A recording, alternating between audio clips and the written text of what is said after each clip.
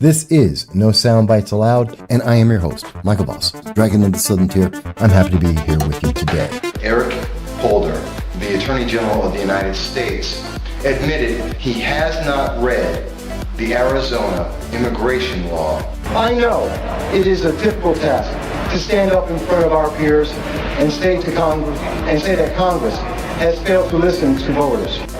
You here at CPAC said yes to President Donald Trump in 2016, and I know you're going to say yes to. She was very aware that she had the flag in her hands and that the flag was dragging on the ground.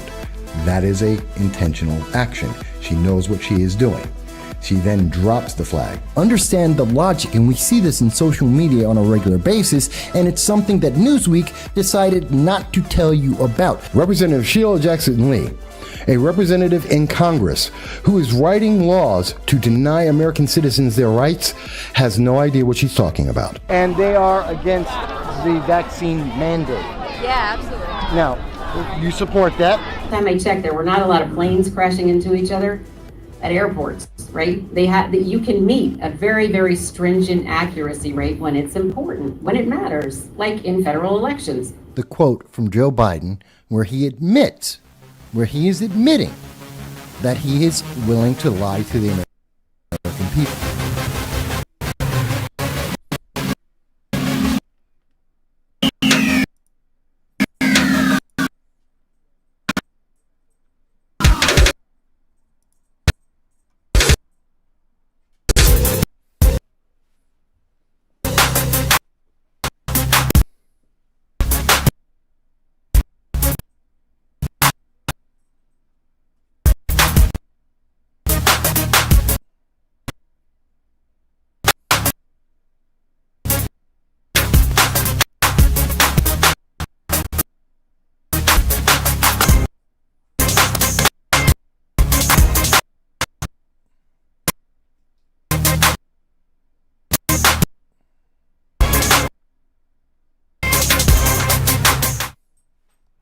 Hello, everybody, and thank you for joining us. This is No Soundbites Allowed, and I am your host, Michael. Oh, maybe short. Yep, there it is.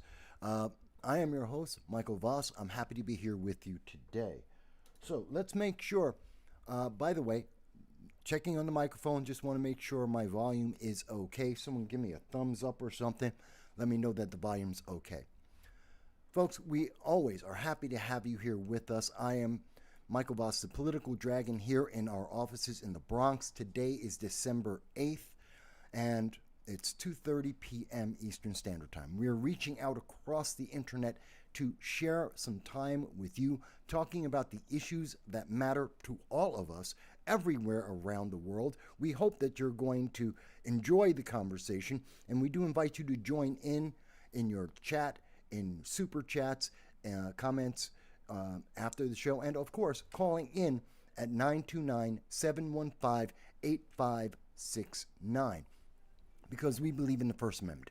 We believe in your right to be involved and to speak about the issues that affect each and every one of us, and we hope that you will be involved and take part of this process, this celebration of the First Amendment. In addition to that, if this is the first time that you are seeing our channel, we want to welcome you. We thank you for being part of our audience, regardless of what your political preference may be. Whether you agree with us or disagree with us, we are happy that you are spending time with us, and we look forward to hearing your voice. As long as it's respectful, we're happy to hear you, even if you disagree. Something that you don't see a lot in many other commentaries out there. Now, there's a lot that we want to go through today, just a lot of details that we need to get to, and some breaking news as well, and we're going to start off with that. But for those who are new to the channel, we want you to understand our format. Normally, we start off with any breaking news that may be of interest to you, and we address that first. We then get into the international politics, what's happening around the world. How is it affecting America? How is America affecting the rest of the world directly? That international politics, which is critical and has a major impact on what happens in the United States. Then after that, we usually take a small break where we play some of previous live events and commentary that we've done over the years. And then we come back and talk about the domestic, what's happening in the United States, what's going to change in the United States, what's affecting us all, and how that might affect the rest of the world as well. And throughout that entire process, we are always happy to have your voice. You can reach us on YouTube, on Facebook, on Rumble. You can super chat us on both YouTube and on Rumble. We're always happy to hear your voices. Plus, I think there's half a dozen other channels as well. Graham is with us, and he's the first one to comment. He says, sound seems to be good. So that's always a positive. I'm happy to hear that. Looks like everything is set. So, and of course, we're doing it live, folks. It's just a one-man show. We do this live, so you get to see all of the mistakes and all of the good things as well. With that all said, I'm going to just jump right in because there is some breaking news that I think is important. Starting off with, and by the way, at the end of the show, about an hour afterwards, we will be providing a list of all of the links of every source that we are going to show you so that you can see this for yourself and you can read into the information and make whatever determinations you want. We want you to be informed. Unlike most mainstream media, where they're trying to give you only 30 seconds, we want you to be able to be informed, to make your own mind up, to make your own decisions about these important issues. Now, we're starting off with some news, and this is coming from ABC. Came out yesterday. You may have not heard about it because I don't think it's real for the most part. That in Massachusetts, there is yet another Democrat that is saying that they received a bomb threat. This was Congresswoman Lori Trahan, and she seems to be claiming that she received a bomb threat as well. Now, you may recall that most recently there were a lot of bomb threats that are, well, the way it worked out is virtually the entire Trump administration nominees, almost everyone nominated, especially everyone in New York State that was nominated by the Trump administration, Donald Trump, for his next administration, they all got death threats on Thanksgiving. And that's pretty incredible. It was well coordinated. Many of those individuals, like Lee Zeldin, revealed that the bomb threats, were not just a threat against them, but also included messages detailing exactly why they were being targeted by the left for these bomb threats. Now, thankfully, none of them came true, but it was very hyper-specific. It wasn't just a threat. It was a threat because the Trump administration isn't pro-Hamas. That's where we heard, specifically with Lee Zeldin, but also with Elise Stefanik and some of the others that were being threatened. It was about Hamas. It was about support for Hamas.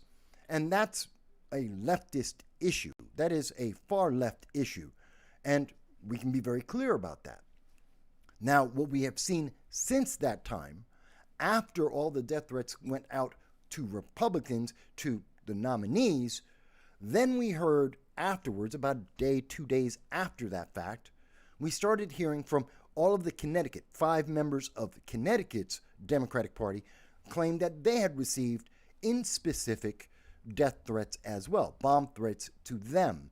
And they were all signed MAGA, M-A-G-A. That was it. That doesn't seem very credible and doesn't seem very accurate because the right is law-abiding. The right doesn't go out and create riots. They don't block roads. They don't commit arson. They don't commit murder. That's not what the right does. That is what the left does. They create autonomous zones. They block off roads in major cities and highways. They burn down cities like Minneapolis, destroying it for generations. We see this. This is the normal procedure. So when we hear about bomb threats going against Republicans, it seems quite credible, especially when it's matched up with ideology from the left. But we're hearing now, and I just don't have as much confidence in this. Now, it may very well be true. It is the claim, according to Westford Police of Massachusetts, that Representative Lori Tran had received a death threat. Okay, I believe that, but here's the thing I find interesting about this. ABC News, in reporting this, which didn't get national attention, it wasn't given a big deal. It was downplayed significantly, which is why most people probably didn't hear about this. But in the article from ABC News, they talk about this specific member of Congress. They then go into talking about all the other Democrats from Connecticut, and they're saying, oh, well, we see Democrats were targeted consistently by the right, supposedly. And they mention by name every single member of the Connecticut state elected officials, all of them Democrats, that were threatened. And then at the bottom of the article, they mention some of President-elect Trump's cabinet selections were also targeted. Notice they have almost nothing to say about this. What was the initial event? Trump nominees were targeted. They were targeted by the left on issues specific to the left. And they were very targeted, very hyper-specific, and were targeted against the families of each of the nominees. That is a fact that is documented internationally. ABC News says, well, yeah, and some Republicans may have gotten a death threat too. They put that as an aside at the bottom of the article where they are pretty sure no one's going to read. This is an article that is meant to not be read beyond the headline. And they, of course, they put in their promos. Then they go into the story with a big picture. And at about this point, they don't expect people to continue to see what's going on. But they do have the quote, Democratic members of Congress get death threats on Thanksgiving. That was actually Republicans that received the death threats on Thanksgiving. It was after Thanksgiving, Black Friday, and thereafter that we saw the death threats going out to the Democrats. But then they mention every single Democrat, but they don't mention every single Republican. They do mention, of course, Elise Stefanik. They mentioned Brooke Rollins. They mentioned Lee Zeldin. But they didn't mention everyone. There were far more. In fact, almost all of the Trump nominees were mentioned. And then they finished the article going back to Democrats and again emphasizing the Democrat point of view, saying that House Minority Leader Hakeem Jeffries and Joe Biden were condemned the threat, saying that Democrats don't stand up for this. It's your party. Your party initiated this. And it seems that they're trying to say, we're the victims here. Democrats are the victims. I don't buy it. But this is the breaking news. And I just think it's very interesting to see the way that they framed this. So they're de-emphasizing what happened to the Republicans, which is the initial point. That's where these dominoes started coming from. And the copycats, whether legitimate or just made up for the eyeballs, then they emphasize that. I think it's really telling that ABC News is not being genuine or honest in their coverage here. They're trying to give sympathy and empathy for Democrats and none of that for Republicans. They just don't care about the Republicans. The Republicans are an afterthought. Our government, a balanced government, is an afterthought to them. This is a threat against all of our government. If any member of Congress is being targeted by death threats because of a political ideology, that's bad for all of America. But ABC News doesn't see it as a problem for everyone. It's a problem for Democrats. And you should be feeling bad for the Democrats. Notice how many pictures they have of this one Democrat, but they don't have any time to show you a picture of anyone else or to emphasize anyone else. What did President Trump have to say about this? President-elect Donald Trump, He's coming into power. What about his comments? What about the Senate Majority Leader? What about the House Speaker, Mike Johnson? Where's his comment? They don't give you that. They made comments. They did have things to denounce about this, both from the Republicans and for the Democrats. They denounced it all, but they won't tell you that because they're interested in Democrats. Now, I'm pointing this out because I want you to understand the hypocrisy that is coming from the mainstream news media. They have a bias. They have a preference, and they are trying to shove that bias and that preference down your throat. And they're trying to say, well, no, we're just covering the news. It's the way you're covering the news. It's what you are not, what you're omitting and obfuscating in the coverage. I'm not complaining, yes, whether or not this was a real bomb threat or whether it's a staged event, political event, doesn't matter. It's news. Fair enough. And yes, they denounced it, but they weren't, Biden and Hakeem Jeffries, they weren't the only ones to denounce this. They weren't the only ones to say that this should never happen. And the death threat against this woman, which seems very generic, as were the death threats against the members in Congress, Connecticut, were very generic. The ones against the Trump administration were very targeted, very specific, and very ideological. So they are ABC News in not providing the full story, not giving you context, in trying to tailor this to give empathy and sympathy to one political party over any other. They are doing a disservice to the American people. And I want you to understand that this happens on a regular basis. But people are starting to see this news today. So I just want you to see what they are actually doing to you at this moment. In addition, there is some additional breaking news at this moment that comes from Reuters. And we were going to go into this a little bit later in the show, and we'll go into more of it later in the program. But we want you to know that according to Eric Adams, and we have some coverage on Eric Adams later in the show when we're talking domestically, but according to Eric Adams, as of yesterday, last night, which most people have not seen this news, they're seeing it today. Most people didn't see it overnight. But according to Reuters, the police and or FBI have identified who is the shooter. They know for a fact who this person is. They've got the name. They know who they are. They're going after them as we speak. So I'm not giving anything away since this is on Reuters. This has been covered, so we're not giving any help to the shooter in reporting this. This has been reported. There is a statement. According to Eric Adams, the net is tightening. They do have a suspect for who killed the United Health Insurance CEO, who was shot this week, shot in the back 4 times, apparently, possibly 5 times, in what I believe was an assassination.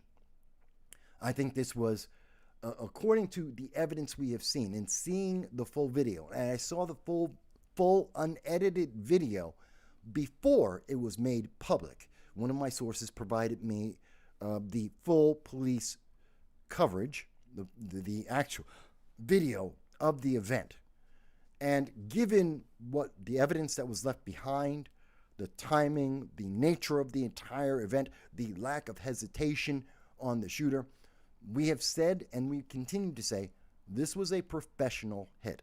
This was a hitman. This wasn't an act of passion.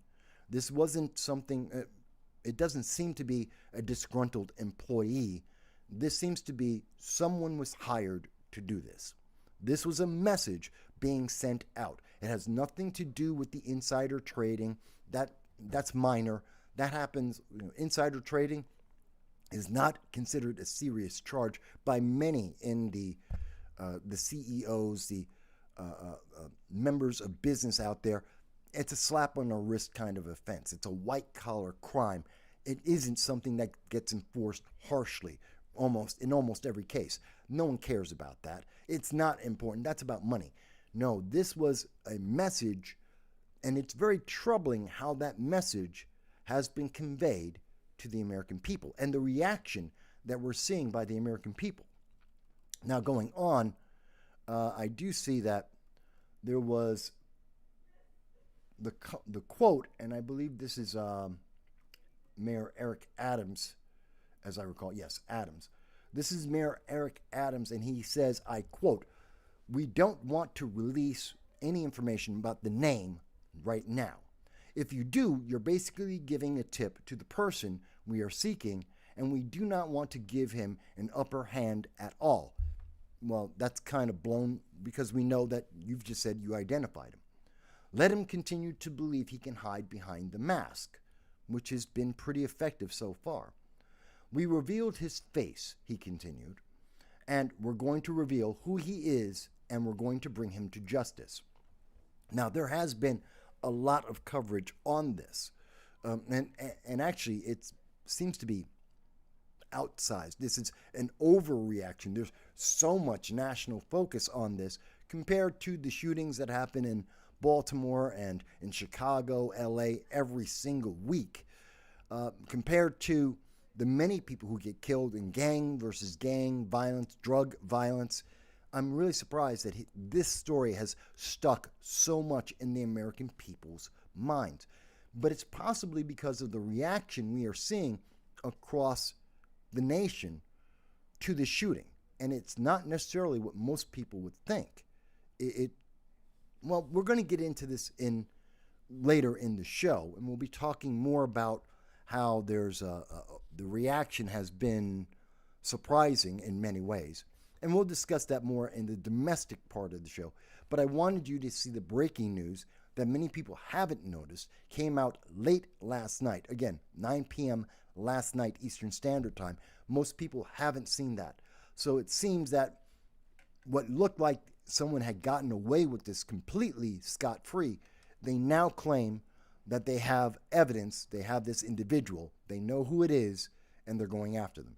We may, in the next week, see this person arrested and brought in front of us, and we will find out why, in fact, they did this. Again, I believe this was a professional hit by its nature, but many are suspecting it may be personal. We'll find out more, and we'll talk more about that a little bit later in the show.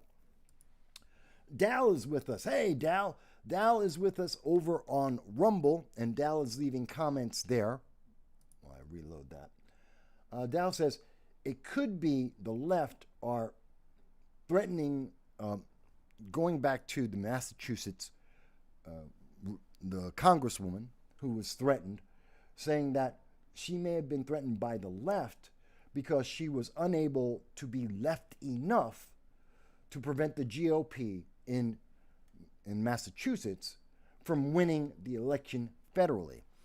That wouldn't be unheard of. The left does turn on the left whenever they don't get what they want. Whenever the left doesn't have, they're more than willing to throw their own people under a bus. They're more than willing to say that you're not leftist enough. In fact, no one is ever leftist enough. And we see this constantly. Look at who the people are that the left cancels, who they abandon, who they say are if you stop, like from the Young Turks, Anna Kasparian, when she stopped, she didn't become a member of the right. She didn't switch parties. She just stopped continuing to be moving towards the left, constantly moving towards socialism. Anna Kasparian of the Young Turks, just said, this has gone too far. The left is too extreme for her. That was just before the election. And she just said, I can't keep moving left. She's a well-known, massive leftist on the Young Turks, a massive left-leaning organization. And she just said, no, I can't keep moving left. And instantly was labeled by the left as being, she's now far right. And that's the thing about the left. If you're not always moving left, if you're not obeying every single tenet of the left, well, then you're far right. You're an extremist against them if you're not doing everything they say and constantly moving left. That is a dangerous ideology. That is authoritarian, and it is scary. So that may be a reason. Dow goes on to say, pictures of the shooter keep showing up in social media, and every photo has a different colored jacket, impersonators, and weirdness. So in speaking about what Eric Adams has said so far about the shooter, and as I said, we will be going more into this in detail when we do the domestic portion of the show. But you're right, Dow. We have seen that, and I've seen many of the photos. They look like they could be the same person. Then again, they could not. Jackets have changed. We believe, and it's been reported, that there may have been additional different clothing in the backpack which was recovered in Central Park. The individual had a very specific plan. They were very careful not getting their face, their unconcealed face, being seen at any point. They had a route which took into account almost all of the cameras. And while we have seen that there are camera images, almost all of them, except one, don't show the guy's face. So, again, this makes me think this is a professional hit and someone who knew what they were planning and took precautions, but I could be wrong. It could be an individual. We'll talk more about that as we move forward. But Dow, thank you for your comments over on Rumble, because I love my Rumble audience as much as I love my YouTube audience, because you're all great. So don't think, just because people may not be able to see it on the screen at this moment, don't think I'm not paying attention. I am. So I did want to also, in terms of the breaking news, this is coming out today. There was an interview with Donald Trump. It was the first sit-down interview that he's had, and he did that with Meet the Press, NBC's Meet the Press. And in this interview, he spoke about several issues. The thing that's catching a lot of people's attention right now is the comments by Donald Trump about the 14th Amendment, illegal immigration, the mass deportation of criminals who are illegally in America, illegal aliens. That's what they are. That is the legal term. They're not undocumented. They're not migrants. They are illegal aliens that have violated the United States law. Whether you like that term or not, it is the accurate legal term. And it is a fact that they are criminals. Whether you like that or not doesn't matter. That is the law. And so Donald Trump had been talking about that. But what is also, and perhaps more so, getting people's attention right now is the fact that Donald Trump has also doubled down and said that he would very likely, and I think I didn't have it highlighted. Where is it? Here it is. Donald Trump has said he won't direct and has not directed his administration appointees, the nominees, to arrest elected officials involved in the investigation on the attack of the U.S. Capitol, which led to federal criminal charges against him. So even though we have seen Democrats over and over again plagiarize, they have libeled and slandered Donald Trump and many Americans, accusing them of crimes that they have not been charged with, that there is no evidence for. They keep saying the insurrection, which doesn't exist. They've labeled Donald Trump and MAGA as insurrectionists, which is not an accurate charge. No one has been charged with that. That isn't something that was on the table. Some people did break and enter. That's true. And those people need to be punished, and they are. And many people were trespassing, which was a minor offense. Normally, that would receive a fine, a very small fine. But the left has emphasized this. They've blown this up. And so when Donald Trump says, I'm not going to go after anyone, the left is saying, no, but he's going to come after us. It's all about revenge. It's the Trump administration. He's going to get revenge. No, that's what the Democrats would do. That is what the Democrats have done in the past. they go after revenge. Donald Trump is enforcing the law. That's everything he has said. That is everything that we have seen indicated by what he is planning to do in every interview, in every speech. We have to, I understand there is fear mongering out there, and it is coming from the left, including The Guardian, as we see here. Their entire preface on this, starting off, all the major, what we would call the above the fold, the part that they expect most people will read into, is all about how bad January 6th was, how bad Donald Trump is, how bad MAGA is, how... Oh, we do have a call coming in. Give me 1 second.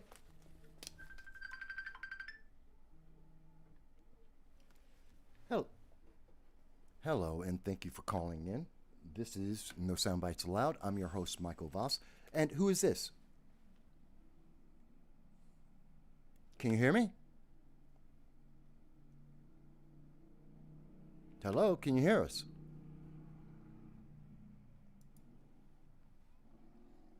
Hello, I can hear you. I do hear you calling in. I think this is Joanna. Joanna, were you trying to reach us? I can hear you.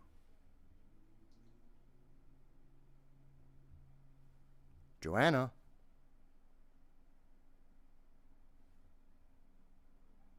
Okay. All right. I think we lost that call. Now, let me say, I have changed the setup, the audio setup, so my microphone isn't connected to the phone when I'm talking. So you're going to hear it different than what we've done in the past. So you should be listening to the show as you talk on the phone. I know it's a little bit difficult. You should be able to hear me. But if you're calling in, please just, if you can't hear me, listen to the show as well if you don't hear the voice directly. But I'm always happy to have phone calls. So maybe it was a butt dial. Could be. It happens. No worries. We'll continue on. And where did I leave off? So we are seeing that they are, again, very much like we saw with ABC, there is a message, an ideology that is being pushed forward, trying to demonize Donald Trump and his policies ahead of time. Now, of the people, there's only about 24 people, about 24 people, actually a little bit less, that have actually been identified as individuals that broke windows, broke doors, maybe assaulted police officers. That's it. Out of the tens of thousands of people that entered into Congress and walked around on January 6th, of the 300,000 people that were in D.C. and at the Capitol surrounding it that day, only 24 seem to have indicated that they wanted to commit violence. And there are questions about those individuals like Ray Epps, who's a lot of questions exist about Ray Epps. Why? Because Ray Epps seems to have been a federal agent. He seemed to be instigating violence and instigating the crowd into trying to commit acts of violence. There's video of him, and we've shown it on this program before, where he's been seen the night before, the day of, trying to instigate individuals to commit acts of violence and to break the law. And Ray Epps got probation. So, and when the members of Congress have asked about this over and over again, asking the members of the director of the FBI, were there federal agents on the ground? Were they involved in any of this? Not one time has the director of the FBI said, no, there was no federal agents involved. They had nothing to do with the events on January 6th. No, they won't answer that, which makes me believe, yes, they did. But this is more about what we would expect, or I believe, was it's about fear-mongering, yet again. It's very much like what we saw with ABC. Now, people may disagree with me on this. And I know people on the left they believe it had to be an insurrection, except it isn't. And when we have seen around the world, looking at every single government that has been toppled, look at every insurrection that has ever happened, it takes a couple thousand people to topple governments everywhere else in the world. 300,000 people were on the premises. They didn't have weapons. There was no plan. There was no infrastructure or organization. And they didn't take over the government. They could have. It could have happened. If that was the intent, it could easily have happened. The FBI has already reported there was no organized plan. There was no group, no purpose, no end goal to what happened on January 6th. It was spontaneous. We have 40,000 hours of video, 4,000 of which we have now been able to see, where we see individuals just walking the halls. That's it, just walking the halls. Police standing right next to them with no problem, opening the doors, ushering people in, ushering them through, walking them, many of these individuals, walking them into the floor of Congress itself. So those who are saying, well, it's an insurrection, it's obvious, you haven't paid attention to a lot of the details. There's a very good argument that for overwhelmingly, out of the well over almost 2,000 people that have been arrested so far, and of the 1,200 who have been convicted of a crime, most of them are only guilty of trespassing at the worst. That's it. That's the worst thing that happened is people were trespassing. They weren't supposed to be there, and they were. That's not insurrection. You want to talk about insurrection? Look at every single autonomous zone that exists in America since 2020. Every single autonomous zone is insurrectionist. They violate every local, state, and federal law. Every single one. They have resulted in the death of children. They have resulted in the death of adults. They have resulted in sexual assaults, bribery. The list of crimes is rampant in every single autonomous zone. But yet the left doesn't acknowledge that. That is because they have a political bias. It's because they're finger-mongering.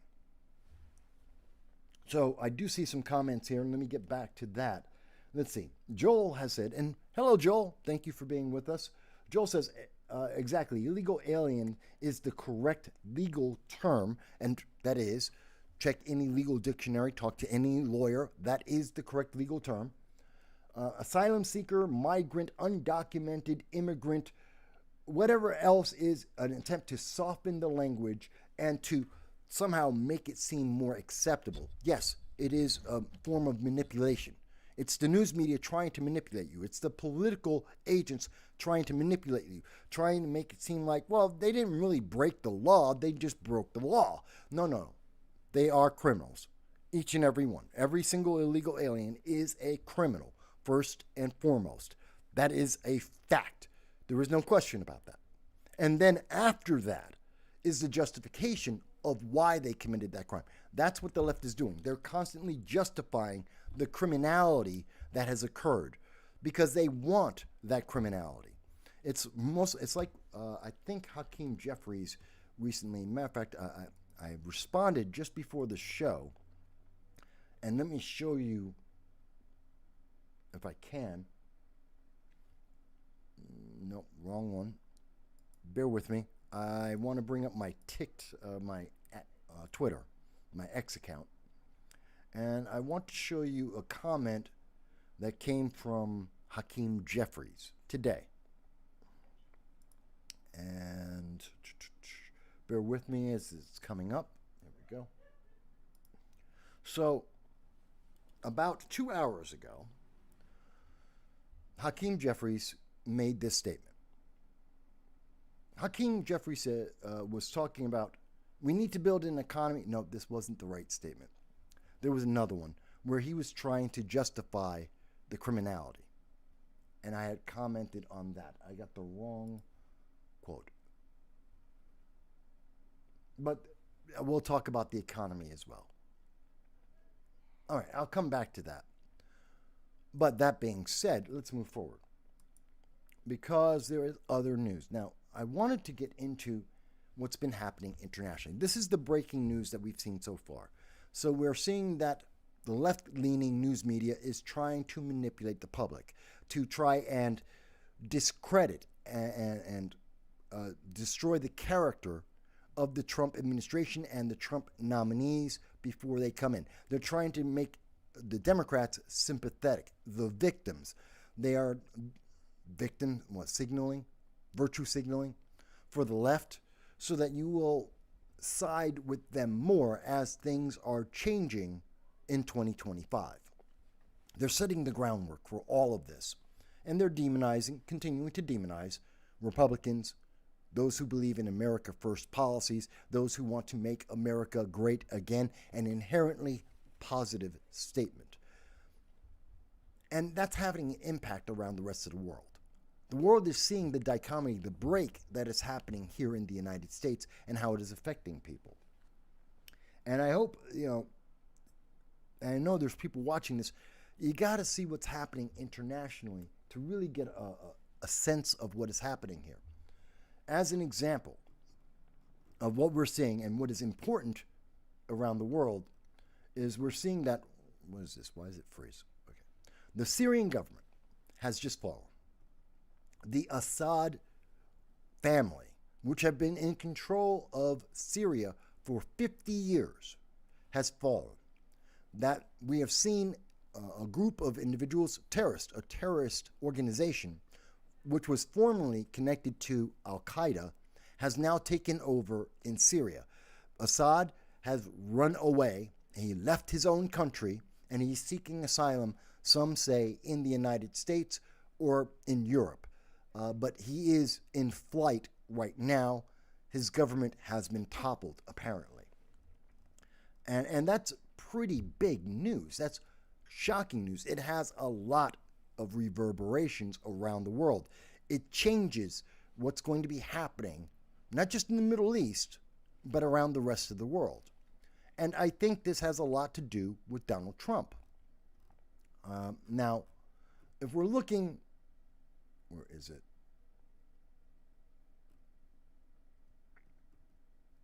No, it's not here. Okay. I believe I have it. Come on. Why is my computer is just, I don't know why it is acting up today. Come on, reload. Of course it's not responding. Of course it's not.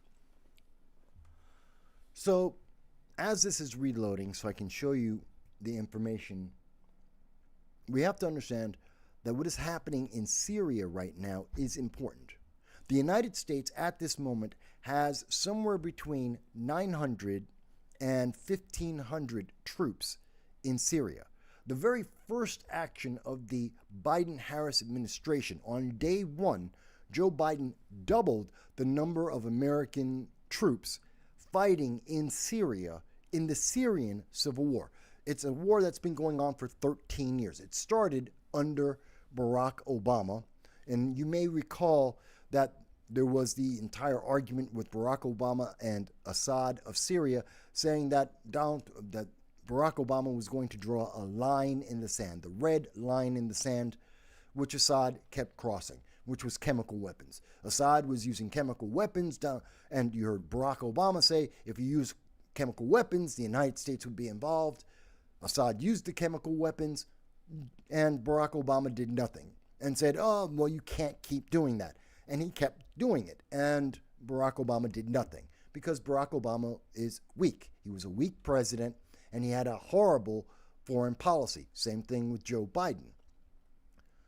But this is signaling a change. Now, last week we were talking about this as this was beginning to develop, as we were beginning to see that the terrorists in the internationally recognized terrorist organizations that were fighting Assad and looking to take over the government. These are groups that were not supported by the United States. These are groups that are not supported by Russia or Iran. They are completely separate of all the major powers and all the major players. Iran and Russia support Assad. The United States doesn't support Assad. The terrorists that just took over have nothing to do with Russia, Iran, or the United States. They're completely separate. And again, they used to be connected to Al Qaeda, so they don't have a lot of trust, but they are internationally recognized as terrorists. Why is this important? Because it tells us that Iran and Russia are falling apart, that they have overextended themselves in trying to get ahead of the Trump administration, in trying to get ahead of the sanctions that Iran knows will be coming, and for Russia in trying to get ahead of the negotiations for peace in the Ukraine. We have seen increased activity.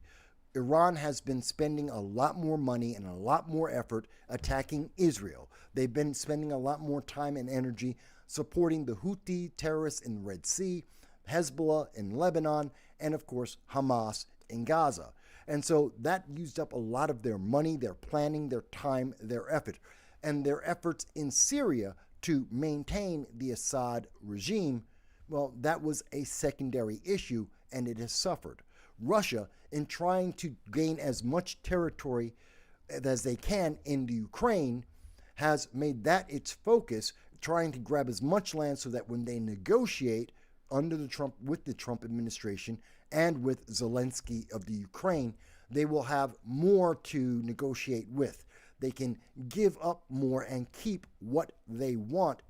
This is from Russia's point of view, that they can keep more of eastern and southern Ukraine because they've taken extra territory in the last couple of months. They can look like they're being generous to give up some of the extra gains that they have made and keep what they really wanted and what they really needed.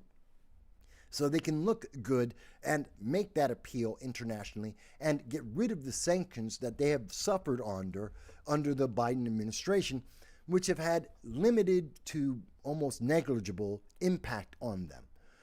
The biggest thing that the Biden sanctions have done in terms of the Ukraine is restrict the amount of money that Russia is able to make. And they have had to rely on China, Iran, North Korea for a lot of their money, and a lot of their trade have gone through those nations instead of directly to, say, the European Union, which is what they would prefer to do. But if they are able to, in the Ukraine, if they are able to get a ceasefire and or peace, those sanctions would disappear. They would be able to re-enter into the global markets without the sanctions weighing down on them. Therefore, they would make more money and they would have a better economy. It also means that they no longer would have to rely on what Russia considers their enemies, China and Iran and North Korea. They hate, Russia hates. All four of those countries hate each other. They have nothing ideologically, politically, they have nothing aligning them except that they don't like America. That is the one unifying thing all four countries have. And Joe Biden, through his failed application of international policy and sanctions, has drawn all of those countries together to work as one unit against the United States, which is why they have prospered over the last 3.5 years. But because we now see the Trump administration coming in, and we see that there is going to be a change on a global level, on international politics, each of the nations have been focusing on accelerating their needs immediately rather than their secondary issues. See, for the last 3.5 years, actually for the last 13 years, under the Biden, under Biden and under Barack Obama, there was plenty of time to support the Assad regime in Syria because neither Barack Obama nor Joe Biden were serious. They had no plan for international policy. They weren't aggressive. They were weak presidents, and they could be abused and used. And they were.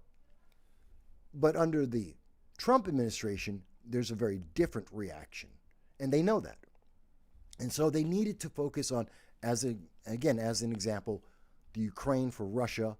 For Iran, it's a focus on trying to build up its cash reserves, to build a nuclear weapon as soon as possible, to build ICBMs as quickly as possible, to rebuild their stockpile of drones and rockets, and to create hypersonic missiles as quickly as they can before the Trump administration comes in, which means they can't support the terrorist organizations of the Houthis, Hezbollah, and Hamas as much as they were. They have to cut back the funding because the sanctions that were under the original Trump administration are going to be returning. And those sanctions did shut down Iran very effectively and were impoverishing the Iranian government, and it was restricting the amount of terrorism in the world. If Iran doesn't have access to the global markets, if Iran is suffering under sanctions, they can't buy and or build as many drones, rockets, hypersonic rockets as they used to, nor can they distribute money and weapons to their puppet terrorist organizations around the world. They just don't have the money for it. So they have been changing their outlook and reducing the amount of global terror in anticipation of a Trump administration and greater sanctions against them. Similar actions have been happening with China to a lesser degree, but very similar to what we're seeing with Russia and with Iran, and even North Korea has been reacting, trying to pump up their position while reducing the number of missiles that they are firing, which the Biden-Harris administration have had the greatest number of missiles, rockets, ICBMs, and nuclear tests under the Biden-Harris administration, more than any other president, whether 4 or 8 years. None have had more of these things happen than under the Biden-Harris administration because they were that weak. And now we are seeing that North Korea is retracting. Again, the nations are, their union, their cohabitation with each other is being reduced.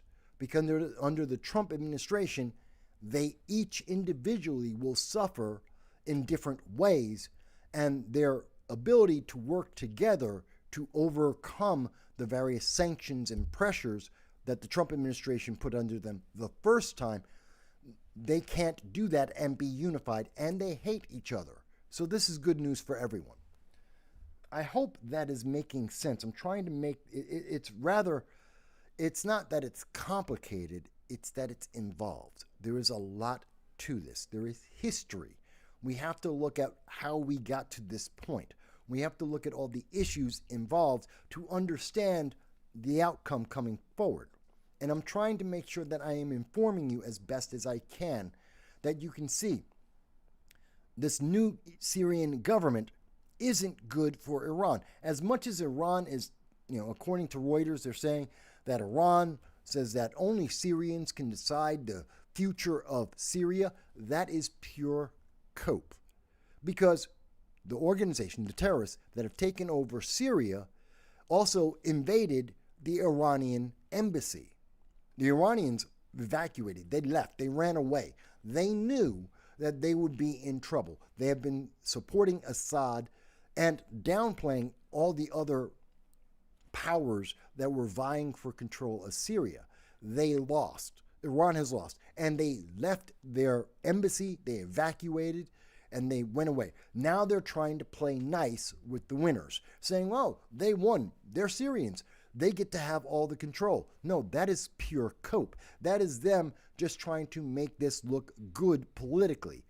They know that the new regime, who has been fighting Iran for 13 years, they hate Iran. Iran is going to get no benefit out of the end of the Syrian war, other than they don't have to spend as much money anymore. But the new Syrian government, the terrorists that are taking over, they're not going to be friends with Iran, just like they're not going to be friends with Russia. They have no benefits going to any of those nations, nor will they be nice or friendly to the United States. Although, of the countries that might get the least hate towards them, the United States is probably the least hated out of Iran, Russia, and the United States. So that's kind of important. But one of the nice things about this is when we're looking at this news story, it is very likely that U.S. troops will come home, that we will have less international fighting under the Trump administration again. Just like the first Trump administration, where the amount of active wars that the United States was involved in, or conflicts around the world, was reduced, and no new conflicts started under the Trump administration the first time, we're seeing that probably again, the Trump administration is going to reduce the amount of international conflicts that are going on in the globe, and that the U.S. will have less involvement in many of these activities. It is highly likely that the United States government will be removing troops from Syria. Now, for all the left who want to talk about warmongering and, there's too much war, the United States war, Republicans are warmongers. No, that's the Democrats. Democrats want to stay in Syria. Democrats have increased the amount of troops in Syria to fight the Syrian civil war, just like they did under Obama. Same thing with Biden. They increased the amount of troops. They increased the amount of U.S. fighting in Syria. Trump reduced it. And now it looks like Trump is going to reduce it once again. So for those like the libertarians who are anti-war, anyone who's anti-war, whether you're on the left, libertarian, Green Party, whether you're Republican or anything else, you should be happy. Trump has said, according to the AP, as of last night, came out at about 11 o'clock last night, that the conflict in Syria is not our fight. This is not our war. This has nothing to do with the United States. Now, the difference between what Iran is saying and what the United States is saying is very different. Iran is saying, oh, yeah, you guys won, but we should be friends. No. And Iran knows that they were on the side of Assad. The terrorists that have taken over in Syria, they hate Assad. They hate the Iranians. So Iran's just trying to make the best of a bad situation. Donald Trump is saying, I don't care. It doesn't matter who's in charge. As long as you're not actively attacking America, we're out. This is none of our problem. The Biden, and I'm quoting from the AP, the Biden administration said that the ease of Syrian opposition forces' capture of government-held cities demonstrates how Russia's war in the Ukraine and Iranian militias fight against Israel in Gaza and Lebanon have diminished them. Why did that happen? Because Trump is winning. Because Trump is going to come back, and Trump doesn't play the same games. He's a strong president as opposed to Obama and Biden. They can't do this. Russia can't have the Ukraine war, and Iran can't use Hezbollah, the Houthis, and Hamas in the way that they have and get federal funding. The United States has given more money and lifted more sanctions for Iran under Biden than throughout the entire Trump administration. There's been more money flowing to the Middle East under the Biden administration than under the Obama administration, even as Americans have suffered. Just think about the $157 million that was being sent to Lebanon for no reason. The United States, Joe Biden just decided to send Lebanon $157 million. Meanwhile, Americans in North Carolina and Georgia were being denied coverage by the same Biden administration because they had a Trump sign in front of their house, because there wasn't enough money in the budget of FEMA to take care of those American citizens dealing with a natural disaster. That's insane. That is insane.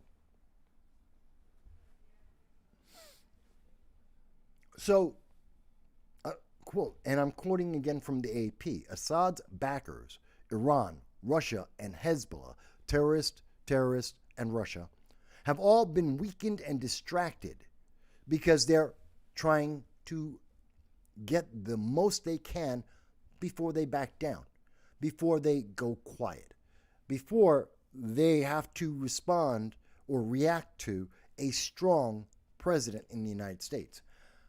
Going on, they say none of them are prepared to provide the kind of support to Assad that they provided in the past because they can't.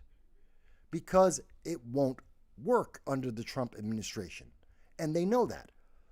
Iran doesn't have the money nor the capability to fund 3 major terrorist organizations, attack Israel, and be able to feed its people and build missiles and ICBMs and nuclear weapons all at the same time. They can't afford it.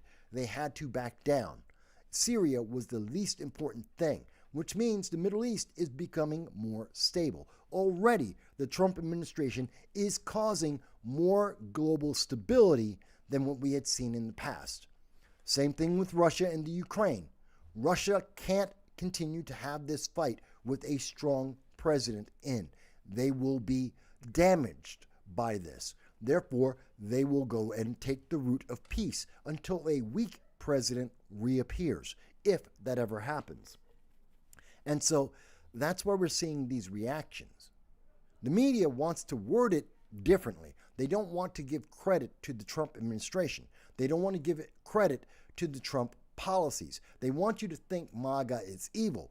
But in fact, we are already seeing the impact of the Trump MAGA policies in that the world is becoming more stable today, even today, and going forward into 2025. We're getting more global stability, less global terrorism than under the entire Biden-Harris administration, than under the Obama Biden administration. It's just the fact. Everyone should be very happy about this. Seriously, I think, maybe it's me, but I truly believe everyone should be really excited about this. This is great news. There is going to be, and we are seeing real time, less war. We're seeing more global stability. We're seeing less Americans endangered and less American soldiers fighting actively around the world. This is good news. This is a positive. We should be elated right now. But you're not hearing that from the left, because that would mean that Donald Trump has been effective already, that they would have to give him credit for doing something that neither Biden, Harris, nor Obama could do. And they don't want to give him that credit. They want him to be, well, he's the evil orange man bad. They've been calling him every name under the sun for 9 years. They can't stop doing it because it's obvious, just like we saw with Morning Joe. The American people have been told, by Morning Joe, by Rachel Maddow, by all the leftist news media, Trump is evil. Everything he does is evil. Oh, by the way, now that he's going to be president, he's a nice guy. We'll make friends with him. It's one or the other. Either he is the ultimate evil or he's not.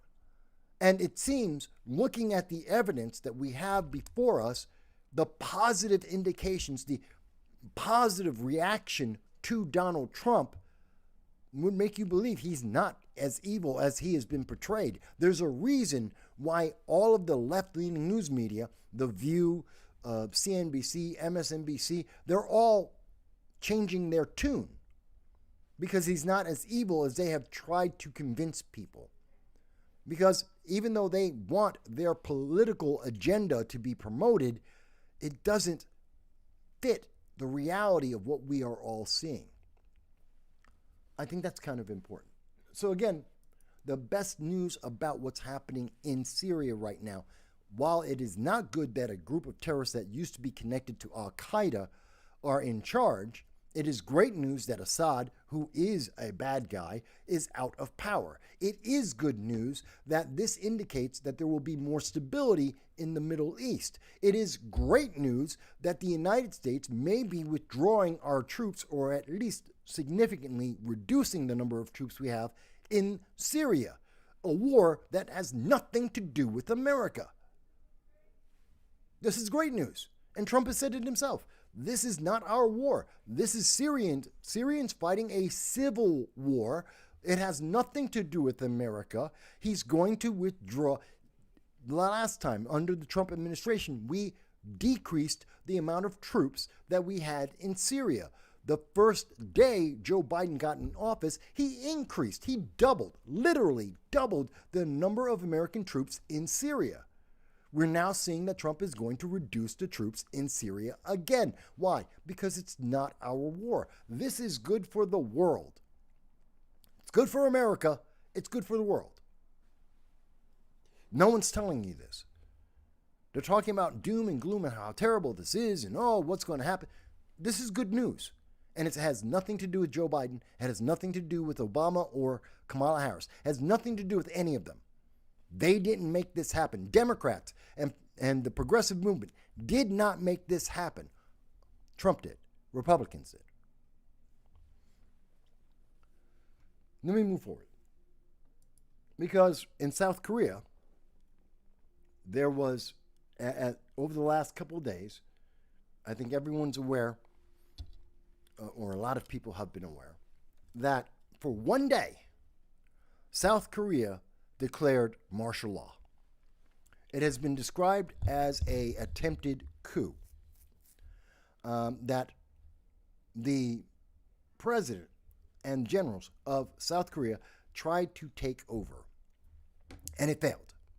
Within 24 hours, the martial law was rescinded, and now the president is under fire politically, and he has to answer to this. But he's not being impeached, which I think is kind of interesting. It means that South Korea is in a pivotal state. It is difficult to see what's going to be happening next. Now, this is important because this is one of America's allies. We have treaties, much like the treaty we have with Japan and Philippines, that says that the United States will go and support South Korea virtually under any circumstance. We will go in and protect them. We have bases.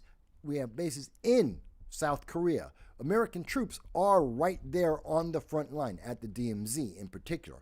So it is critical for the United States to be very aware of what is happening. And if South Korea is becoming more of a dictatorship, if they are becoming more of a militaristic government, we need to be aware. Our troops are on the line. They are the front of the potential danger and backlash from this.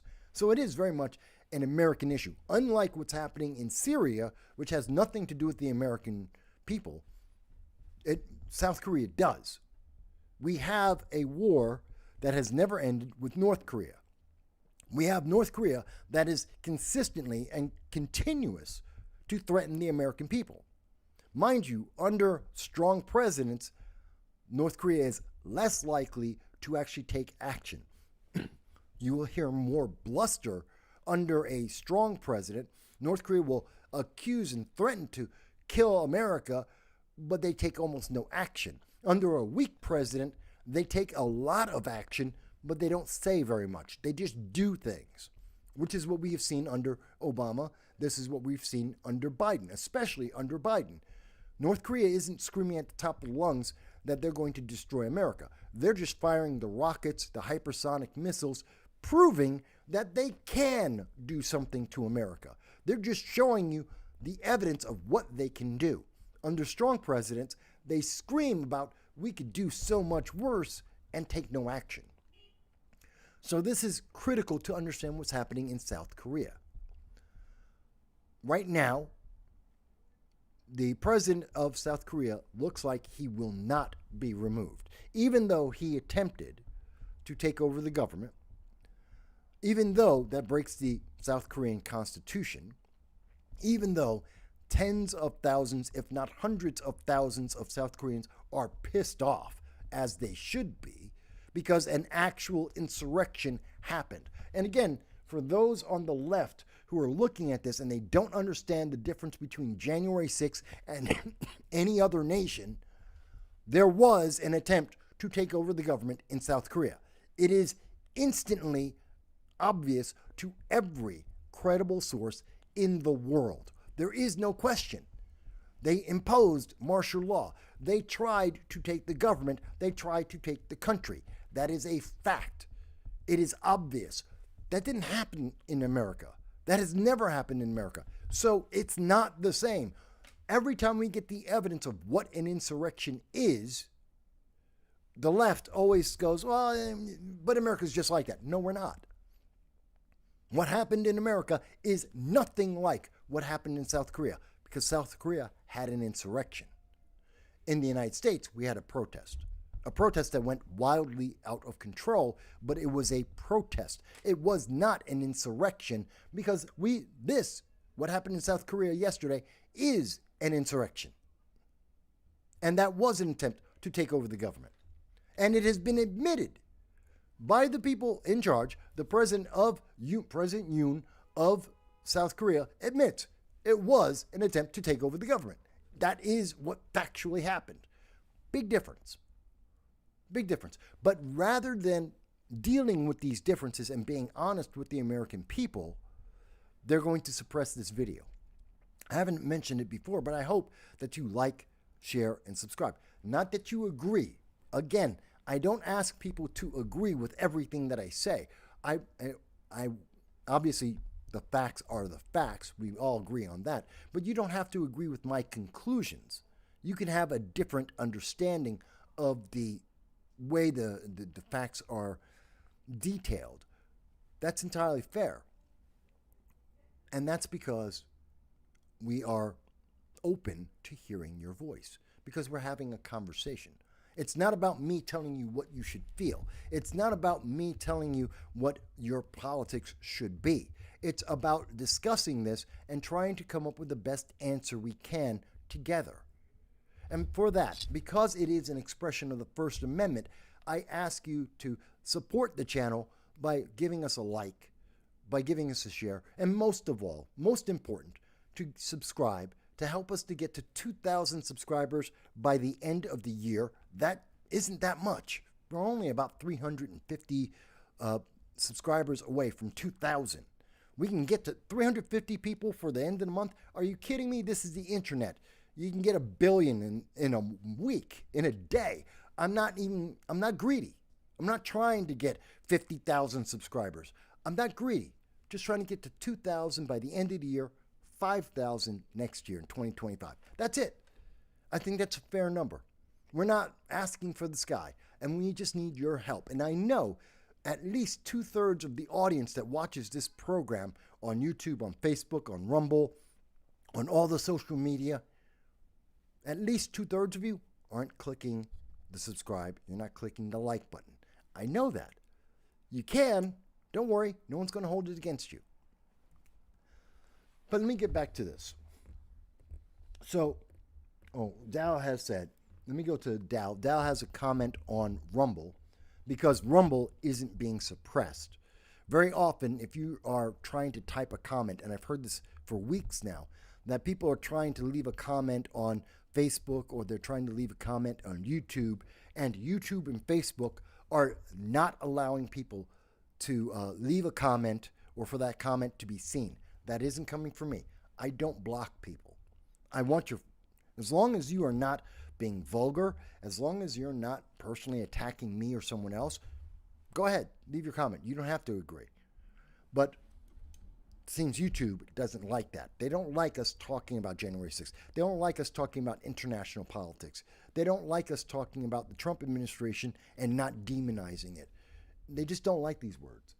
But they're the truth. But let me go on. Dow says, let me see. What is it? Dow started with, it's hard to tell what sparked the impetus for the Korean president to declare martial law. I'm not clear on that either. It doesn't make a lot of sense. Some reports have the proponents of the Korean Congress and bureaucracy are sympathizers to North Korea, trying to put in place something that was worse than the martial law. Other reporting had the president of South Korea conspiring with the military to seize control for a purge because he wished to become the southern dictator to face off with Kim. I've heard more about the second than the first. In essence, I have heard that many people saying that President Yoon of South Korea believed that the most effective way to deal with North Korea and Kim Jong-un was to be a dictator, to have a strong military, a unified voice, unlike having the government that exists now in South Korea, which is divided and is somewhat sympathetic to North Korea and the needs of the North Korean people who are starving. Rather than having that sympathy and that empathy, he believed in having a strong position to face off against North Korea and therefore also to face off against China. This is especially true because China has been very aggressive under the Biden-Harris administration in their actions against the Philippines, in their actions towards Taiwan and what they have declared they're going to do to Taiwan, as well as to Japan. So to face off against this pending threat, given the fact that with a weak president like Joe Biden or Kamala Harris, whenever Harris went to South Korea, she embarrassed the United States and made the U.S.-South Korean relations worse than when she arrived. She did this twice. She embarrassed the United States. She made more antipathy and conflict with the South Korean government and the United States every time that Kamala Harris went there, which is why they stopped sending her overseas, because she made things worse, not better, every single time. And because South Korea, dealing with a weak president, could not trust the U.S.-Korean treaties, South Korean treaties, to protect South Korea, because China is becoming more aggressive and looking to declaring that they're more willing to be more militaristic in terms of Taiwan, in terms of the Philippines. South Korea had to have a strong, unified presence. And therefore, they would go into a more militaristic domination. That's what the martial law was for, so that they could have a stronger position against North Korea and therefore a stronger position against China. That is my understanding of why South Korea had the attempt at an insurrection. The goal was to protect South Korea. That is my understanding of it. I don't know that that's entirely correct. And maybe people who are in South Korea, who are watching the program, and I do have an audience in South Korea, maybe they can correct me. Maybe I'm limited on the amount of news that I can get from South Korea, but perhaps that's my understanding of it at this time. That's the best way that I can explain it. And as we can see, tens if not hundreds of thousands of South Koreans filled the streets around the National Assembly. This is reporting coming from The Economist. And they're saying they want to impeach President Yoon. In fact, the sight of heavily armed troops descending on the same site earlier this week had invoked bitter memories of brutal military rule, which was before or during the Korean War, and inspired many South Koreans, young and old, to come out and protest. And they say, quote, "It shook the very foundations of our democracy. As citizens, we have to take a stand." Do you notice the difference between why South Korea is taking a stand and what happened in America with January 6th? Do you see the difference, both in terms of the goal, the reasoning, and the outcome? Do you see the difference? Because the left doesn't want you to see the difference. They want you to think they're all exactly the same and that you should have the same reaction. It's not true. It's not realistic. But we have seen that there is a pushback. Now, the pushback is limited. Again, as much as we know this was a failed attempt to take over the South Korean government, the president has not been impeached. Now, will he? Most likely.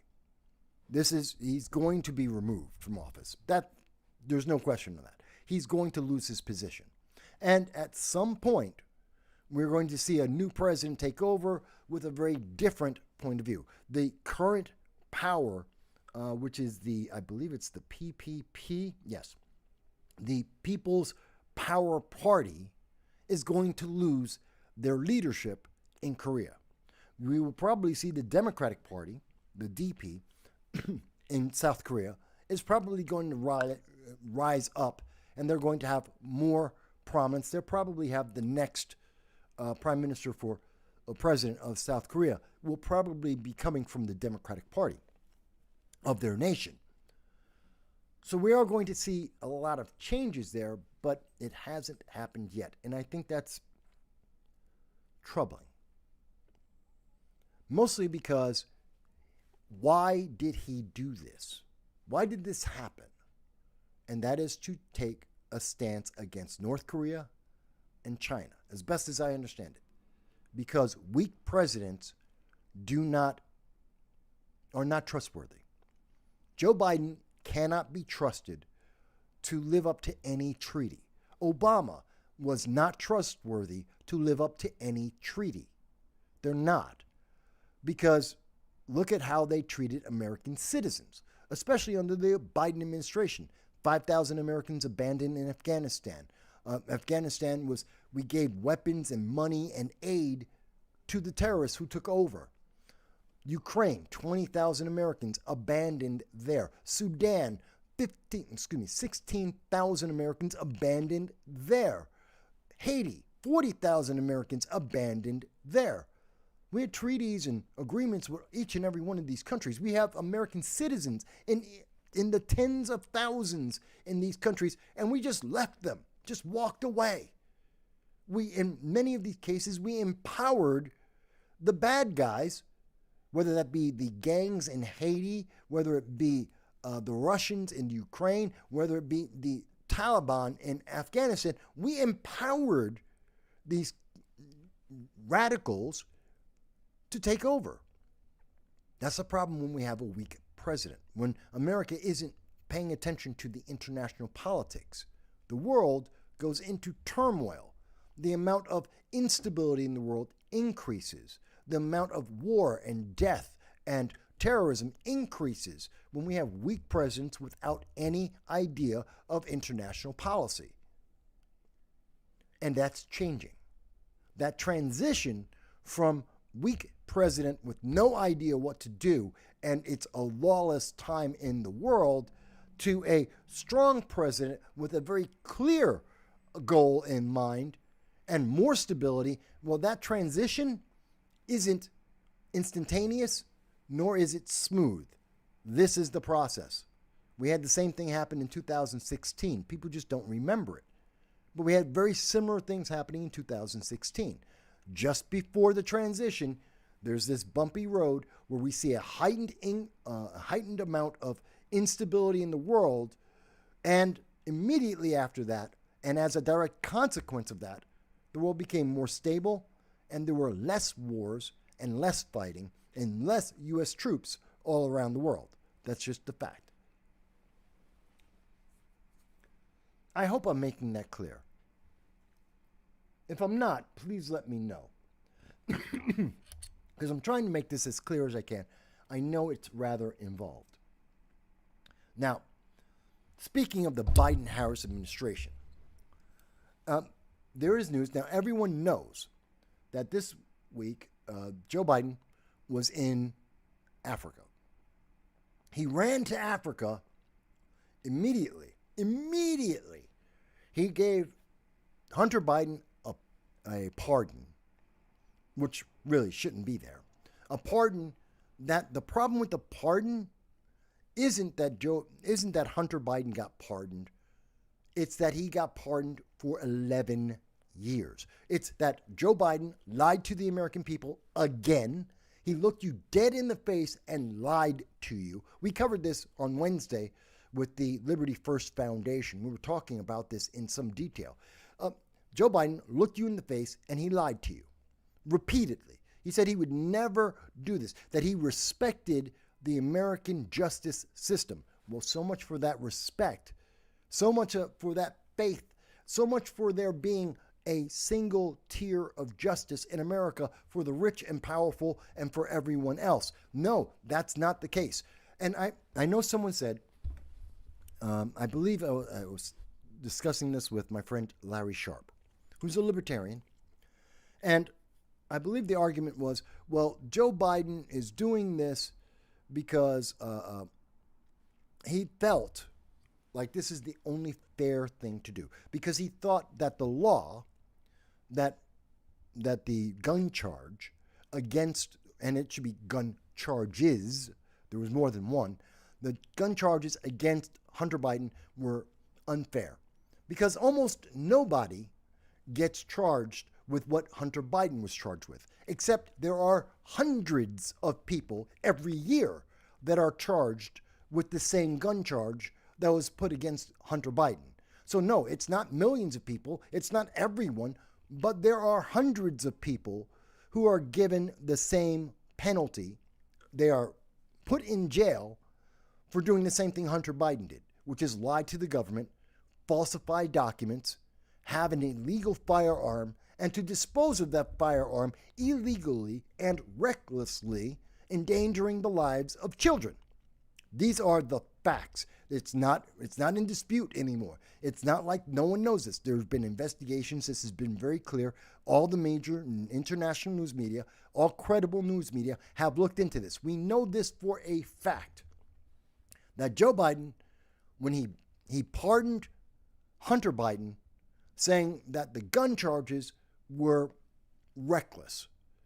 Well, if he actually believed that, why not pardon the hundreds of other Americans who were charged with the same exact crime as Hunter Biden?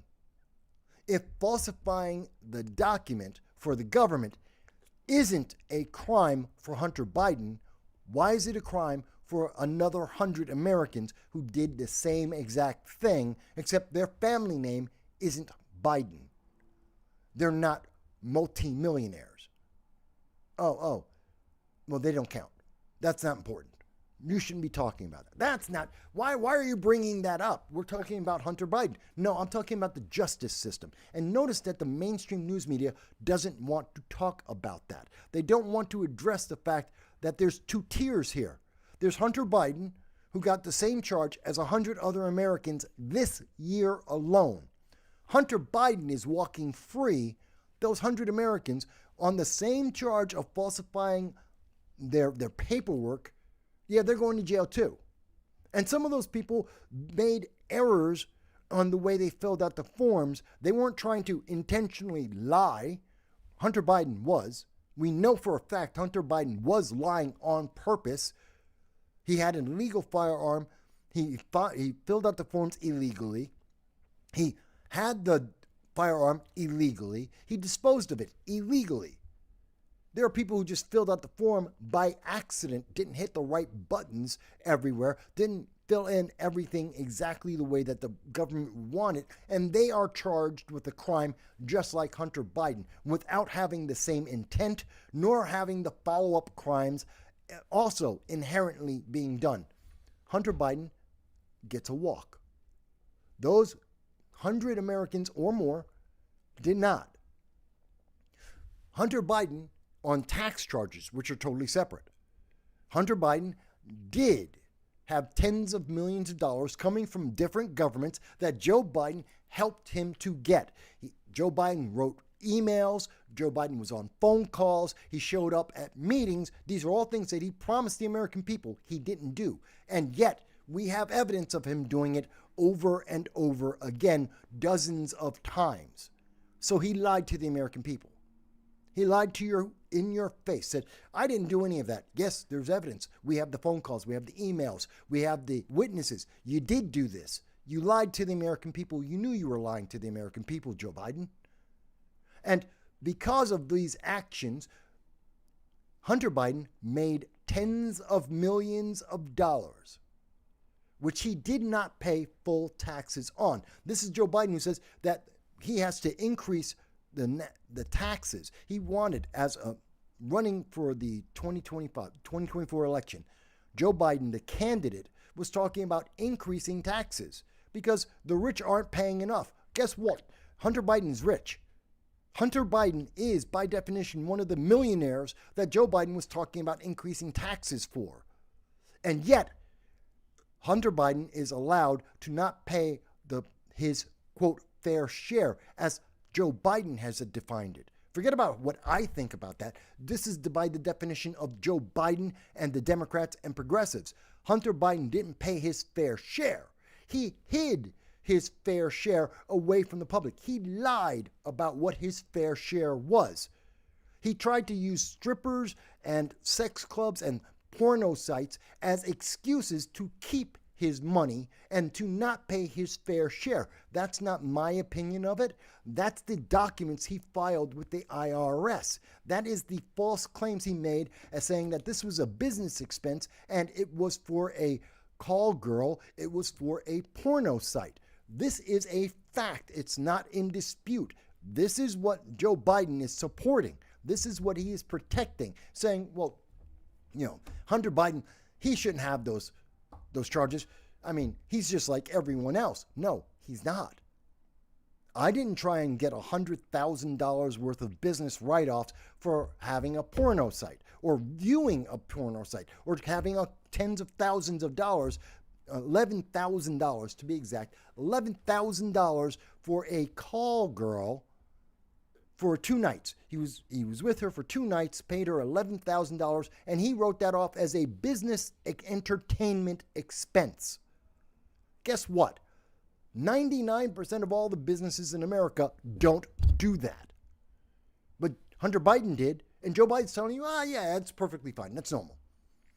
Hunter paid all the taxes he should pay. If you don't think he paid all his taxes, you are the bad guy. You just don't understand. You're an evil MAGA.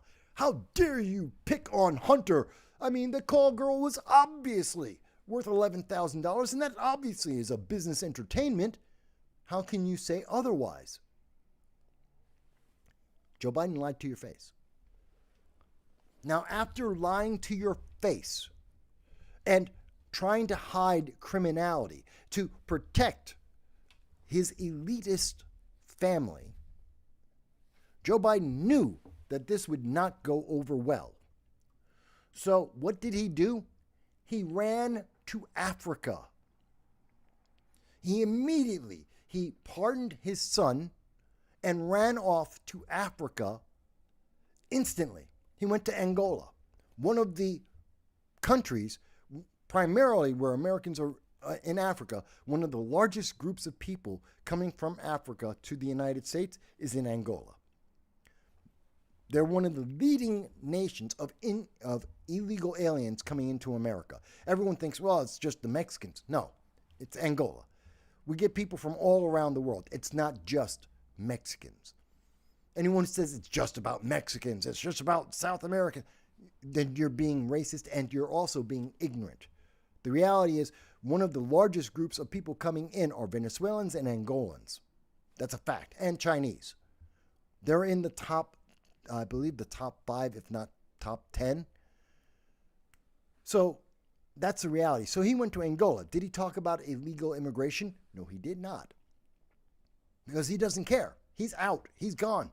Illegal immigration, not a factor. He promised that he was going to go to Africa for 2 years. 2 years. He said he's going to go to Africa. He didn't show up to Africa until he became a lame duck with virtually no power. Because no matter what he does now, in a month, you're going to see, a month and a half, you're going to see Donald Trump in power, and he's going to change everything.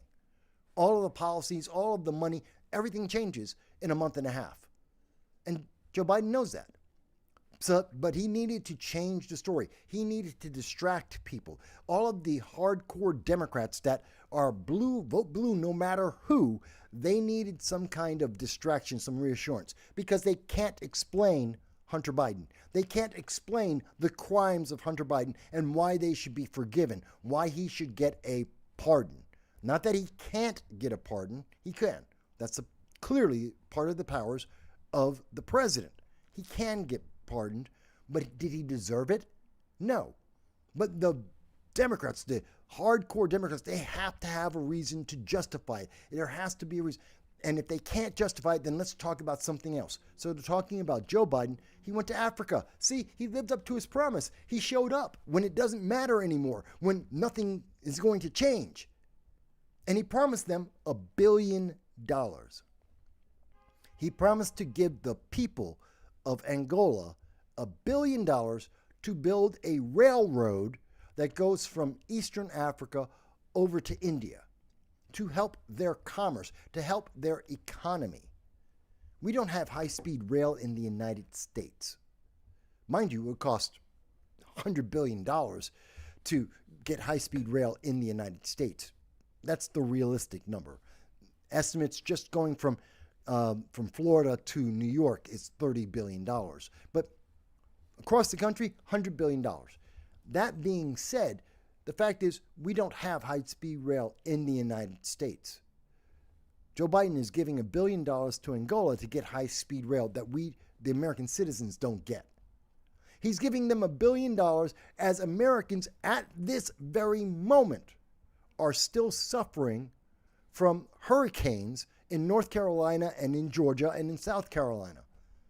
There are Americans, the very same Americans and more, that were voting for Donald Trump and other people who voted for Joe Biden and or Kamala Harris. They're suffering too.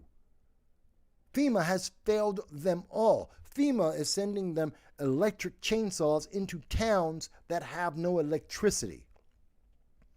This is the failure and the amount of ineptitude under the Biden-Harris administration. And instead of giving, if he had to give another $1 billion to anyone, why isn't he spending it in America? You're going to pay taxes on this. Your taxes will go up. The inflation in the United States has gone up by $1 billion because he's spending it on Angola. If we have to pay more in taxes, if we have to have more inflation, why wouldn't he spend it on Americans who are suffering from natural disasters? Why not spend it on, we're in the middle of winter. We have thousands upon tens of thousands of American veterans who are homeless. Why not spend $1 billion on them? We have kids, thousands of kids across America who are hungry during this Christmas season. Why not spend money on them? If we have to spend I'm not saying don't spend the $1 billion. I'm saying if you're going to spend it on something that makes sense. Why are we building high-speed rail in Angola rather than spending it in America? Now, I know there's a bunch of people who notice, and they'll be upset because it says, oh no, it's Fox News. Doesn't matter if it's Fox News. Is this incorrect? Did Biden pledge $1 billion to Angola? Yes, he did. To build high-speed rail? Yes, that's a fact. Are there people in North Carolina, in Georgia, in South Carolina who are still suffering from the effects of hurricanes that destroyed their homes? Yes. Are there still children in America who are hungry? Yes. Are there American veterans who are homeless in our streets right now? Yes. Where should we spend $1 billion? It's that simple. Oh, no, but you're being too much of a Trumpist, whatever that's supposed to mean. I want to spend $1 billion. I want to increase. Is printing another $1 billion inflationary? Yes, it is. So if I must increase the inflation and in America, and we're going to spend $1 billion, brand new $1 billion, why am I going to spend it on building a high-speed rail for Angola, Africa, rather than the United States? Why is Biden doing this? Because he wanted to change the conversation. Because if you're arguing about the $1 billion, if you're arguing about high-speed rail, if you're worried about the trade or illegal immigration of Angola, you're not talking about Hunter Biden. You're not talking about the pardon. You're not talking about the fact that there is a two-tier justice system in America. And you're not talking about the fact that Joe Biden looked you in the face and lied to you multiple times. He spent years lying to you every single day. Especially if you're a vote blue, no matter who. If you are a vote blue Democrat, you should be livid. Your guy lied to your face. He told you he promised you that he would support the law, that he believed in the legal system. And then he took your faith, your goodwill, the votes that you gave him, and he just flushed them down the toilet to give his son a get-out-of-free card for 11 years. This is the worst part of it. He did this. This is why he ran to Africa. This is why he gave $1 billion to the Angolans, to hide the fact that he is hiding all of the crimes that were committed in the Ukraine by Democrats, the sons and daughters of members of Congress and the vice president in the Ukraine for 11 years, 13 years of criminality. Is all under a bridge. He's hiding it from you. And instead, we're supposed to talk about Angola and $1 billion and high-speed rail, maybe illegal immigration, which are all important issues, but it's all meant to distract you from probably the most important issue. The way you were lied to, the way you have been used, the way that Democrats and their faith in their leadership, in their party, has been abused. That's just wicked. That's just vicious. I know there's comments here.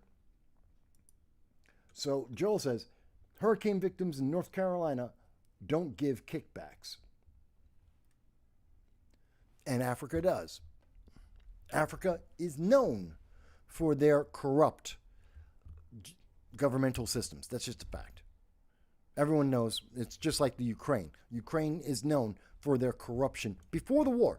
Absolutely corrupt. That's a fact. That doesn't mean they're good or bad. The people, I'm sure, are very good people. I'm not saying that the average Angolan person is good or bad. They may be good or bad. They're just a human being. Same thing about the Ukrainian people.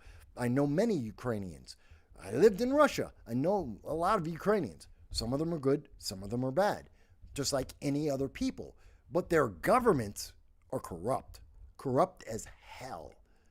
Africa is filled with corrupt governments.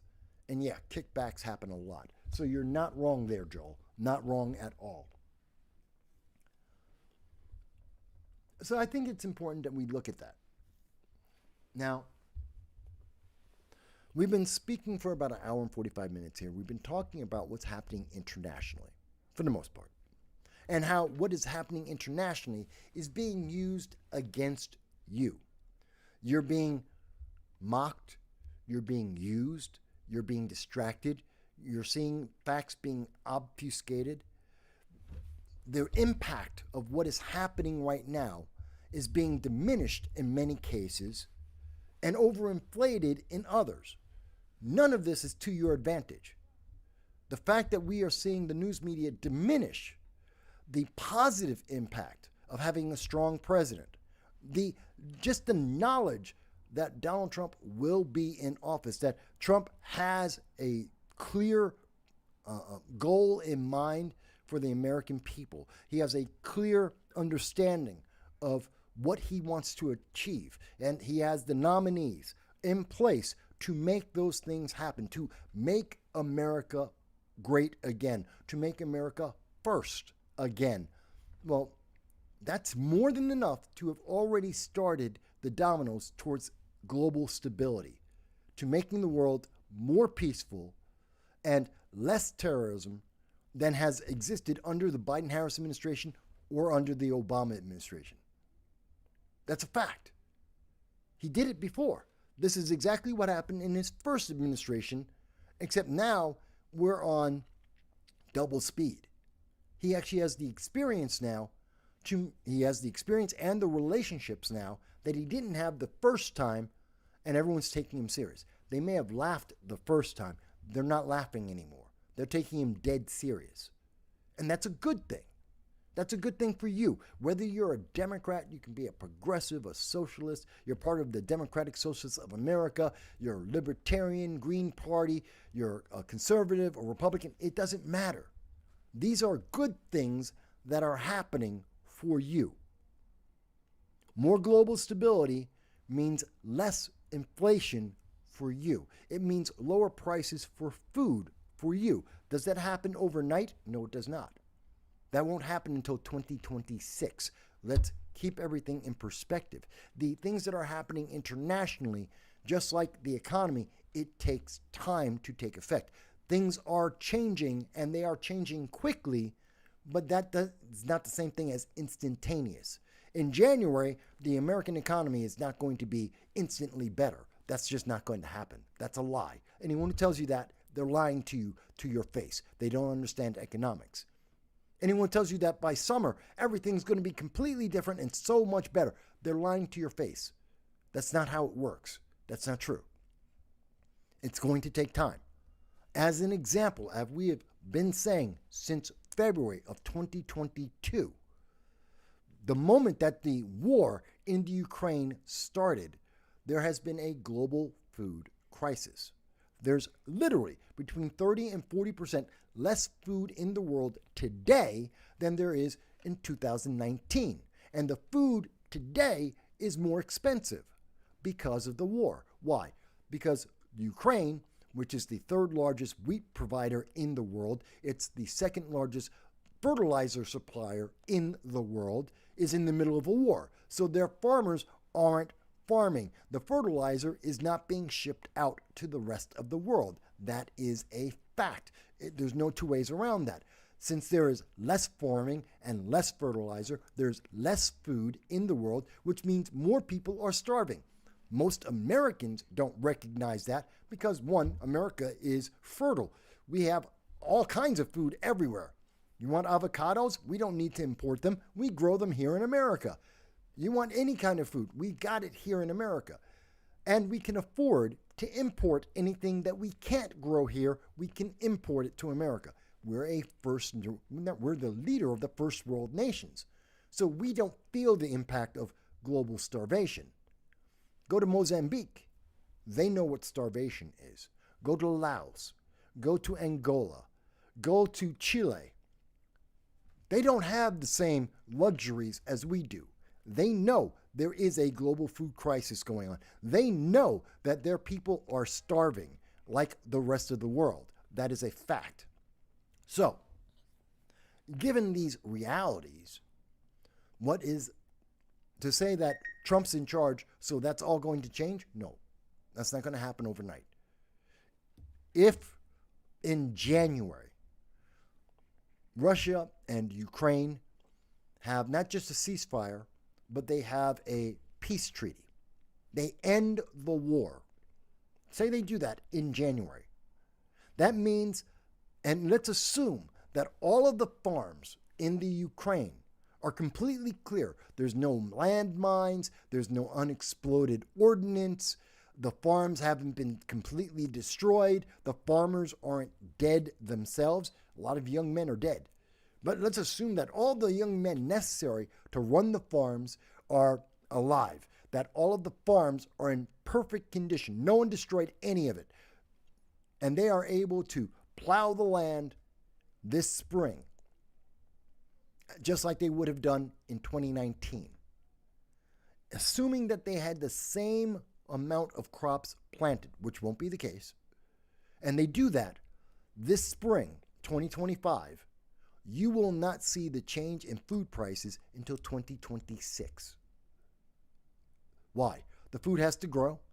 It has to be, they have to plant the crops, grow the crops, sow and reap the crops, and then distribute the crops around the world. That's going to take a year. That means in 2026, at the best, you will see the price of food drop. There'll still be inflation, but it will drop.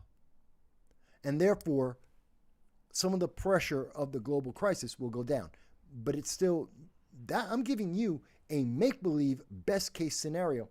It's not going to happen. It won't happen like that. Even if Russia tomorrow decided to have a peace treaty, even if the peace treaty happened before the end of winter, and again, assuming that the farms are able to farm at peak condition, that's not going to happen. We don't have all the farmers, many of them dead. Many of them have died in the war. The farms are not in pristine condition. Many of them have mines or unexploded ordnance, or they were torn apart and ripped apart by tanks and troops moving over the farmland. That's a fact. Many of the farm houses have been destroyed. A lot of the infrastructure has been destroyed.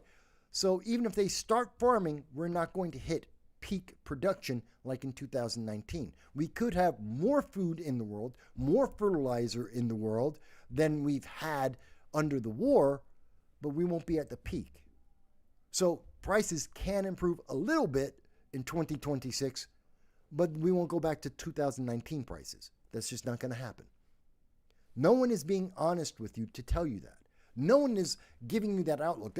Everything's going to be instantly better. No, it's not. No, it's not. And just because the price of food isn't going to instantly decrease overnight because Trump is now in power, just because the Trump administration's in charge, doesn't mean that Trump failed. It takes time. We have to have a realistic expectation of this. We have to understand what is reality and what is propaganda hype coming from CNN and MSNBC. Because CNN and MSNBC are more than ready to tell you it's because Trump failed. That's why food prices haven't gone down. It has nothing to do with the fact that food has to be grown. Food has to be collected. It has to be processed and shipped out. And none of that's going to happen all at the same levels of 2019, 3 months after a war just ended. Yeah. They're not going to tell you that part, but that's the part that's important. So I'm trying to make sure you are well informed and you can see the impact. And the impact is long-term better and it is improving. It's not perfect. It's not great, but it's improving. And that is a good thing for you, whether you're an American or anyone else in the world. There is more stability. Iran is pulling back. That's why Syria fell, because Iran and Russia are pulling back. Iran in particular is reducing its international terror. That's less terrorism in the world. That's good for everybody. Russia has been trying to gear down and get ready for ceasefire talks in the Ukraine. That's good for the world. That's part of why Syria fell. It isn't because the terrorist groups that took over Syria, that they suddenly are better than they've ever been before. No, it's because everyone else is distracted trying to prepare for Donald Trump. And Syria wasn't the first priority of Iran. It's not the first priority of Russia. It's not the first priority of the United States. It's not the highest priority. And because it isn't the highest priority, and everyone is focusing on getting ready for a more stable and more, what's the word I'm looking for? Less violent world under the Trump administration, well, that's why we got Syria has now changed and Assad is out. And I'm not particularly upset that Assad is no longer in power. He's a bad person. He always was. He was the evil monster. And I don't know that the people who are replacing him are much better. In fact, I don't think they're better at all. But that isn't my problem. It's not your problem. That's not America. That has nothing to do with America. If they took American hostages, I'd have a different opinion. If it involved American businesses or Americans directly or indirectly, I'd have a very different opinion. But it's Syria. And I agree with Donald Trump. That's Syria. Let them deal with it. Got nothing to do with us. This is not a war that America needs to be involved in. Russia doesn't need to be there. Iran doesn't need to be there. And in fact, they're not. Neither does America. We don't need to be involved in this. There's no reason why Americans are fighting in the Syrian civil war. No reason. We have no benefit from this. Nothing that happens there is going to benefit us directly. It's not. It's not worth it for us. All right. So we've been talking about international. We're going to take a break, 2-hour mark, and I'm going to walk my dog because he's 13 years old, and we always take a break at about the 2-hour mark for people who are new.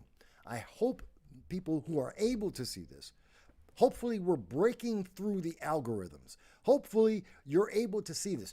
YouTube won't tell me. They won't let me see the real numbers until after the show is done. Then I get to see how many people actually were watching the program. It's always more than what I think it is. They never tell me the real number.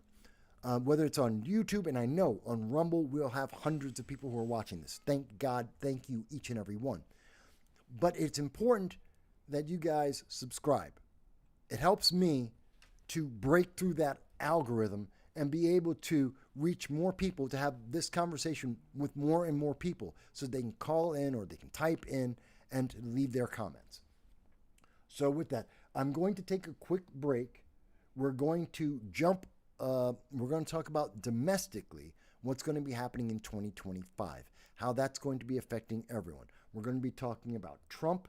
We're going to be talking about the Daniel Penny and his trial. We're going to be talking about the United Healthcare assassination and people's reaction to that. We'll be talking about the Fourth Amendment and birthright citizenship.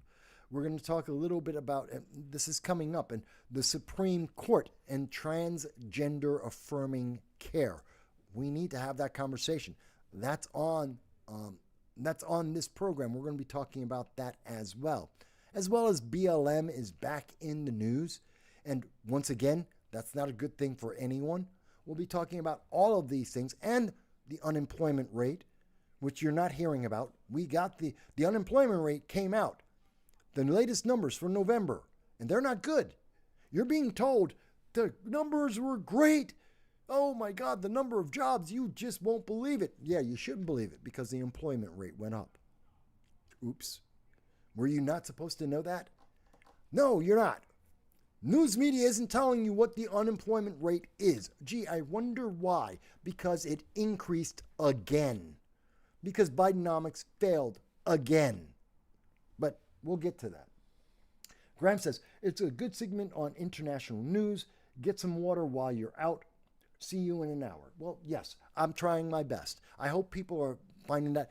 So for those who are new to the channel, in case you don't know, I'm going to be gone for we'll be back at 5:30. I'm going to play a prior show. Now, in the future, we have a new segment that will be coming up in the break in the future. We're going to be taping an actual show, 1 hour, so that you'll be able to see that. I think people will find it very exciting. It's coming up. I'll give you more details about it. There's a few things we have to work out, but something is going to change, and we're going to have something very exciting in the break. But until then, you're going to see some of our older shows, and I'll let you see that. And then we'll come back in an hour, and we'll talk about the domestic. Okay? So we're not going away.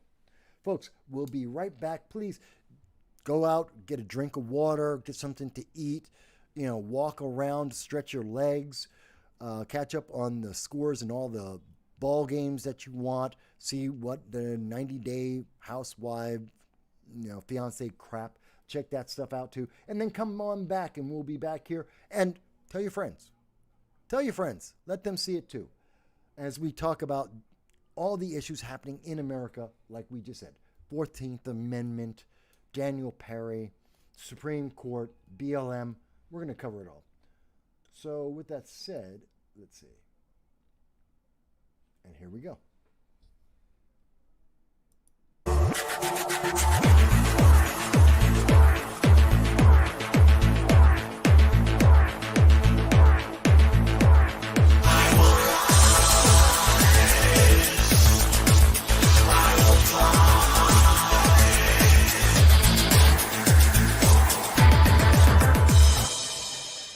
Oh, welcome to the Sharp Club. A bit past 9 p.m. on the East Coast. And I know you're saying, Larry, your show seems to go on like whenever. No, it's supposed to go on at 7. But nighttime is Monday. I get to stay up late. I get to stay up late because my caregiver, Kit Cabello, allows me to stay up on those nights. He gives me permission. Otherwise, I got to go to bed because I'm an old ass man. So I got to go to bed early, but he allows me to stay up. That's what he does. So he gave me some permission. I can stay up late tonight. That's why I'm doing 9 p.m. All right. So this is going to be a great show.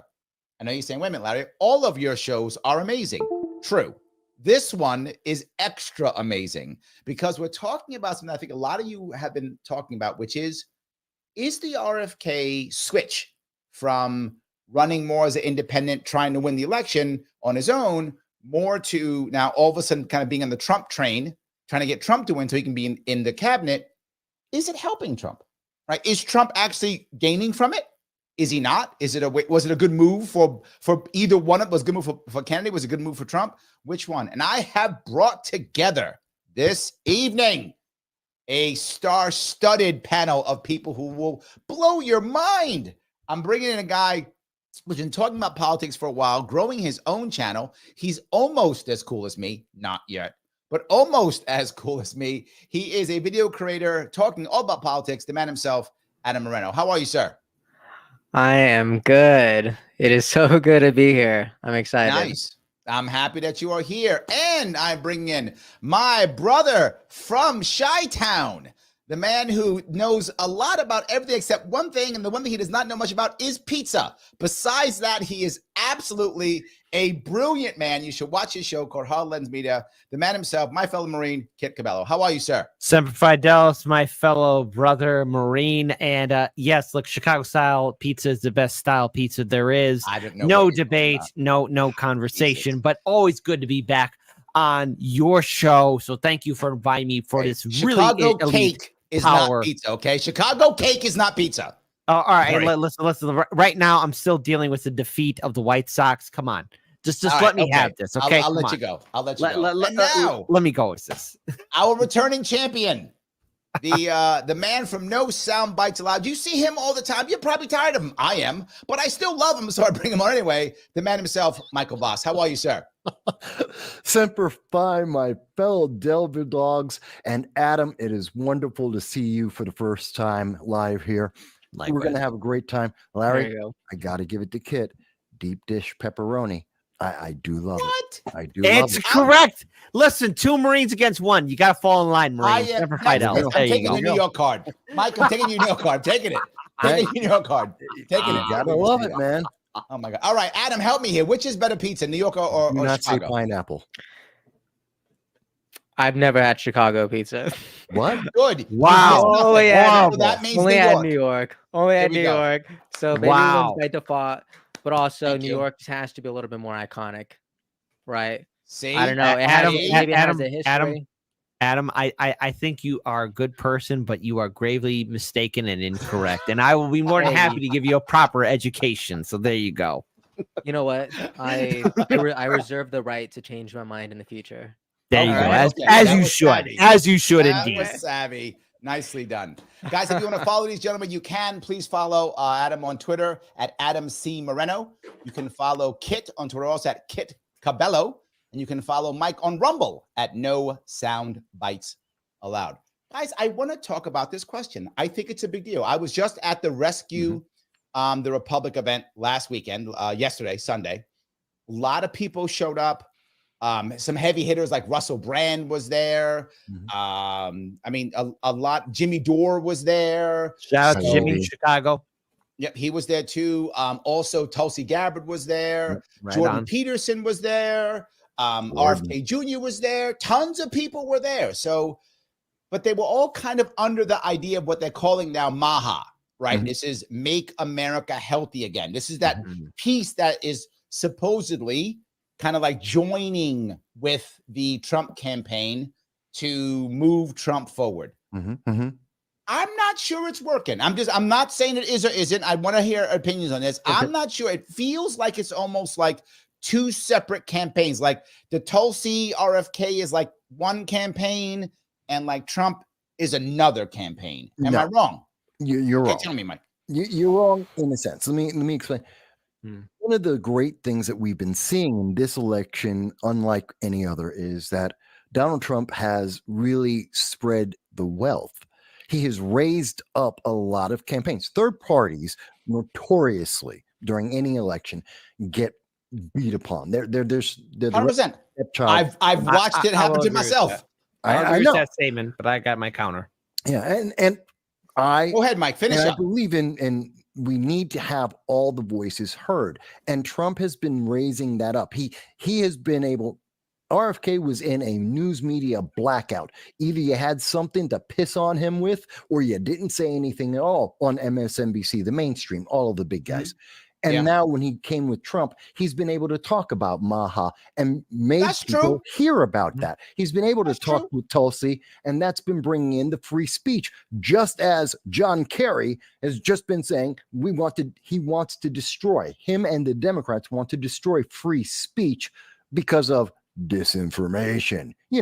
Like when the New York Times said the laptop wasn't real for 2.5 years, and then All right, let's not do laptop. You love laptop. Well, the laptop is a real story. I mean, let's face it, it was suppressed by corporate media, and Twitter and Facebook did everything it could to suppress that story. And I've had even my own viewers who have either 13 or even low followers who said, hey, when I posted this on my Facebook page or Twitter account way back in 2020 when it first came out, their channels, their accounts, their own personal accounts, and they don't even have what we have here, Larry. They were suppressed and censored. So, I mean, that is something we still have to address. That was a real story that was ignored, and quote unquote 50 experts from the CIA were all saying that it was classic Coca-Cola classic Russian disinformation, which turned out, again, those 50 experts were wrong, and that story was true. But I wanted Michael to finish his point, because Larry and Michael, you are both correct. But I want Michael to finish his point. No problem. But that's the example of what I'm saying, that Trump is he's helped to bring those voices into the conversation in the mainstream that otherwise would never exist in this election. And that also gives us an indication. We do know Trump will listen to other people if they make sense, if they have a good argument. And he's like a CEO, and the CEO takes advisement from his advisors. So that gives me a good feeling for the future. So that's where I think it's different. Now, I'm willing to hear Adam and Kit tell me how I'm wrong or where I'm wrong. Adam, if you'd like to shoot first, or would you like me to shoot first? I would be more than happy to get started. Go for it. All right. So Larry and Michael, I'm going to say this. You are both correct in different aspects. Larry, you are correct that there is a diversion between the Trump and the Tulsi and RFK camps. Okay. Because again, let's be very clear, because I was there at the DNC convention and I saw firsthand just how mediocre that event was. And it was mediocre. There was nothing earth-shattering about what happened at the DNC convention in Chicago. Dare I say it, the one in 1996 or 1994 with Hillary Clinton and Bill Clinton was more energetic than what we saw in Chicago. Except in Chicago, we saw more security, more fences, and people being censored and suppressed. So let's talk about what happened. First of all, in the aftermath of the DNC convention, RFK Jr. and again on the following day as well, Tulsi Gabbard both gave their endorsements to Donald Trump, which was a huge boost. But again, Tulsi Gabbard and RFK Jr.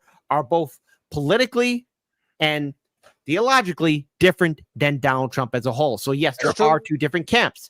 Now, is Donald Trump listening to that side? Yes. But is he fully embracing what they are saying? The answer is no, he is not, because Donald Trump is a man who likes to go to his own tune. This is who he is. And if we are to say that he's somebody he's not, then we are lying to ourselves. But in regards to building a coalition, there's a lot of opportunities that Trump has gained and that he has missed in regards towards the whole idea of make America healthy again, as well as the fact that there is something fundamentally wrong with our republic in regards to money and politics, ongoing wars, and Wall Street influencing and buying off our politicians. RFK Jr. and Tulsi Gabbard, to some extent, are more in point of calling out that there's something wrong. Is Donald Trump the cure to it? No, he isn't, because he has also fallen prey to the fact that, especially during his first term, he has helped contribute to it, but he's also given the great reveal about why there are things wrong. He inherited the border problem, the kids in cages. He inherited the fact that there are ongoing wars. When confronted about the fact of why we are in the Middle East, specifically in Syria, he told the American people the truth. We are there for the oil. Now, if there's going to be a second Trump presidency, Donald Trump is going to have to do the impossible task, and that is de-escalating the conflict in Gaza, which also includes Lebanon, Syria, Iran, de-escalating conflict in Ukraine, de-escalating any kind of conflict between China and Taiwan. That's what he needs to do to prevent World War III. Now, again, if he does that, that's amazing. If he can, that would be amazing. And No, I'm saying this. I'm saying this shooting from the hip here. Idealistically, and that's my weakness, my idealism, and I know that's my weakness. I want him to succeed in that point, but again, we have to remember he is, and he's been part of that system of the neoliberal corporate system. He brought John Bolton in. Yes, John Bolton never known a country he doesn't want to bomb. He hasn't met one country he doesn't want to bomb. But I do want to finish my point here. Go ahead. There is an opportunity. There is the potential. And I don't know if Trump will do it because Trump is a person who doesn't understand the meaning of no. He doesn't also understand the meaning of, hey, you might be making a mistake here. If it is possible, however unlikely, if he truly does, let's say, bring RFK Jr. and Tulsi Gabbard in regards to selecting his campaign, or these or that, correction, not campaign, his administration. That means bringing people in that could theoretically challenge him critically in regards to how to make things better for his administration. Trump is a person who doesn't like to be challenged. Tulsi Gabbard and RFK Jr. have a history of challenging the establishment. Now, I'm not saying that they're perfect because they have screwed up in ways in which I can criticize them, especially with their, again, support for Israel and this war in Gaza. But again, that's a whole other ball game. But the thing is, there are other things in which they can critically bring in people to, dare I say it, maybe make this administration. Now again, is there a possibility in which a Trump administration can turn things around? 1%, possibly. We are in a downfall. We are. Wait. Let's be clear here. We are in a downfall. We are in a downfall because of our economy, because of the failures of what wasn't taking place in 2008, of Barack Obama and Biden's administration. Still there. You're right. And the thing is, I know this has been used a lot, but we are a nation that is being compared to the downfall of the Roman Empire. Yes. And we are in a spot in which we have to recover from, or dare I say it, to see the whole thing to collapse on its own weight. So I know. But wait, one last point. Oh my God. There is the possibility of maybe a unification, but there are clearly two separate camps. Yes. RFK Jr. and Tulsi Gabbard and Donald Trump. Now, is Trump going to listen to him? To Michael's point, possibly 50-50, but it's all up in the air and what Trump wants to do. 50. We're gonna. There's a lot there, but Adam, go ahead because you got a bunch of Marines around you. Go ahead. Yes. So it's a war zone in here. I love it. Yeah, that's us. Welcome, Adams. Welcome, Adam. Something I bring up in my videos is like there's constantly a battleground of ideas, right? But the best idea will win.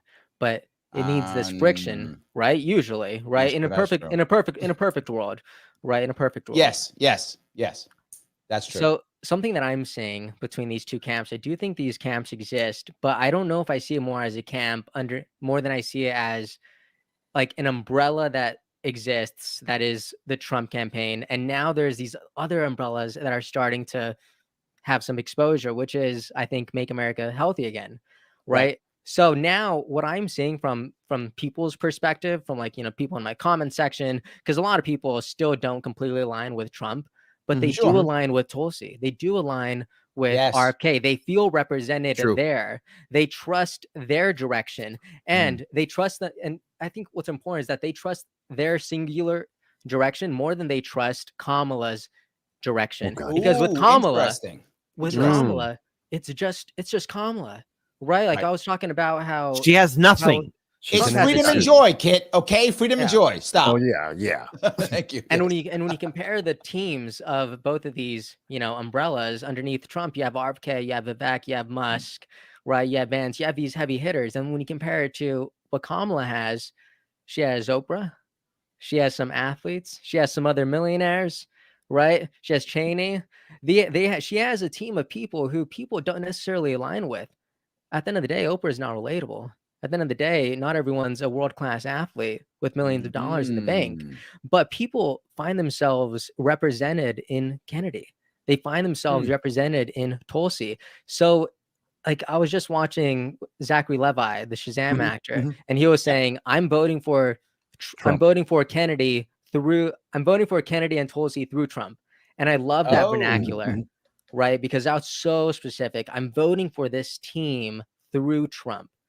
And I think a lot of people feel the same way. You're saying it's kind of working then. Well, before we go there, guys, hold on. I have to take a super chat, please. A long story short says, Larry, are you upstate or downstate? Coal oven pizza. Thank you for $2. I appreciate it, my friend. I'm downstate, and coal oven is good. I'm just saying it is. It's good. Well done, Larry. Your stock just boosted 100% in my book. Yeah. Yes. Coal oven can be nice. Coal yes. oven can be nice, but yes.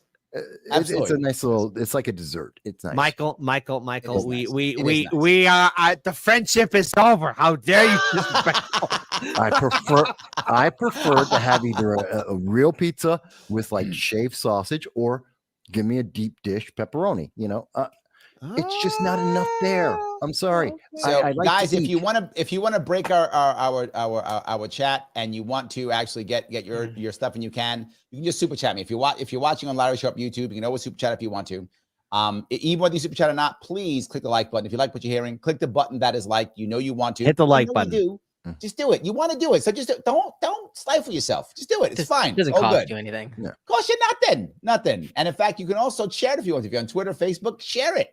You can subscribe. If you haven't subscribed to any of these channels, you literally have a mental problem. You have a mental problem. What's wrong with you? Sign. What are you doing? Subscribe. Do something. Come on, make it happen. Live and direct. If you want to, if you really love me, and I know many of you do, you can just go on to my Larry Show YouTube page and become a member. It's $5 a month. And then I do more of this and less working and stuff.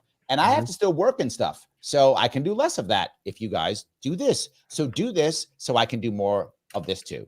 We all win here. Everyone's winning. But no matter what, please follow these three gentlemen. Follow Adam on Twitter at Adam C. Moreno. Follow Kit, if you would, at Kit Cabello. And on Rumble, please follow Mike at No Sound Bites Allowed. All right, so I keep going, guys. Okay, so here's the thing. I think, Adam, you highlighted well that Trump has created a series of, it's not that the umbrellas are new. He's put a focus on them that wouldn't otherwise be there. And that's part of what a good businessman does.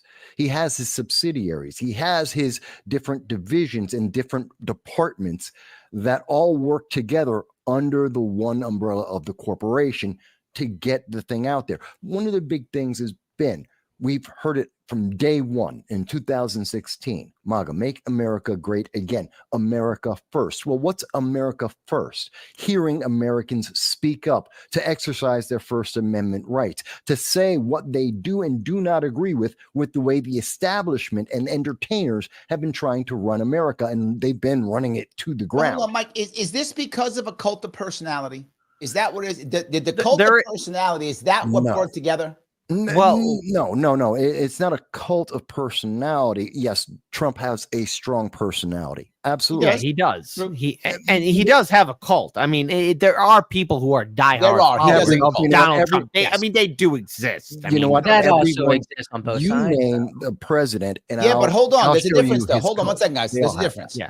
That there's a cult of. There is a cult of Trump. Sure. There was a cult of Obama. Yeah. There's no cult of Harris. There's just no.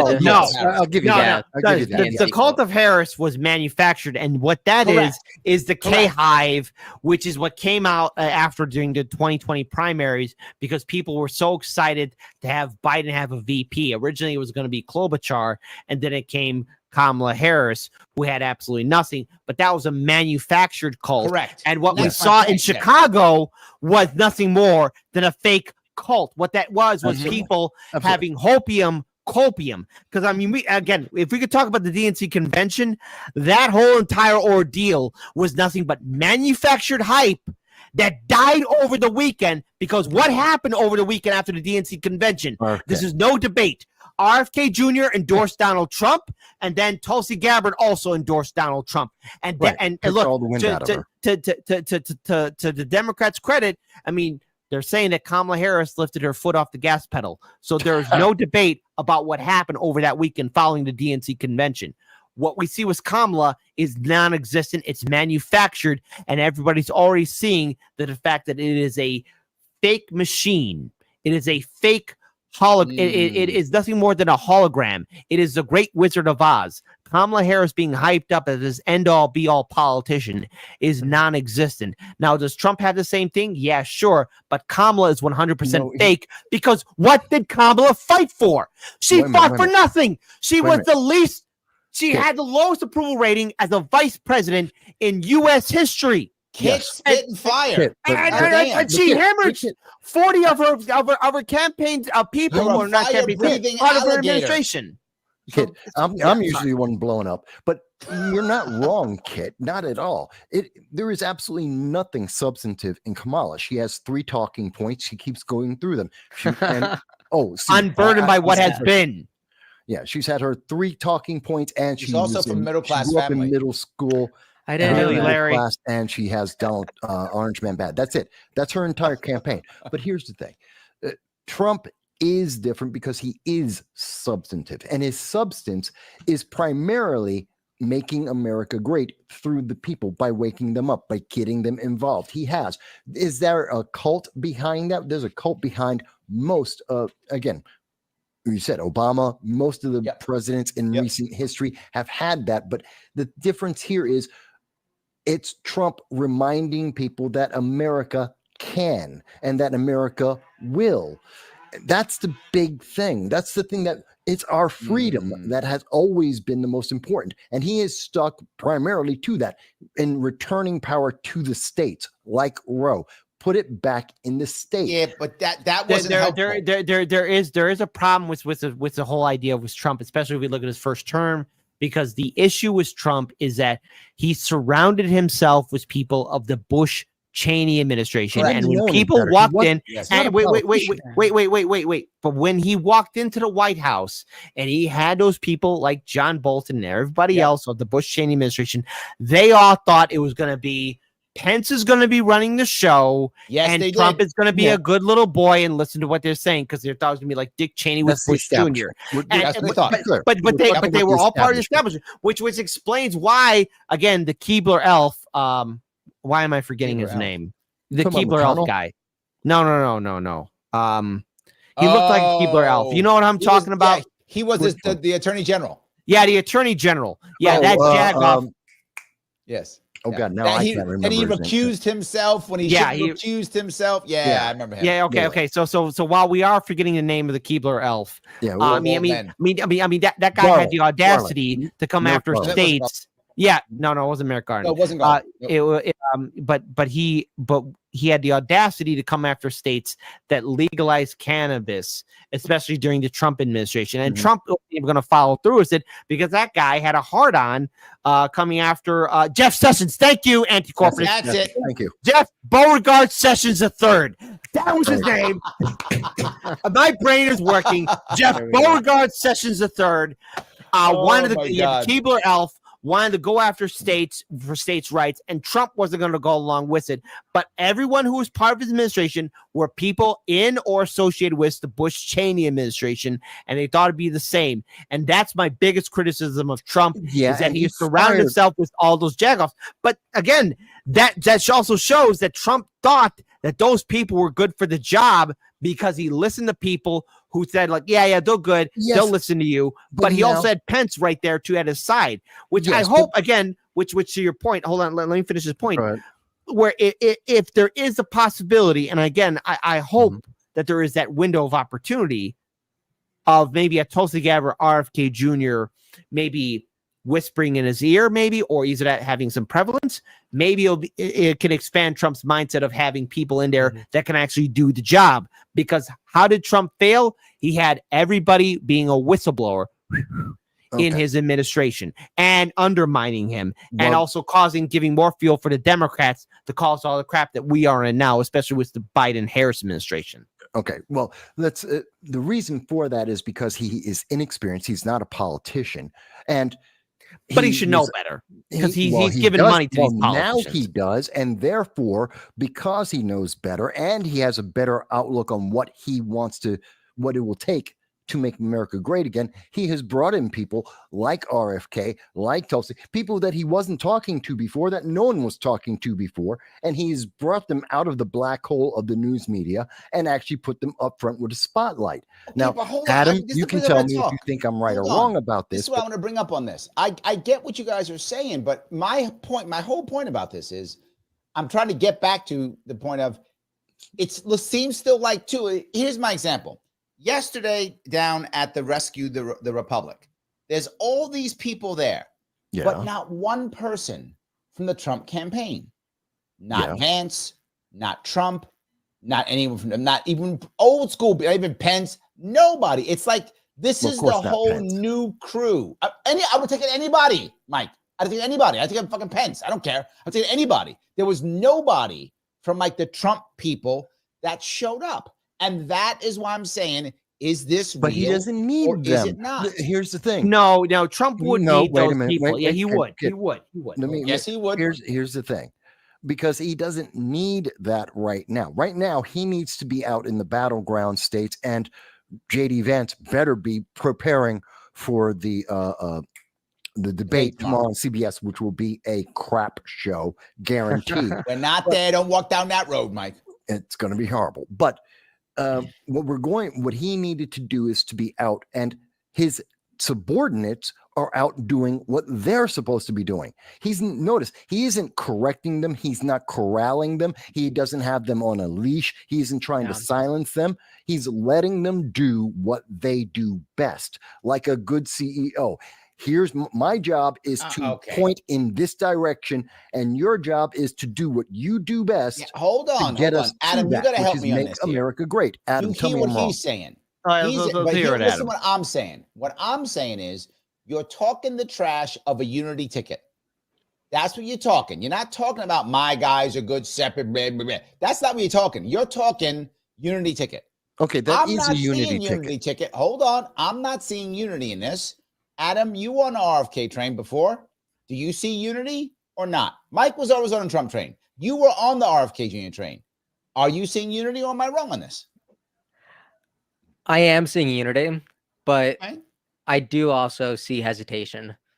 But the more that we see Kennedy and Tulsi do these events, I saw Peterson there, I saw Russell Brand there, right? The more we see that, especially with Trump and Vance's names on in the background, all these clips getting shared, getting millions of views, the less hesitation people have moving forward, because they're expanding on these ideas, they're expanding on these values. And I'd also like to bring up, they're offering a new perspective that's on the menu that's underneath Trump, right? They're offering new perspectives that people didn't really align with Trump. Right. But now they are, right now that's existing, and people are actually able to make that association. And I don't think that was happening before. Whenever Kennedy was doing his own campaign, it was great. It was fantastic. People loved it. But at the end of the day, it didn't reach the critical masses needed to actually make any impact. And that's why he jumped. But now, and I brought this up on my channel before, but it's a quote from Glenn Powell. Whenever he didn't want to do the Top Gun movie, because he wanted to be Rooster. He wanted to be one of the lead guys. But instead, he didn't get offered that role. He got offered the role of Hangman. And he didn't know if he wanted to do it. And then Tom Cruise convinced him. How? Because he asked him, what kind of career do you want? And Glenn Powell said, I want to be you.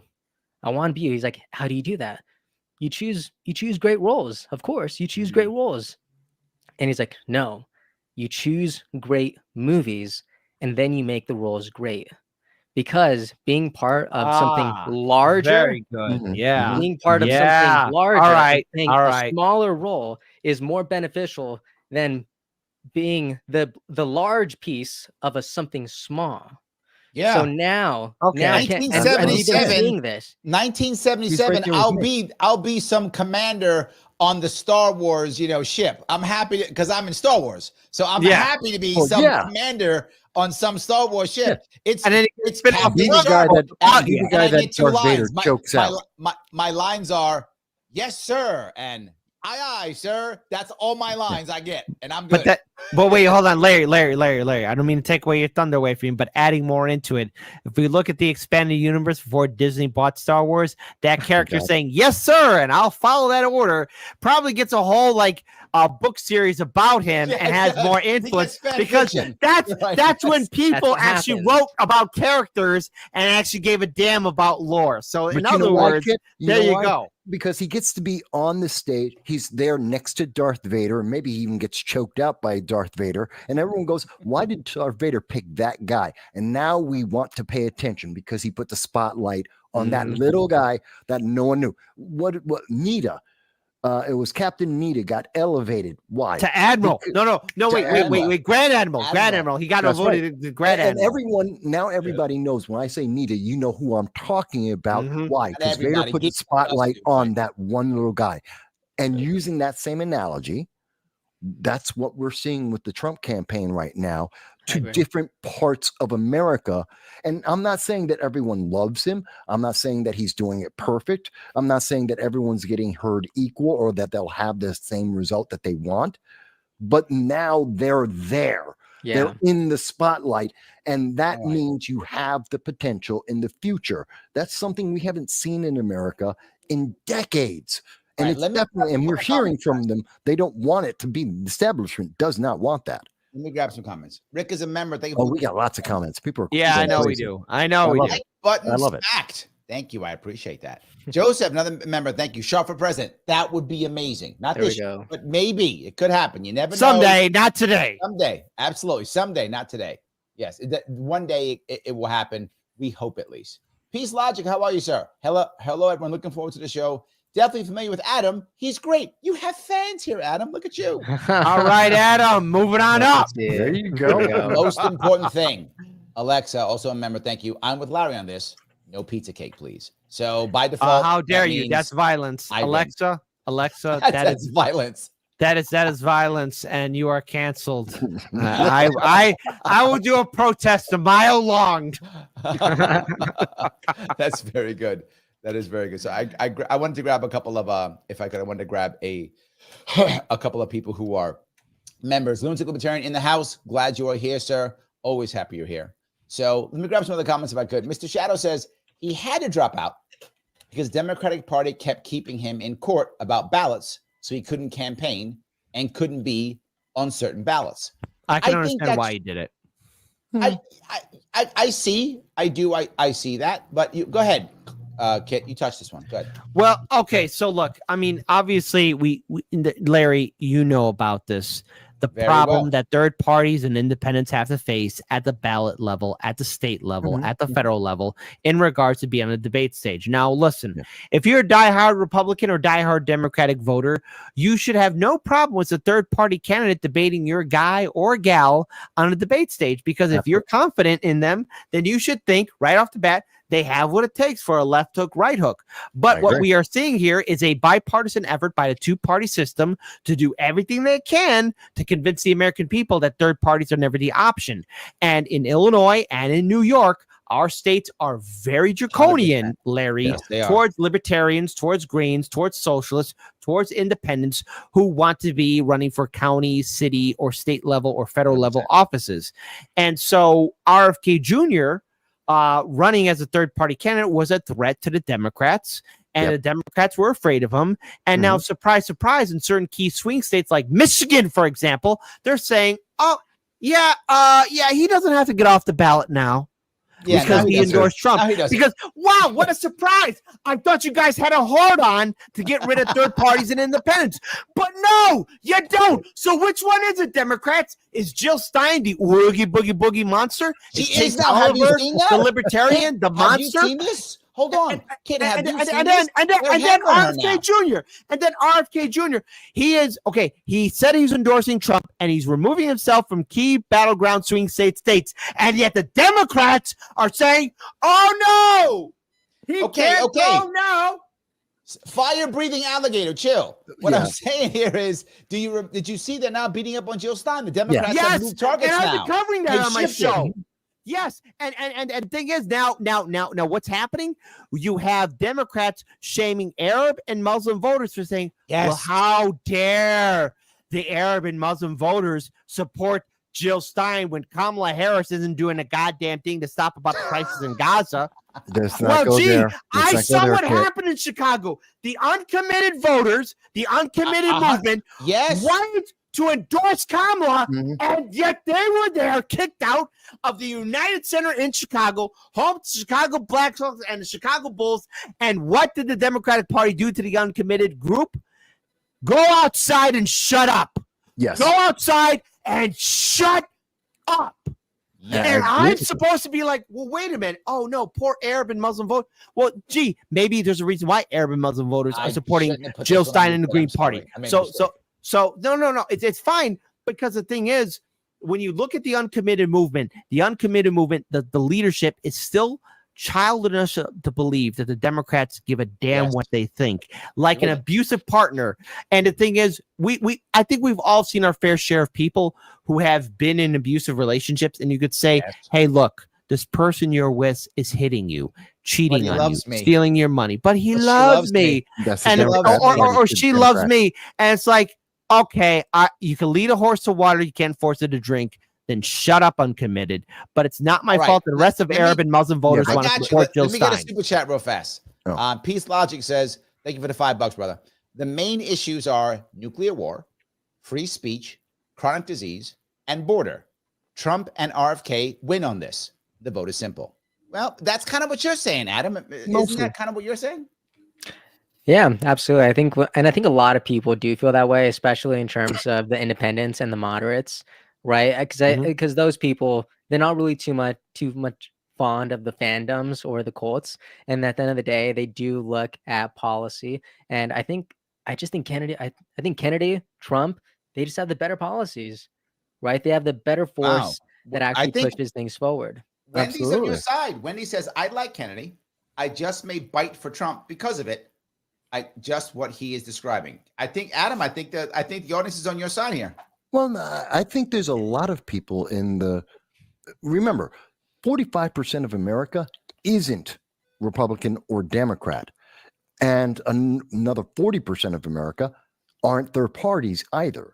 So, I mean, the majority of people are looking for what we're starting to see. And I think this is good for third parties. And I agree with you, Kit.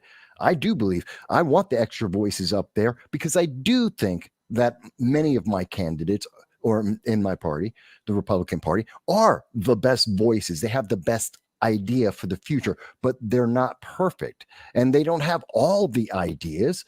And we do need to hear those different ideas, those different voices in those different directions that maybe, let's tweak the plan a little bit. Maybe there's a piece of this idea or that idea that come from the third parties or from someone completely different that make it a little bit better. Let's have that conversation. And we're starting to get there. And it may not be enough for what many of the third parties were hoping for, what many of the independents were hoping for. But these things, the establishment has a stranglehold on everything right now. So it's hard. America is a great giant. We make huge strides when we walk, but it takes a while for us to take that step.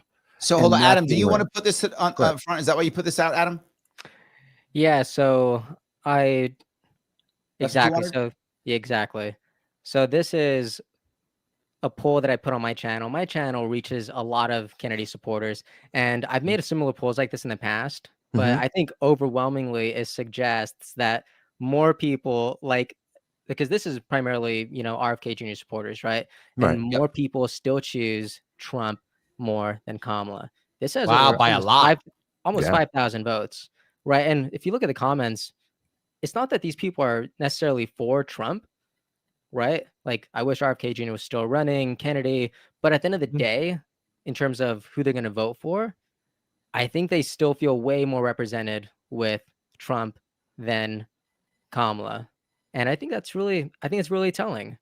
So this is what I suspect happening in terms of the moderates and in terms of the independents. Obviously, there's still going to be a lot of people who are upset that, their third party person isn't running.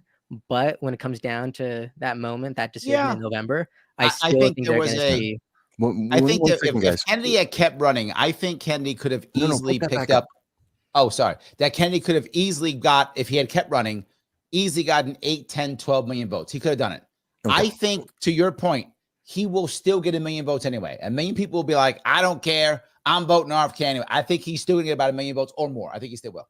I think you're right. But the reason why I wanted you to keep it up there, because I did see this in the comments, and just in case, for people who can't see what's on the screen right now for whatever reason, in the poll, which is if the 2024 presidential election was held today, who would you vote for? This was from 3 weeks ago. And this is Adam's poll that he did, unofficial, 4,700 people. 53% fantastic. Huh? I said fantastic. 4,000 people tuning in. That's more than some of the polls that we have from the professionals. Absolutely. 100%. Like 4 times. Yeah. Yes. So Donald Trump has 53%. Kamala Harris in the poll has 4%. RFK, Jill Stein, and Dr. Cornel West has 43%. So just in case people weren't able to see that or they weren't familiar with it, I wanted to make sure they understood that even from when you step away from the establishment, where America is very different than what you're seeing on the nightly news.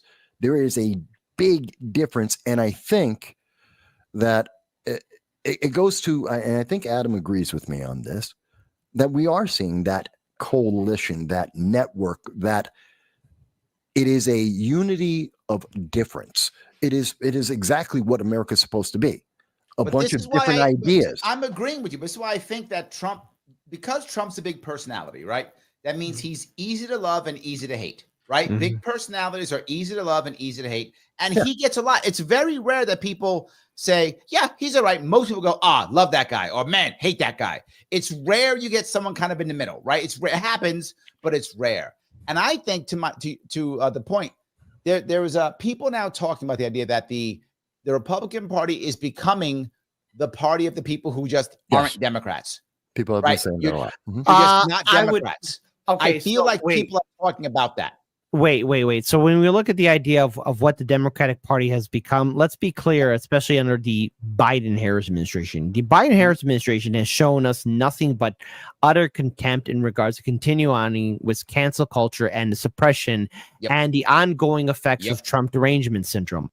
Do I see the Republican Party being the party of working class people? Absolutely not. No. I would say our option is either independent or third party. We have to look at the alternative, not as saying, okay, well, the Republicans are going to be it. No, because both parties work together to suppress third parties and independents. And as far as I'm concerned, Team Red and Team Blue can both get the middle finger because they can. Now, to be clear here, again, Trump's continuing surge of support does come from the failures of the fact that Biden and Harris did contribute to the ongoing downfall of our economy, which is the front and center issue. It is not we have the wars right now distracting people, but the one issue, the major issue that's not being talked about, especially what's going to happen on Tuesday if there's a potential strike in New York and New Jersey with the ports and the strikes, it's going to be, always will be, the economy. So Trump is able to capitalize on populist message, but also we have to look at his failures too, because what helped Trump? He had people like Steve Bannon helping him along. Right now, Trump has this momentum, but he doesn't have people to help focus the energy. It's all over the place, which again leads to my point. Especially on election night, it's going to be 50-50. Whoever can bring out the most people to turn out to vote, it's either going to be Trump or Kamala. The most people turn out to vote is who's going to succeed the presidency. And again, it's going to be who's going to motivate who the most. Not quite, but let me also remind you, what I think the Republican Party has the potential to evolve into is that it has the potential to evolve into where the front runner is, like you said, Larry, big personalities. They get all the attention, they get all the hate, and they get all the love. But you know what that also does? It lets everyone else do their job. It lets everyone else focus on their thing. So people aren't trying to trash RFK anymore about the various stories from decades ago. They're talking about make America healthy again because they're busy saying Orange Man bad. They're not focused on trying to tear him down as much. And so he gets, so that's why Tulsi gets to talk about free speech and Matt Taibbi get to talk about free speech and how we can't let the establishment, which dominates the Democratic Party, that are telling us, I mean, John Kerry, he's former Secretary of State, former senator. He's currently the czar for environmentalism under the Biden-Harris administration. He's as establishment as you get, and he's telling us that they're going to get rid of the First Amendment. This is the alternative. I mean, that's your choice right now. Hold on. And does that evolve into third parties eventually becoming their own thing? It can. It may not. But hold on. I want to bring up the most important piece here, right? I know there's a couple of chats. The Republican Party becoming the party of the workers. It isn't right now at all. But is it? No. Is there a potential? I think Mike is right. There is a potential for it to happen, but it's not there. And here's my example of this. Right now, the Democratic Party has become the party of educated women. This is why they had the teachers union back then, and all that. Their educated women are what they focus on. That's their focus group. That's who they're looking to be. Educated women. Educated women actually vote more than anybody else. They are by percentage. They vote the highest. That's who they are.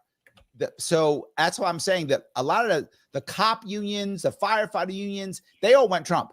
But the actual labor unions this year, if you remember, many of them just said, we're doing nothing because they're thinking the Republican Party isn't really that. They don't know. And I think they're right. Well, wait. It's going to be. Let me finish that point.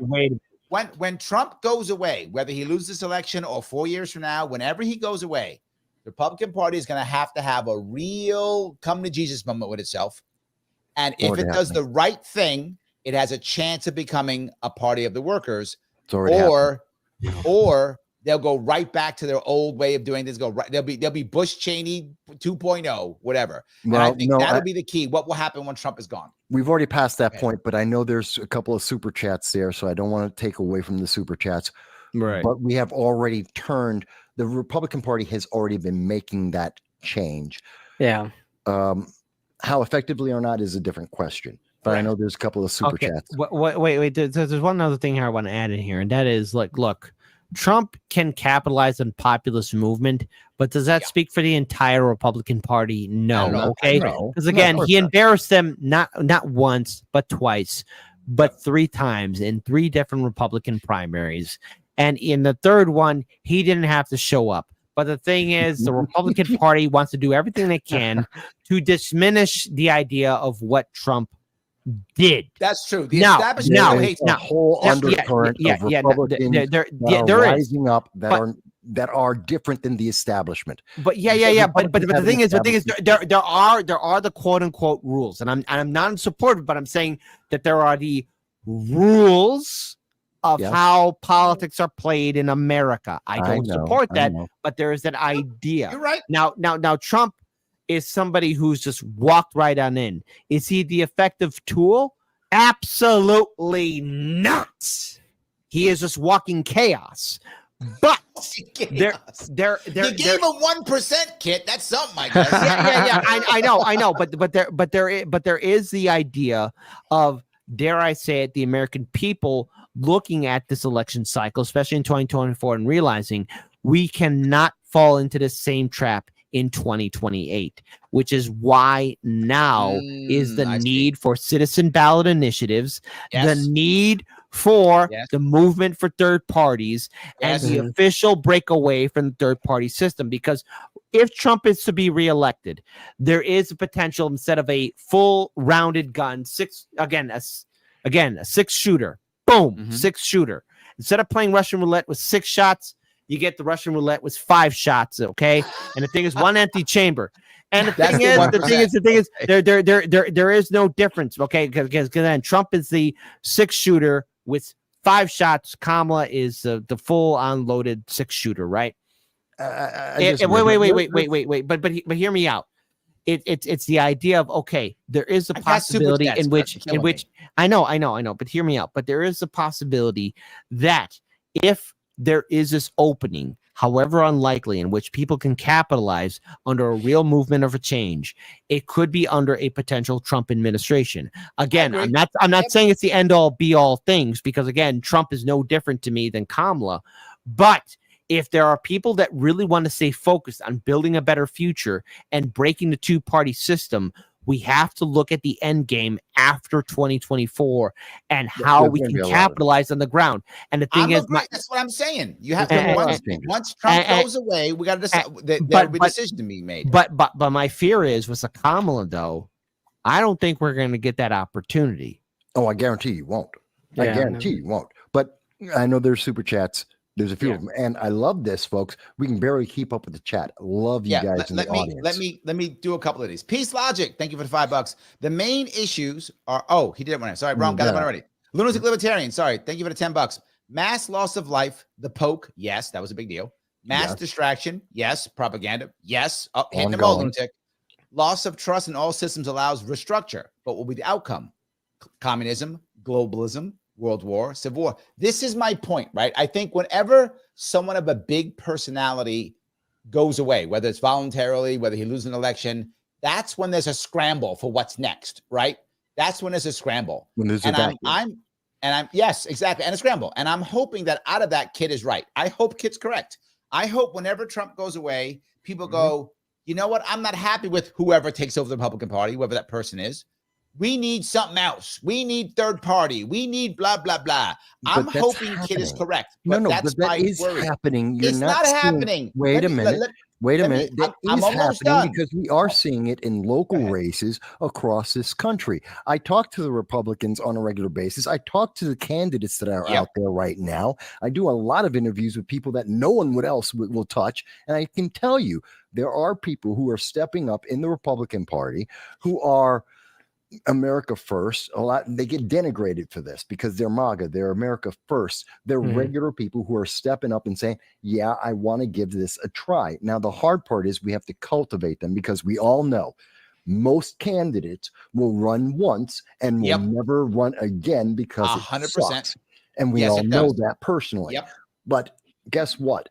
That culture is there. The key is that we have to just encourage them, and I think we're seeing that to an extent, and it can be better. Kit's right, it can be better. We can encourage. But hold on, that's where you're right. Let me keep going down this road here.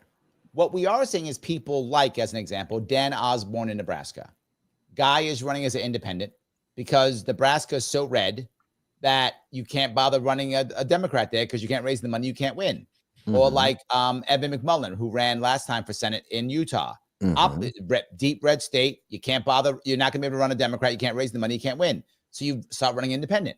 The question is, will there be a reasonable independent movement? And to be forward, I don't believe that all of a sudden 4 years from now independents control the House, right? I don't believe that at all, right? But even if we just one can dream. Yes, but even if we just had four independents in the Senate, that would change how the Senate works. If we just had a couple of assemblies that had a bunch of independents in it, I think a independence move, and this is to your point, Adam, and I think you're right on this, kind of to your point too, Mike, the idea that having an RFK and a Tulsi in the Trump administration does by default move the administration, right? By default, it moves them. So having the independent mindset, having the independent voice does move the parties. It does, and that's the goal. I want the parties to move if they can. I'd rather have it actual independence, but I'll take a movement first, right? I'll take that piece first, and I think we are having some of that. But my point is, if what Trump is obviously a huge part of this message. Clearly, it's obvious he is, right? When he goes away, I think that's what Lindsay's talking about. When that's gone, does it end with a massive backlash to communism? No. Does it end with a massive opening to globalism? Does it end it with a world? What does it end with civil? What does it end with? I think is his question. more than anything else. Does that make sense? I think that's what he's asking. It My makes gut sense. is. Well, wait. My gut That's is the Democrat side. I don't see that in the Republican. I don't see that because there is a change. We saw that in 2010, the Tea Party was too soon. We saw that with the Freedom Caucus too soon.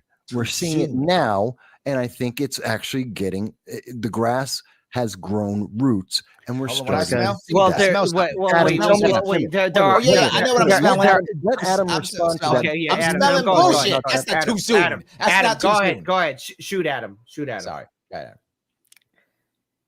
I think what's happening, if Trump actually gets in the White House, what I think is RFK Jr., Tulsi, these conversations that are happening right now, they will eventually materialize into something that could happen after a vacuum is created after Trump leaves in 2028, right? So the question is, what happens after that vacuum is opened, right? Because there's going to be a suction, right? There's going to be large exposure. So I think, and Trump talks a lot about legacy these days. He wants to leave behind a valuable legacy. And I think we're seeing that now.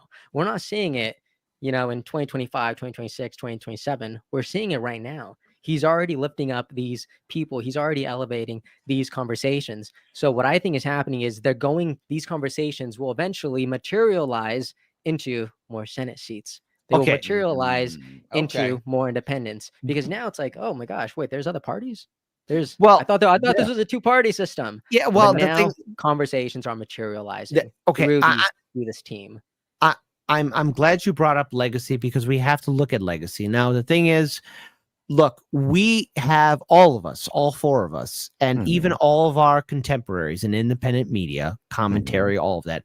We have a social responsibility to inform our audience of truth to power, but also more importantly of like, hey, look, if we give an endorsement to a candidate, that means we also carry that bullshit along with us. And the thing is, look, when we look at a Trump presidency, let's say Trump were to succeed, and let's say he were to have RFK Jr. and Tulsi Gabbard maybe help select his staff, maybe potentially, however unlikely. I don't see them being part of his next administration, because that's not going to happen. But if that were to happen, okay, maybe we could talk about a time after Trump. But the thing is, there's always the question of legacy.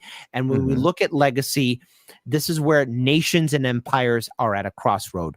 Do we decline, or do we try and build a future in which we change things? Okay, because right now we are Rome. And I've had this conversation with Russell from Due Dissonance. Will we end like Western Rome or Eastern Rome? And for those who are familiar with history, know that the Eastern Roman Empire continued on. It had its downfall and then its resurgence. But the thing is, none of those two options are good. We have to look at option C, and that is, can the nation of the United States go on as a true constitutional republic? Because we're not a democracy. We are a constitutional republic. And as a constitutional republic, it is a social responsibility of our institutions, our Senate, our House, to ensure the rights of the people. And that is where, again, there has to be involvement of the American people to be involved, especially after Trump. But we have been trained so well by corporate media and the two-party system. I understand that, but this is how we're breaking through that. But again, it's not just Trump, because what happens under the 4 years, Trump. I'm saying that it is Tulsi, it is RFK. But it has to be bigger than Tulsi or RFK Jr. It has to be people besides that point. It has to be people who take on the banner. Who has to take on the banner? There are people that take on that banner. Let me explain something. To that. I mean, there was some people there yesterday. I mean, it wasn't like 100,000 people, but there were thousands and probably 10, 20,000 people there yesterday. There were a lot of people there, kid. It wasn't just those two. It was a lot. I know. And Michael, finish your point. Let me finish this part. I think because we've seen so much indoctrination for so many decades, because we have such an entrenched establishment, both on the right and on the left, and we have the news media that is completely forgotten its job. Look at CBS. The moderators are not going to fact check. And look at the bias we saw in the last time when they did fact check, which was on ABC. we know we can't trust them, which is why we've seen so much of a growth of people just like all four of us looking at everything from different ways, giving people the opportunity to find out information they wouldn't hear from any other source, and then to go and find out more for themselves. We are the vanguards that bring up the next generation, who will once again start having critical thought and will ask the questions and will make the challenges, because we have shown them that there is a beachhead and that we have broken through. But that's what we need this for. That's what this election can be. If we don't fail, we have to not stumble. Right. And that means staying on top of, and if Trump wins, it means staying on top of him to remind him that America first and MAGA means free speech first and foremost amongst everything else. Let's see again. No Soundbites Allowed, and I am your host, Michael Voss, Dragon of the Southern Tier. I'm happy to be here with you today. Eric Holder, the Attorney General of the United States, admitted he has not read the Arizona immigration law. I know it is a difficult task to stand up in front of our peers and say to Congress and say that Congress has failed to listen to voters. You here at CPAC said yes to President Donald Trump in 2016, and I know you're going to say yes to. She was very aware that she had the flag in her hands and that the flag was dragging on the ground. That is a intentional action. She knows what she is doing. She then drops the flag. Understand the logic, and we see this in social media on a regular basis, and it's something that Newsweek decided not to tell you about. Representative Sheila Jackson Lee, a representative in Congress who is writing laws to deny American citizens their rights, has no idea what she's talking about. And they are against the vaccine mandate. Yeah, absolutely. Now, you support that? Last time I checked, there were not a lot of planes crashing into each other at airports, right? You can meet a very, very stringent accuracy rate when it's important, when it matters, like in federal elections. The quote from Joe Biden, where he is admitting that he is willing to lie to the American people.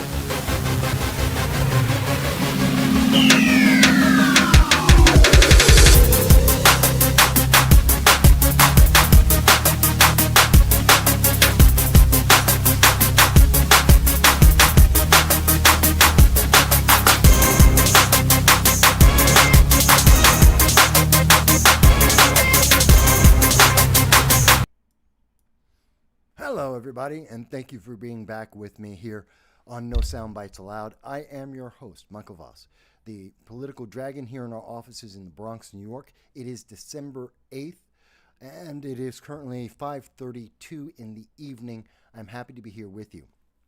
I didn't say this earlier at the beginning of the show. I should have mentioned it.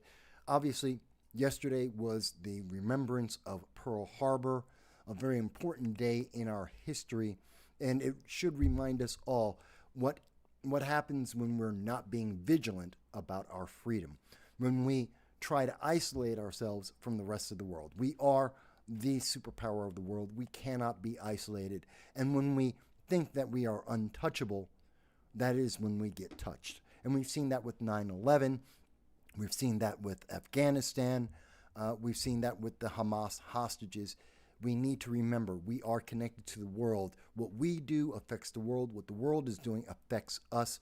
And therefore, we need to be very vigilant. And we need to pay attention to the details, not just to accept whatever our leaders say to us, our elected officials. They need to take their guidance from us, not the other way around. Now, before we had left, we were talking about international politics, and we were talking about breaking news. Now, I want to remind everyone about this bit of news that came out. And it was... No, that isn't it. We've been talking about Syria. And before we left, we had mentioned that Donald Trump had a response about Syria. And Donald Trump's answer was, as you can see here, and this just came out about an hour ago from the Washington Post. Donald Trump said, this is not our fight. What is happening in Syria, the Syrian government, the end of the Syrian civil war after 13 years, with Assad being kicked out, this is not America's fight. Let it play out. America should not get involved.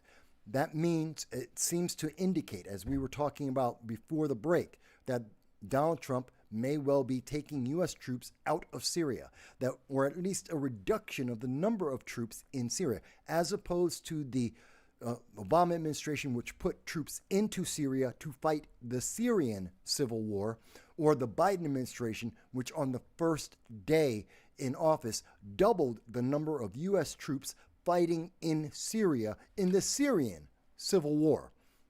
Has nothing to do with America. There is no American interest in that. And so Donald Trump has come out and said, let it play out. Let's see what happens. America doesn't need to be involved, which may be an indication, again, of global stability, less wars, less fighting. Once again, we see that Donald Trump is trying to reduce the amount of wars in the world and to increase the amount of global stability because of that. But as much as Donald Trump is trying to stop that, Joe Biden isn't going to let it happen. This is breaking news. It came out while we were in the middle of the show. Joe Biden today, 3:43 p.m., you may not have seen this, came out and said that the U.S. is working to stabilize Syria after the Assad regime's collapse. This is being reported by the Washington Post. Joe Biden wants to inject the United States in this. This is just like when Joe Biden said that Ukraine can use U.S. rockets to fire long range into Russia, escalating the conflict, which then resulted in brand new hypersonic ICBMs being fired by Russia and threatening all of NATO, threatening the United States that they might use nuclear weapons against us if we continue to escalate the situation. Joe Biden is doing his very best to make sure that the Trump administration is going to be walking into a hornet's nest when he gets in power.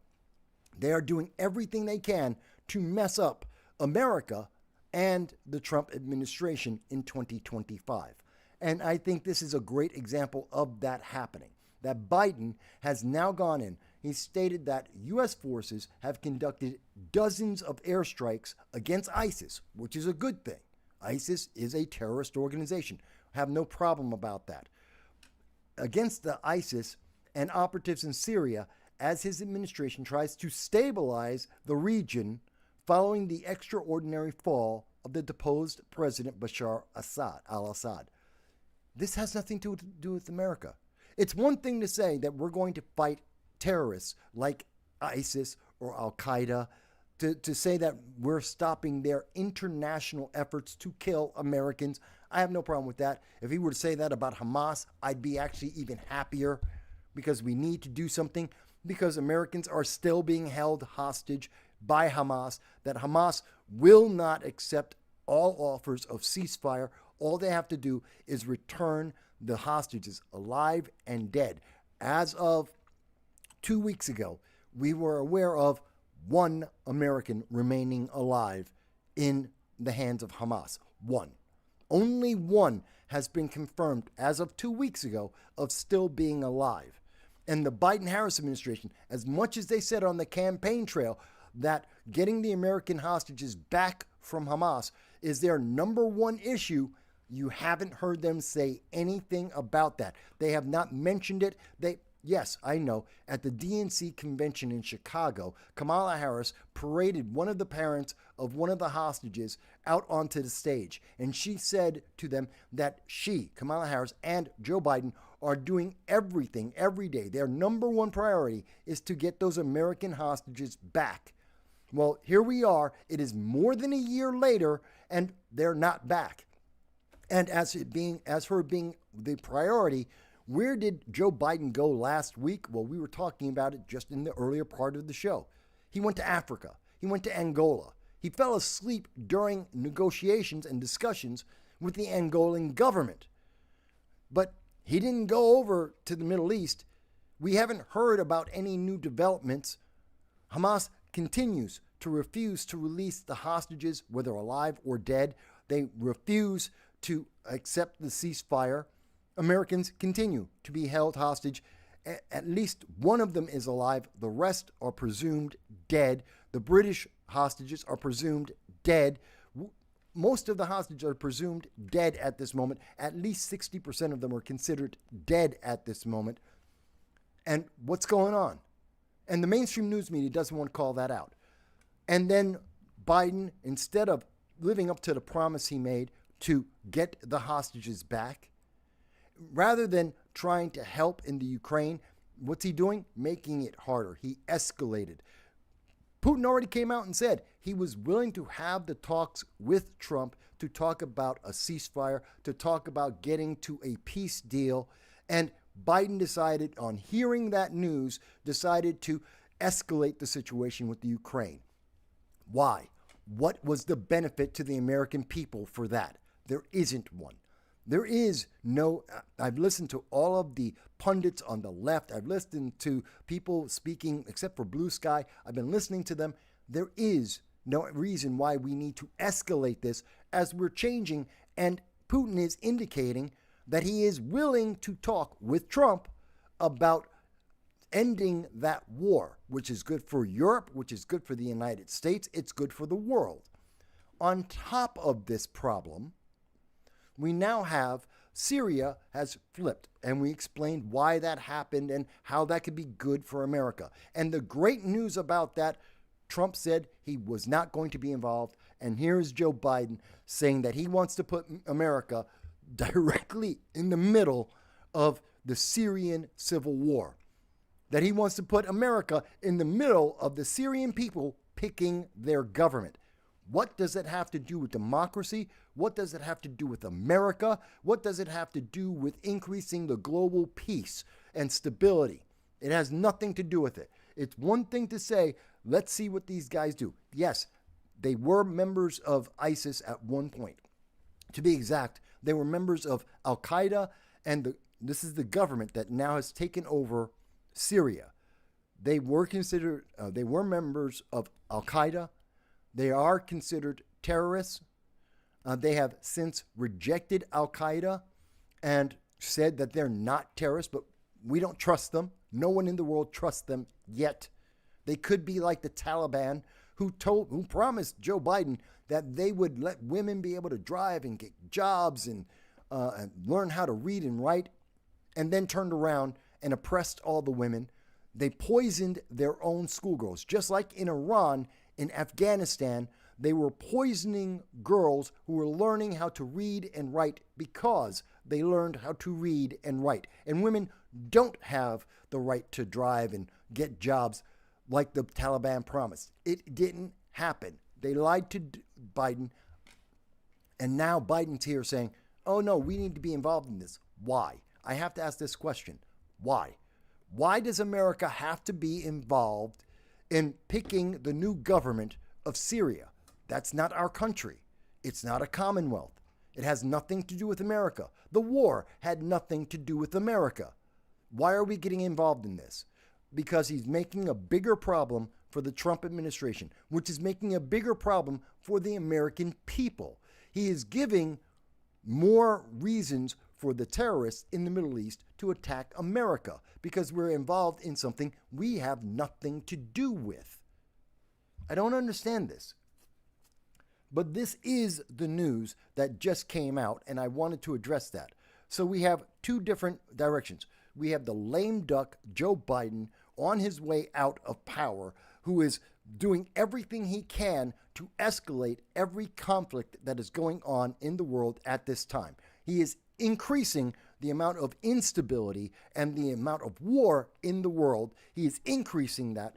And at the same time, we have Donald Trump, who is trying to decrease it by reversing the policies and actions of the Biden-Harris administration. Look, this shouldn't be that hard. It's one thing that if Americans were being directly affected, I would be the first one to say, go in guns blazing. Let's make this different. Let's fix this problem. I say that about Hamas on a regular basis. We need to get the hostages back. They made us The reason why America is involved with everything from October 7th, 2023 to today is because they have American hostages. They have been torturing them. They have been sexually abusing them. They have killed them point blank, just murdered them, rather than allow those Americans to be rescued and sent back home. We have every reason to be involved in what's happening in Gaza because they made us involved. They put us in the middle of this. Release our hostages, different conversation. But Biden is now actively in the Ukraine and now in Syria. He is actively escalating the involvement of the United States for no purpose whatsoever. And when I hear people like my good friend Larry Sharp, you were listening to him during the break, when he and other libertarians and the left are talking about the military-industrial complex, this is what they're pointing at. They're pointing at actions like this by Joe Biden, by the left, that are trying to get America involved in more and more conflicts around the world for no damn good reason. It is very upsetting to me. Not that I trust the government of Syria. I didn't trust Assad. I don't trust this new organization. By the way, the name of the new organization is Hayat something or other. They have their name here somewhere. I don't trust this new organization. They are terrorists. Until proven otherwise, until they show that they have completely changed their stripes, they're terrorists. Okay, I don't trust them. But it's Syria. I don't have to trust them. It's not my country. It has nothing to do with America. It doesn't influence America. We don't need to be involved in this. I think that would be so simple. Yes, thank you, Graham, for mentioning that. Being on the Larry Sharp Show, that was before the election. I thought it was interesting to see some of the things we were talking about before the election, like if RFK Jr., if Tulsi Gabbard would be part of the Trump administration. I said yes. My peers didn't think so as much. They weren't as confident, and now we see that they are. So again, I've been proven correct in some of the expectations I have had for politics in America. But I think this is important. I think somebody needs to corral Joe Biden. They need to come, or whoever it is. We know Joe Biden only works part-time. He's a part-time zombie president. He works 5 days a week. He only works from 10 a.m. until 4 p.m. Monday through Friday. So somebody else is pulling the strings, and whoever that is, they need to sit down and calm down, because they're only making things worse for America walking into the Trump administration. And I think they're doing it just to be problematic for the Trump administration, not because they have any grander goal or any benefit to the American people. There isn't one. They don't care. And I think that's very true. Now, if anyone disagrees with me, I am more than happy, as always, to hear from my audience. I know some of the people who are watching the program are on the left. They're not part of Blue Sky, because that's an echo chamber. That's 20 million people who aren't listening to any other voice whatsoever. They're in their own little world with rainbows and unicorns, and screw them. But the rest of the world, I know there are people who are on the left that listen to this program, that listen to hear different ideas, whether they agree or not, including people who are libertarians who watch this program, conservatives, Republicans. You all may have different ideas. I don't think anyone disagrees with me. Biden is making things worse at the end of his term. He is a lame duck, and he's setting up the U.S. government for failure, which means he's setting up the American people for failure as much as he can. He's trying to extend wars and conflicts that are ending because he's no longer in power. Because he is the weakness and the ineptitude of the Biden-Harris administration is going to end, and we are going to have an efficient, effective government. Whether you like that or not is entirely different than is it efficient and effective compared to the Biden administration, compared to the Obama-Biden administration. Yes, Trump will be more effective and more efficient, and we can all see the writing on the wall. And Biden, for whatever reason I do not understand, is trying to screw that up. That isn't a good thing. At least that's my opinion of it. You may disagree. I'm perfectly happy to hear what other people think about that. But I wanted to cover that because it is breaking news. It did just come out while we were gone.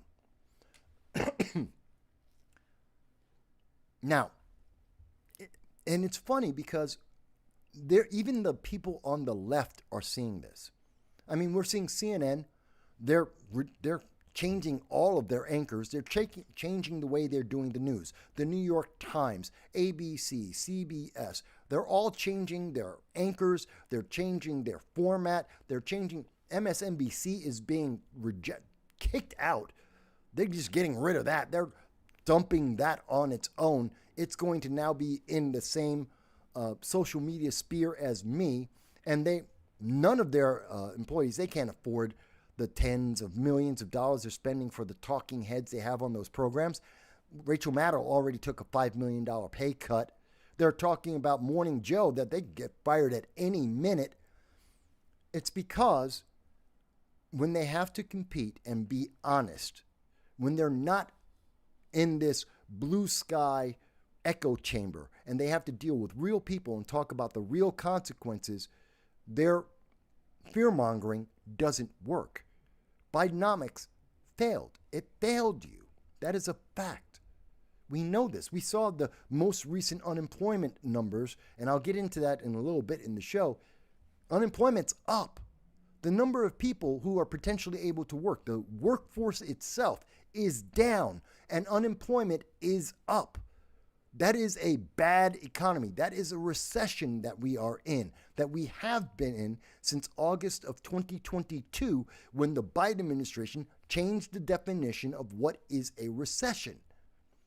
And we continue to be in that recession, and they're making it harder and harder for us to get our way out, which should be in 2026. We should be able to get out of the recession. They're making it harder for that to happen. And the Democrats are running. They know they have screwed up everything, and they are running. It's not just CBS, it's not just NBC, but we are seeing things like, and I was just talking with one of the audience members, a friend of mine, a couple of days ago, John, and you know what? Mayor Adams. This is an example of how fast and hard we're seeing the left run. New York City Mayor Adams, November 3rd, 2021, when he won the mayoral race, he came out and he was speaking on CNN and he was talking on MSNBC, and he told everyone he is a practical progressive. And I wanted to show you this so you can see. Eric Adams, practical progressive. That's November 3rd, 2021. Mayor-elect Adams, right after he won, he told you he is a progressive and he is a practical progressive. Don't have to believe me. This is from the New York Times. Did I just switch that? No. Where is it? New York Times. There it is. Adams says he's a progressive. That's May 14th, 2023. He doubled down. He didn't just tell you that on the day he won the election, he's a progressive. He doubled down. May 14th, 2023. Eric Adams is a progressive. He said he is a progressive. This is coming from the New York Times. This is coming from CNN. This is coming from MSNBC. This is coming from the left. This isn't a right-wing conspiracy. I bring that up because Eric Adams today, this is from Politico, published December 6th, 2 days ago. Eric Adams doesn't rule out a switch to the Republican Party. Where is it? Right here. Oh, come on. My computer's running slow now. Of course it is. Does it? There. Eric Adams is now saying, I'm part of the American Party. What happened to you're a progressive? I love this country, which is why he's supporting open borders. This is why he's allowing illegal aliens to come in. This is why Eric Adams is spending $73,000 per illegal alien in New York City alone. Let me say that again, $73,000 per illegal alien in New York City, and he is maintaining an open border because he is part of the American party and because he loves this country, that he's giving it away to illegal aliens, people who have broken the law. He goes on to say, no matter what party I'm on or vote for, I'm going to push for American values. Well, no, you said, Eric Adams, you said you're promoting progressive values, not American values. There's a big difference. In 2021, you were all about progressive ideology. In May of 2023, according to the New York Times, you're about progressive values, progressive ideology. You were pushing that agenda. And now that the environment has changed, now that the politics have changed, and Donald Trump is in charge, and the American people have said they believe in MAGA far more than progressive politics, now Eric Adams says, I want to switch. No wonder Democrats are already lining up to try and replace him for the New York mayoral race. No wonder everyone sees it as being an open race. And I have to say, for the I, as a Republican and a former committee member of the Republican Party in upstate New York, I can tell you that if I was approached and as a member, as a committee member, and asked, gee, should we accept Eric Adams as part of the Republican Party? No, not because not because of revenge, not because he was a traitor, that he was a Republican and then became a Democrat progressive. No, it's because his values don't match ours. And he was very clear about his values don't match our values. He got out of the Republican Party in 2002. He said his values were progressive. He doubled down on how progressive he is. He doesn't belong in the Republican Party. He is correctly in the Democrat Party because he's part of the far left. Maybe he's not far left enough for some Democrats in New York State, but he isn't anywhere near the center, nor is he near the right. And he isn't effective or efficient. Republicans absolutely should not accept him. But we are seeing this over and over again. We're seeing it in the news media, we're seeing it on social media, and we're seeing it in politics. Democrats are trying to scramble to move to the center for the first time in probably a decade, if not 2 decades. They're moving towards the right, to the center, to try and say they're moderates now and say that, no, they have the same values as you and me. Why? Because they're afraid of losing their power. That's all this is. They're afraid of the power. They don't have any new ideas. You don't hear them saying that Joe Biden has overreached his power, that Joe Biden is making it more difficult for the average American to live a peaceful life, that Joe Biden is making it more difficult for the world to have stability and to have less war. They're not speaking about that.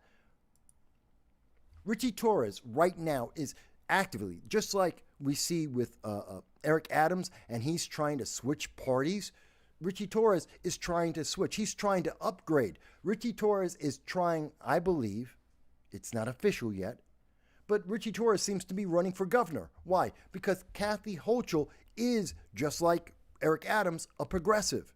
And she believes in pushing in a progressive agenda. And that progressive agenda has not resulted in anything positive for the people of New York or for New York State or for the nation, as a matter of fact. Their policies on immigration have broken the infrastructure of New York City and New York State. They're wasting our money. They are inefficient, ineffective. They have been trying to become more authoritarian. Kathy Hochul fired, 35,000 Americans because they would not obey her mandate to take an experimental drug and put it in their bodies, even if they were pregnant women. And she fired them unconstitutionally. Richie Torres thinks, well, this is just the perfect time. He's going to come out And because a New York City staffer paid to promote diversity is caught ripping down an Israeli hostage poster and tried to assault someone for having that on the record. And Richie Torres says, anti-Semites. No, he's all against anti-Semitism. Richie, that's not your job. He's like, if I was at the helm of New York State or New York City, you're a congressman. You're not there to be a governor. You're not there to be a mayor. You're there to be a member of Congress. You're my congressman in particular, the New York 15th District. Why are you worried about being mayor or being a governor when you're supposed to be a member of Congress, and you should be saying to Joe Biden right now, it isn't effective or efficient to escalate America's presence in Syria. Why are you making the world less stable? That's what you should be doing, Richie Torres. That should be your job, not trying to get a different job because it's less likely for you to be elected again.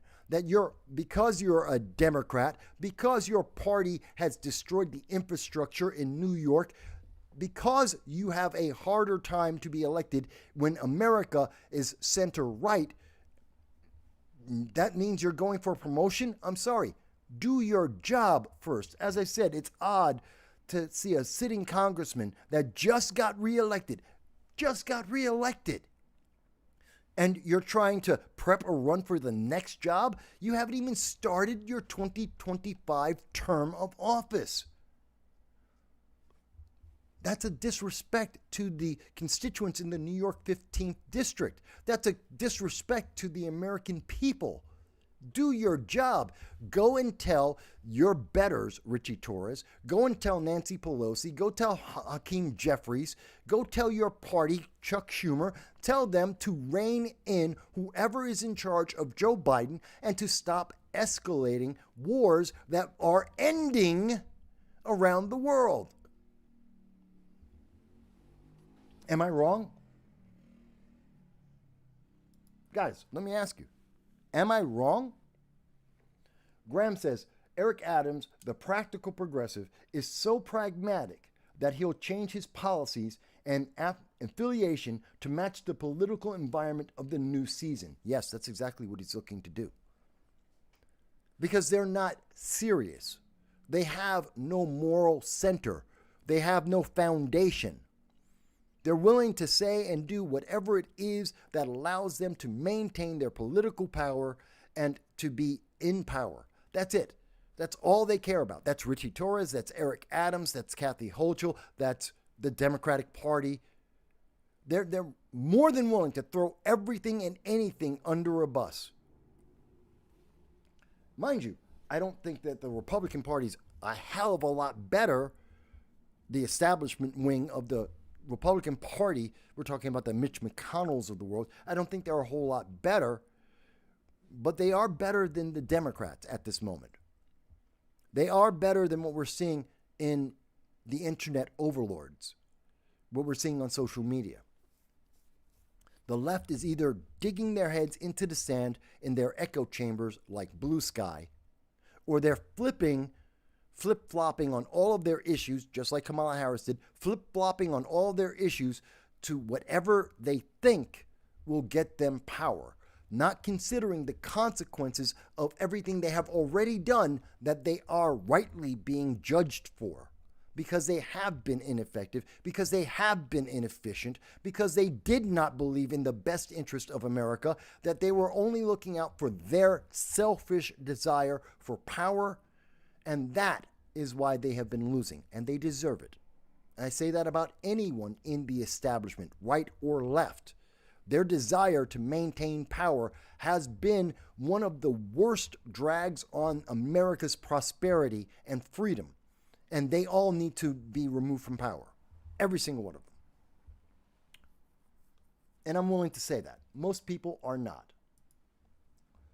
So let me go forward. And I wanted to talk about, where did we leave off? Yes.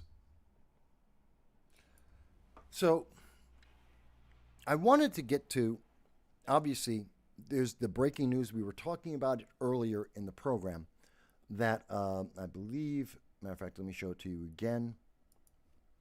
And that was, God, why is Reuters just doesn't like me today? I don't know why. Okay. Why is my entire computer's frozen? Everything's frozen. Oh no.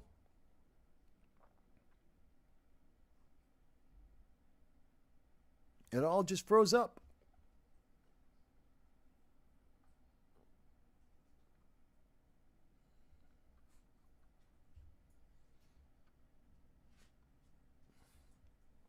I'm still here. Oh, here we go. What do you mean it crashed? Excuse me. No, I don't want to send you anything.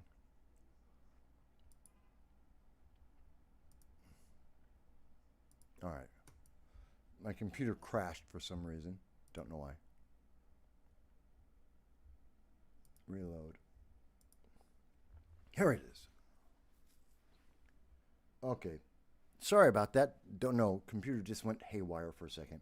So, as we were covering earlier in the show, as reported by, again, Mayor Eric Adams, police are closing in on the United Healthcare suspect. And we now know that there are additional images. We know that there's an image of him smiling. There's evidence out there. Police believe that they know who he is and where he is.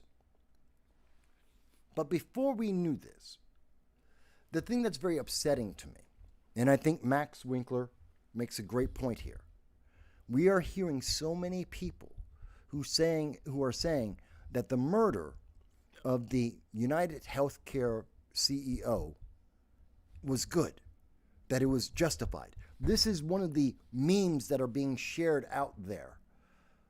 And it's really troubling to me because this is a consequence of the move towards progressivism. That if you aren't exactly what the left wants, then you're the bad guy. You're evil. Remember, the left is all about big pharma. They're about big business. Remember, you had to get the jab. You have to get any jab, all the vaxes. You have to be able to get them. You have to take them. You don't have a choice in that. They're for that big business. You have to obey the government, and the government has to be bigger and bigger, even as it tells you more things and takes away more and more of your freedom. They empowered and created this environment, Obamacare, which mandates that you have to have a health care provider, made it more difficult for people to have their own doctors, to have their own prescriptions. It has to be through the government, and it has to be big business. It has to be big pharma. It has to be big health care. And when that happens, you get health care like United Healthcare. And I understand they have about a 31% refusal rate on their referrals. They turn down roughly about 31% of all the people that are getting referrals or asking for health care coverage, they get denied. They're the most in the entire industry. I get that. And you may disagree with that coverage. You may disagree with that policy. Get a different health care company. That's the answer. That's what it should be. But you have Obamacare, so you can't. Because Obamacare is subsidizing United Healthcare. Obamacare is reliant on these big companies. And that's why they can willy-nilly deny everyone, because you don't have the option to change. You're locked in because of Democrats and their big government ideas. But that still doesn't justify that someone got murdered. And they got murdered because, well, we don't know why. Again, the NYPD hasn't caught this guy yet. But what we do know is that they have the photos. They believe they know who it is. They believe they're going to get this guy. And what we do know about this guy is he had a message. He had a point. He had a purpose. that message, that point, that purpose was that he wanted to have an assassination. He wanted that assassination on the record. He was seen specifically. He's been very, very careful. We believe that he's been, or at least the police records so far are saying he's been traced throughout New York for 10 days. 10 days traveling through New York, always with a mask on. There's only one photo image of him with his mask off, and that was just for a few seconds. That's the only video we have of what we believe is his face, which may be these may be entirely different people. We don't know. But this individual, who I believe is an assassin, I believe this is a professional hit. And this person who was very careful to hide their tracks, to pay for almost everything in cash, to not have any records, fake IDs, fake credit cards, paying for almost everything in cash, wearing a mask everywhere that they went, had a very specific route already planned out to get him to the healthcare conference to be able to assassinate. Knew exactly what time the CEO would be alone, exactly what route he would be taking, what time he would be there. He had an exact route for how to get out. He's using ammunition that's subsonic. He's using a suppressor on the gun to make sure that as few people would hear what he was doing as possible. He shot him 4 or 5 times to make sure that he did kill him. In addition to that, he labeled the bullets.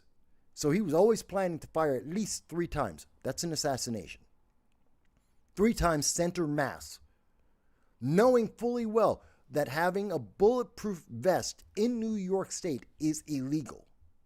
He knew that this CEO could not protect himself passively because New York said that a bulletproof vest is a criminal act. To own one, to wear one passively under your clothing to protect yourself is a crime in New York State. This is insane. I've been railing against this since the day that they passed this law in 2018. I think this is absolutely abject insane. If New York did not pass this silly bulletproof vest law, this CEO might still be alive. This human being, this father, would still be alive if it weren't for New York State's silly law that's supposed to protect you somehow. And obviously, this assassin knew, because it's New York State, Brian Thompson, could not protect himself. That he could walk up to his back and shoot him and kill him. He knew that because he can't have a bulletproof vest. And so that enabled this assassination attempt in the manner in which it happened. This, I believe, professional assassin then went on through a route and it seems left New York. Most likely. Not in New York, he just went on. We don't know if we have the right person. We don't know if we're tracking the right person. They're telling us they think they have the right person. Fantastic. But I think the problem is, and the public, there is a vocal minority that are celebrating this murder. They are celebrating this assassination. They're celebrating the fact that the appropriate response to a healthcare company following the law is to murder someone. I disagree with that completely. I denounce that entirely. See, if we didn't have Obamacare, then the healthcare companies wouldn't have as much power over whether or not you get denied. And you would have more options like we had before Obamacare. You'd have more options and more choices and more ability to switch healthcare companies than you have now. It was because Democrats were able to push through Obamacare that leads us to where we are today, where United Healthcare can deny 31% of their claims and they don't have to worry about it. because they're still going to make the same money because of Obamacare. They're going to make the same money because of Democrat policies and New York State policies. They're not worried. And even with that, the answer should be we go and make different legislation. People like Eric Adams, people like Richie Torres, people like Kathy Hochul should be on jumping up and down saying the system is not efficient. It is not effective. It is not helping the average person. And obviously people are pissed off about it, rightly so. And therefore, we shouldn't have this policy. We should change this. That's what should be happening. Instead, we have people, the very same kinds of people who are protesting, cutting off their hair, running over to Blue Sky, people who are fear-mongering you and me and demonizing us for having different ideas. They're celebrating murder. It's like Columbia or Harvard, where they're celebrating genocide. Do you remember? It was the president of Harvard, the president of MIT, the president of the University of Pennsylvania that would not say genocide is bad. Did you forget that? I didn't. They roundly said, this was last year, 2023, same time as when we were finding out that Hamas was picked a fight with Israel and were trying to genocide people. They killed 1,200 people. They killed 32 American citizens, took 22 American citizens hostage that remain hostages today. We have at least 15 Americans that we have no idea what happened to them. The last thing we knew is that Hamas took them hostage. We believe all 15 of them are dead. And the public is saying that genocide, our college students are saying genocide's okay. Columbia is protesting. Even right now, right this second, Columbia students are protesting in favor of Hamas and genocide. Students in Harvard are protesting in favor of genocide as we speak. UCLA, Binghamton University, Cornell University, across this country, they are protesting in favor of genocide. Are we surprised that regular American citizens are cheering murder? Something has gone wrong with our government. Something has gone wrong with our country. This is unacceptable. There are women who have seen the image of this guy. They've seen his picture smiling, and they want to date him. He's a cold-blooded assassin. Whether he's a professional assassin or just a disgruntled individual, it doesn't matter. He's a sociopath. He's a murderer, cold-blooded murder. Women are saying, oh my God, but his smile. Have you seen the memes? I know you have. You've seen the memes, but his smile. Oh my God, he's got such a cute smile. He's a cold-blooded murderer. And they're saying, but cold-blooded murder is okay because, he's a rich guy. Think about that. He's a rich guy. So's Hunter Biden. So's more than half of Congress are multimillionaires. That's a fact. I believe the last figure is 52% of the members of Congress are millionaires or multimillionaires, and almost everyone else is almost a millionaire or on their way. AOC is worth $15 million. She gets paid $200,000 a year.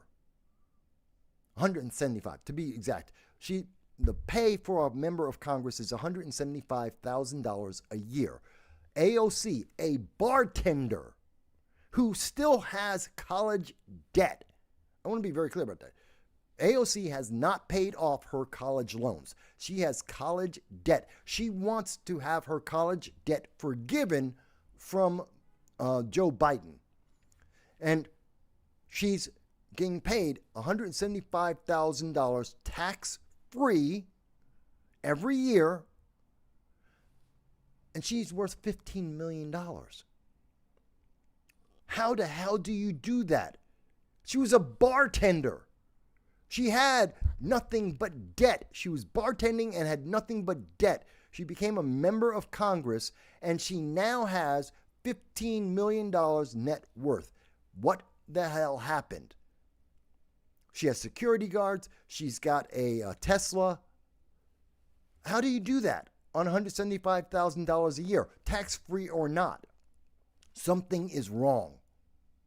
But those rich people, whether it be Ilhan Omar or Rashida Tlaib or AOC, Hakeem Jeffries, all of these elected officials, they're multimillionaires. They produce nothing. Their old careers, bartender? Really? Bartender? And not to put down bartenders, but a bartender shouldn't make $175,000 a year tax-free. A bartender generally isn't worth $15 million. I've known many, many, many bartenders. That's just not a reality. Something is wrong. Our values, something has changed. And it's not just that our values are flip-flopping like Eric Adams or Richie Torres. Something else is happening in our country. And I think it's the indoctrination we have seen where we are teaching kids in kindergarten that to be white is evil, to be black is a victim, to be Hispanic is a victim, to be a woman is a victim. We're teaching them that in kindergarten. We know this because we've seen what the schools are teaching our kids in 2020 because of the remote learning. We know that they have been indoctrinated. We know the indoctrination occurs in high school as well. And we've seen the indoctrination in college because the kids not only are being taught how to be racist, how to be sexist in the undergraduate schools, but once they go to college, they're escalated to the fact of, okay, supporting genocide. Something is fundamentally wrong. Does anyone disagree with me? Is there anyone on the left that is watching this program that disagrees with me? I am happy to hear your voice. Tell me how I'm misunderstanding. In fact, there are comments here. And let's go to some of the comments. Oh, wow, there's more comments than I thought. Sorry, guys.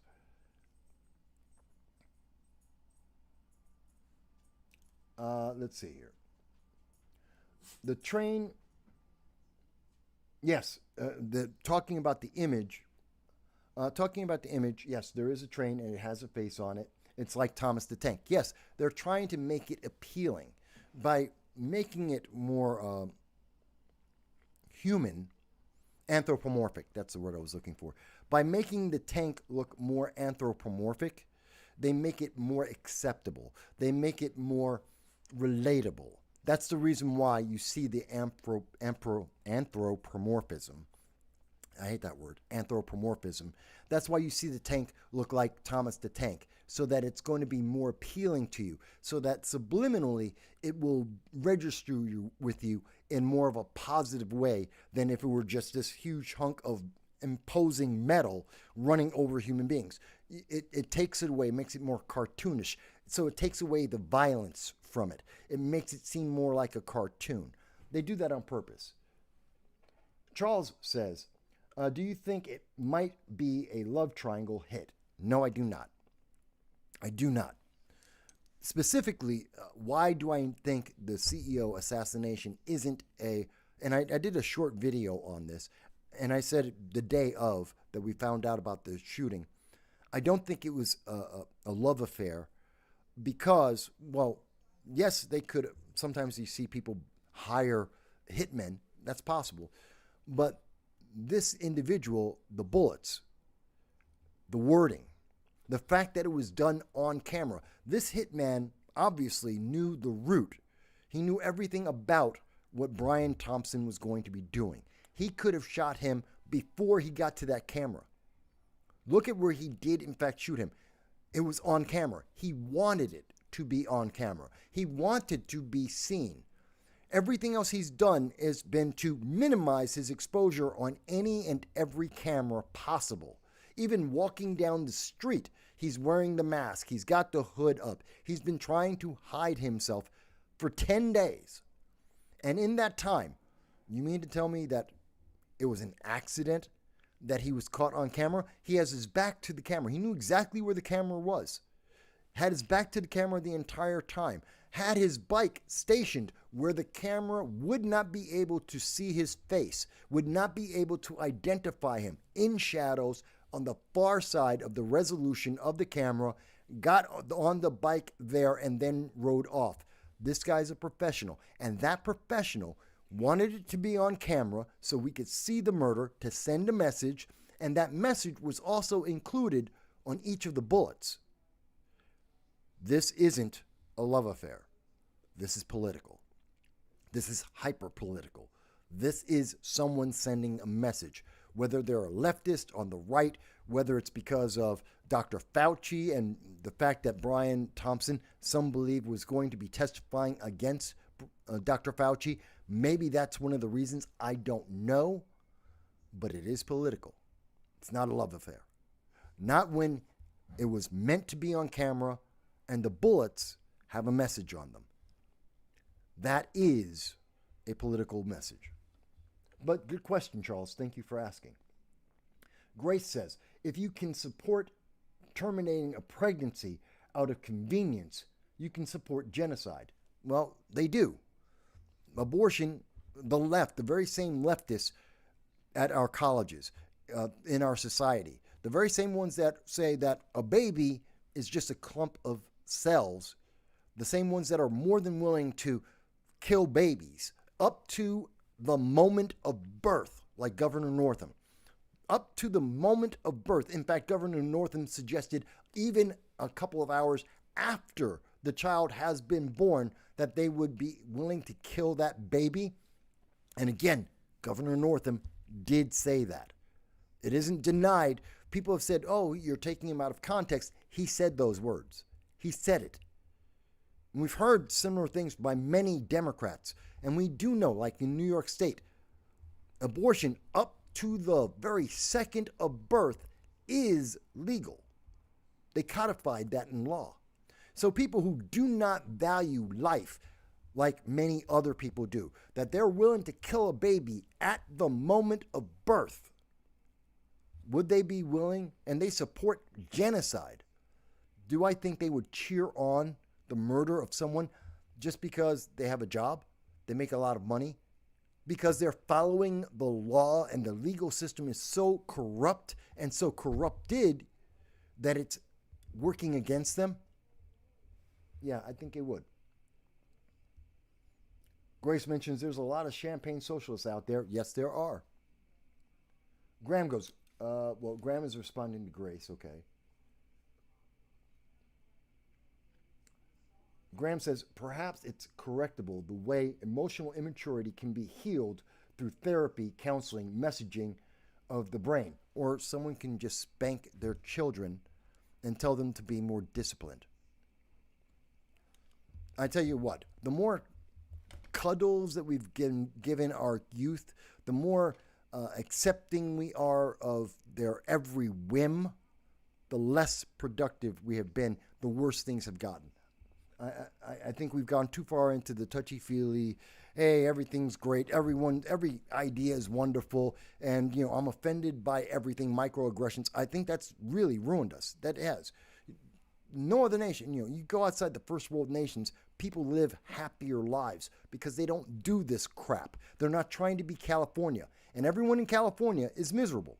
That's why they're leaving California, but they're taking their misery with them.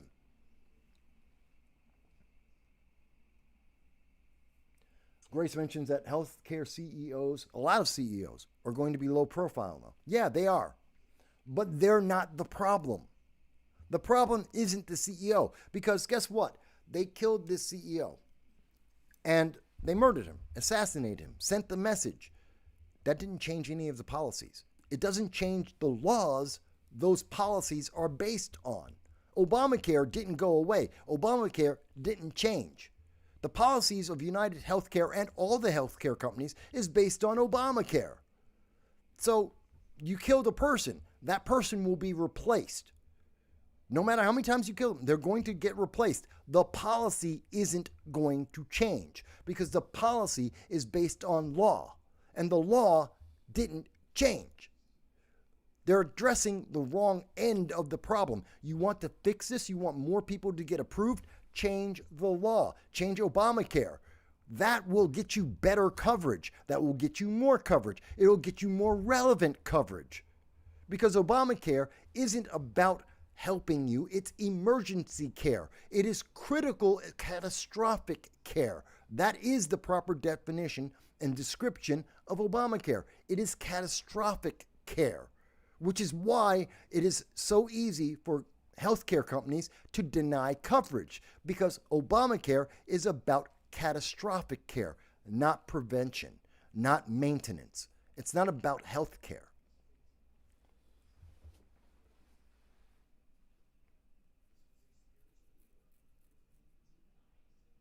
Graham mentions, you went to spanking children. Yes, I did. Maybe childhood trauma is contributing to the reprehensible. No, it's not childhood trauma. It's not childhood trauma. It's the fact that we have a lack of discipline. We have a lack of morality. We have a lack of defined morality. We don't have a center to our nation. We used to be a center-right nation. We need to become a center-right nation again. We have to have certain absolutes or certain, at least concrete foundations on which everything is built on. Instead, we have kids who are being taught today that truth is relative. Your truth, his truth, not the truth, but your truth, my truth. There isn't a my truth. There isn't a your truth. There is the truth, period. You don't have to like the truth. You may disagree with the truth, but it is an empirical fact. Going back to, again, AOC, remember, she set the groundwork. She told us what was coming. When she went on 60 Minutes in 2018, she told you that it doesn't matter what is empirically, semantically, mathematically correct. It's about feelings. She said this. She told you this is what is being taught in our colleges. And the consequence of that lack of foundation, is that we have people who are celebrating genocide and murder. That's a problem. That they won't consider the underlying causes of that genocide, of that murder. That they're not considering what is the long trail of these things, these consequences. And that's where policy is so critical, where we need defined, strong leaders with a moral center. We have Eric Adams, no moral center. So he's willing to switch parties, whatever keeps him in power. We see Richie Torres, he's willing to switch jobs, whatever keeps him in power. We have politicians and we have news agencies that are flip-flopping. They're adding people onto The View. Why? Because they need to be current. They have to switch because they have the wrong politics. MSNBC, CNN, ABC News. They're all changing their formats. Why? Because they want to maintain their power. They have no center. They have no moral. And that's a problem. That's the problem. That's the core issue. At least that's what I'm thinking it is. I could be wrong. Grace says, free markets, less regulation, fewer barriers to entry, more competition will bring down healthcare costs. Well, one of the biggest problems, one of the things that is, besides Obamacare, one of the things that is increasing the cost of healthcare is frivolous lawsuits. And one of the original ideas in 2009 and 2010, the number one thing that Republicans were asked to put into Obamacare. This is on the record. We covered it at the time. You can look back in the videos. We've covered it in 2009. They wanted to put a cap on frivolous lawsuits, not something that you cause death, not malicious lawsuits, but frivolous. My kid is fat because he eats McDonald's every day. That's a frivolous lawsuit. Oh, I put hot coffee in between my bare legs in a car. I drove off, hit a bump, and I got burned because the coffee that was in my lap between my bare legs in the car, well, it spilled onto my legs, and I've got burned. That's a frivolous lawsuit. So, frivolous lawsuits, Republicans in 2009 said, let's put a cap on that. Instead of being able to sue McDonald's for $15 million, for something that was stupid and your own fault, you don't have to eat at McDonald's every day. You just don't. Maha, don't eat at McDonald's every day. It's real simple. But since you did, you don't blame McDonald's. That's a frivolous lawsuit. And if you want to sue them, fantastic. There's a cap, $250,000. That was the offer. That was the suggestion by Republicans. That would reduce the amount of malpractice insurance. That is the number one cause of an increase in healthcare costs in America every single year. Number one, malpractice insurance, because they get sued. They get sued for everything. I'm not talking about someone died because of bad medication. They read the chart wrong. They gave the wrong procedure. They botched the operation. I'm not talking about stuff like that. I'm talking about simple little things that really aren't important or essential. These are frivolous lawsuits. If you capped that, then you would see the cost of malpractice insurance go down. We knew that in 2009. The Democrats said no. Said no, we're not going to. No. Leave the lawyers alone. Let them make money. We're one of the biggest donor bases for Democrats, lawyers. One of the biggest lobbyist organizations in all of Washington, D.C., lawyers. So rather than cap the lawyers on one of their biggest income streams, Democrats decided to make Obamacare 2,000 pages long that doesn't work and still isn't in full effect to this day. It has never been fully implemented in America, and it never will be because it doesn't work. That's the problem. Hi, Jess. Good to see you, Jess. And Dal, thank you for letting me know, by the way, that even when my screen froze, it was still going. Okay. I want to keep moving. I'm going to move forward because there's more. And it's very upsetting. And by the way, I did see the comment from Graham that he'll help me campaign for office. My campaign slogan would be "Just Spank the Children." Yeah, I'd go with that. I have no problem saying that publicly. I have no problem saying that on a campaign. Maybe that's why I lost for Congress in 2014. Maybe that's why I lost county legislator in 2020, because I'm actually too honest with people. I'm too focused on being effective and efficient.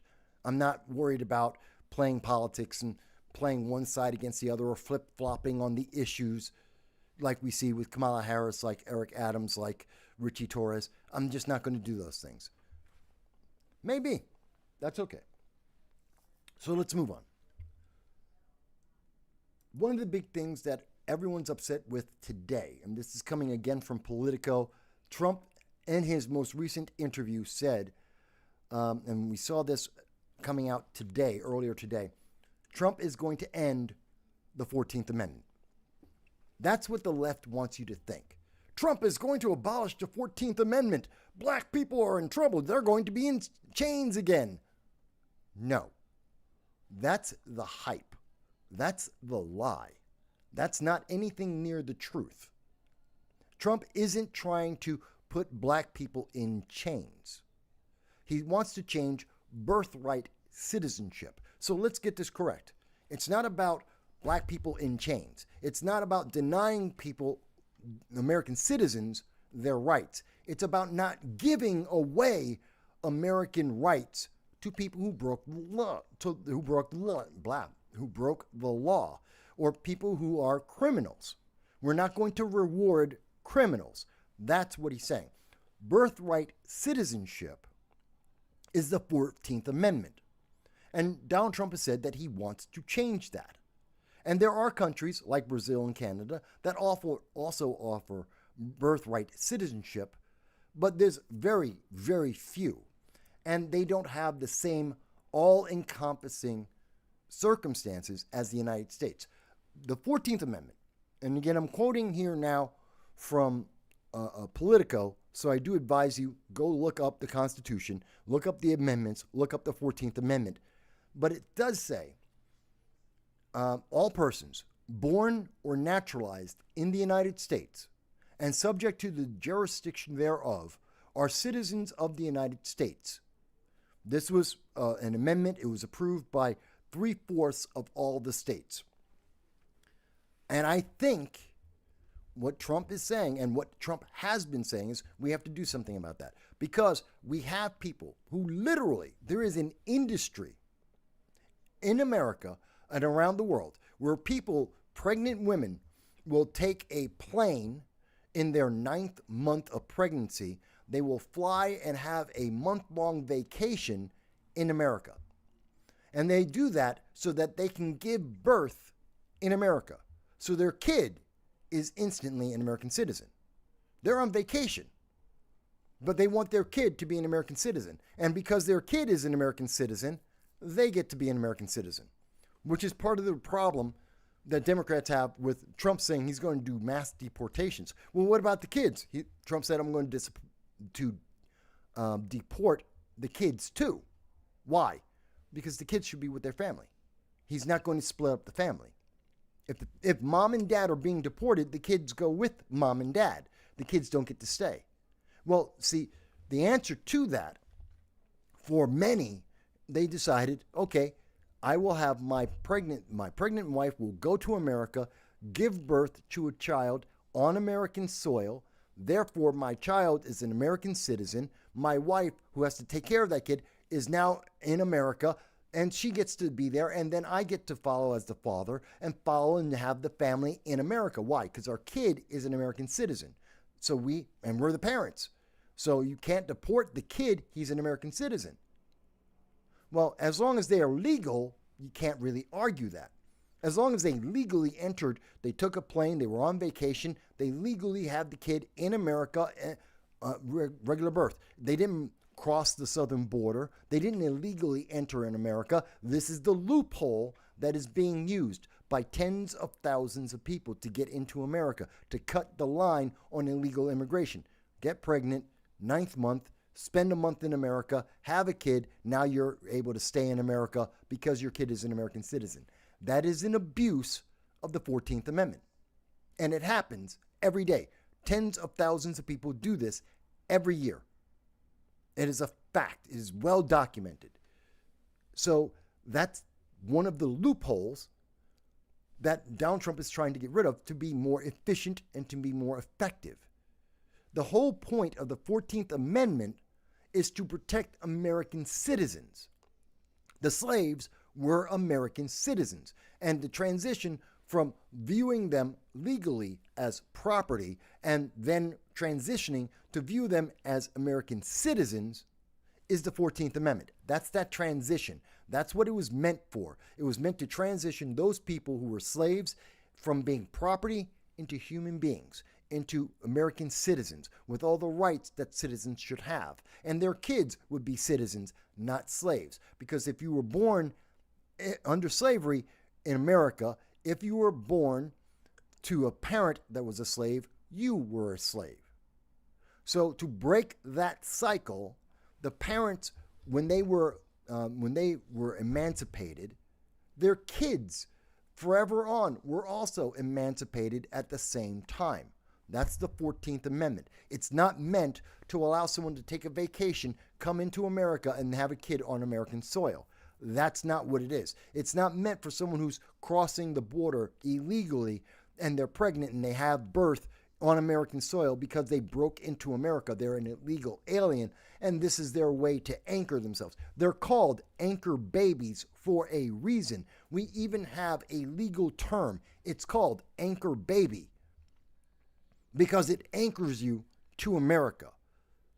That baby has a citizenship. So do I think Trump is wrong to say mass deportations? Yes, the kid may be an American, but mom and dad aren't. Mom and dad are criminals. Therefore, I'm going to deport those criminals. And you know what? Take your kid too, because it's your child. Still your responsibility, not the American government's responsibility, not the American people's responsibility. That is your child, your responsibility. Yes, they're an American citizen. And when they're 18 and they're on their own, can they come back to America? Of course they can. They're an American citizen. Mom and dad aren't.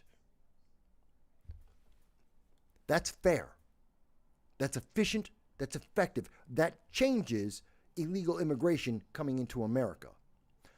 By ending birthright citizenship, we affect illegal immigration. We give a disincentive. No, you can't just come to America and give birth to a kid and now you are anchored into America. That's your safety net. No, that's no longer the case. And when people say, oh, but Mike, you can't change this.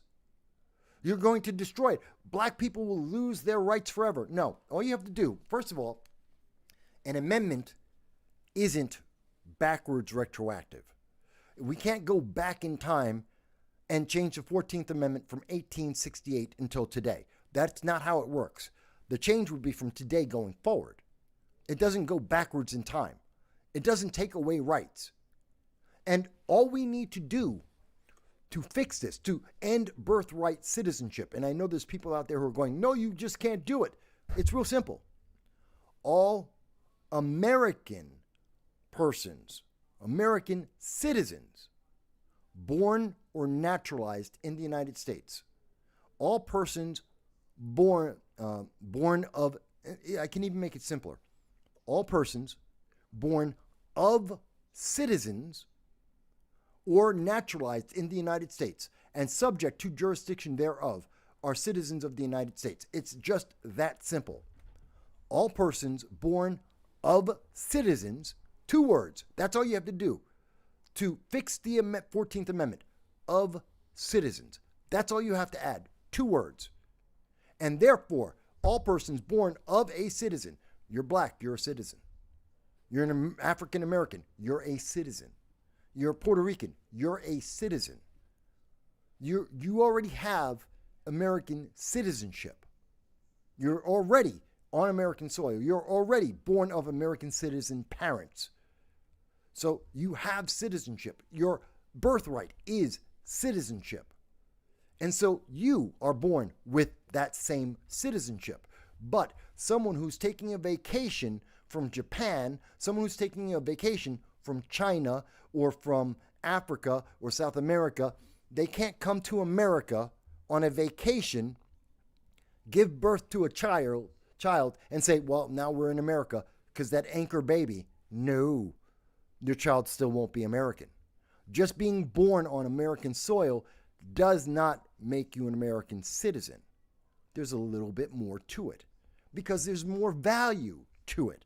The only reason why people are having anchor babies is because the value of being an American is so high.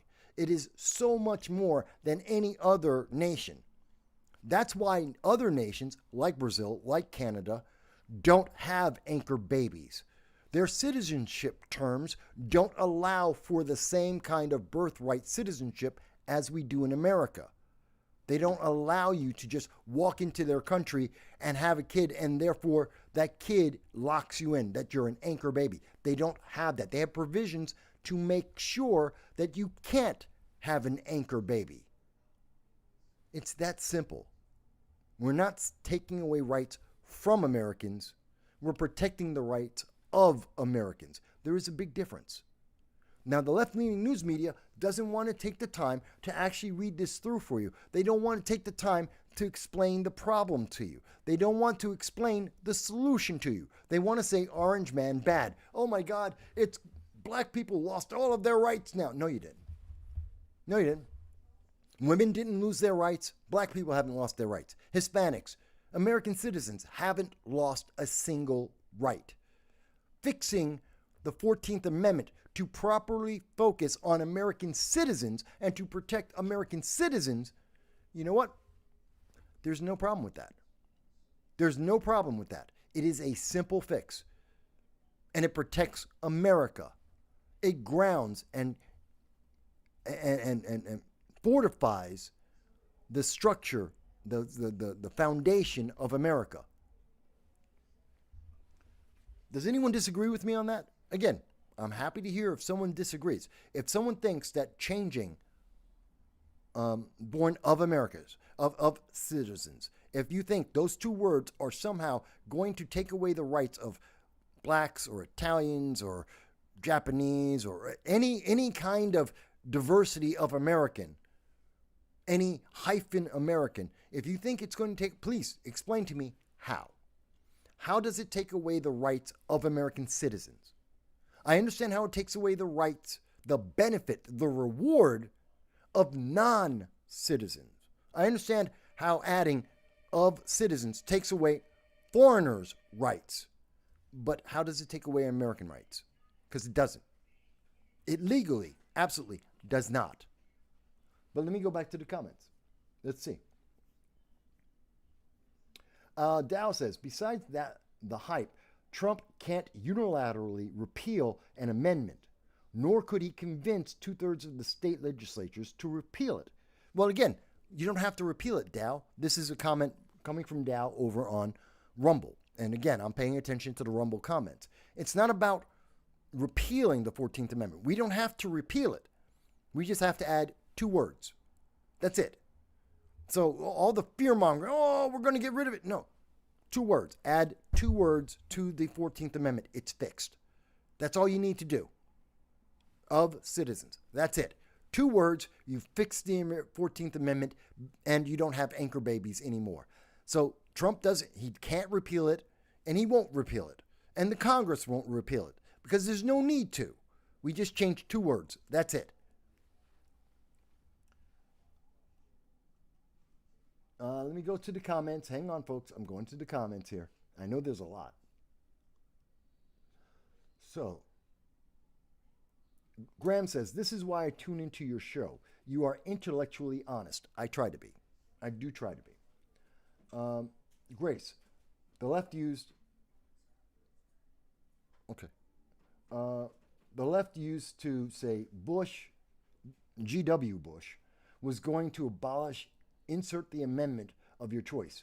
It's a cheap talking point. It is a cheap talking point. It's fear-mongering.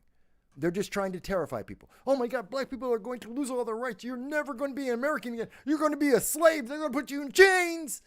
Don't you know?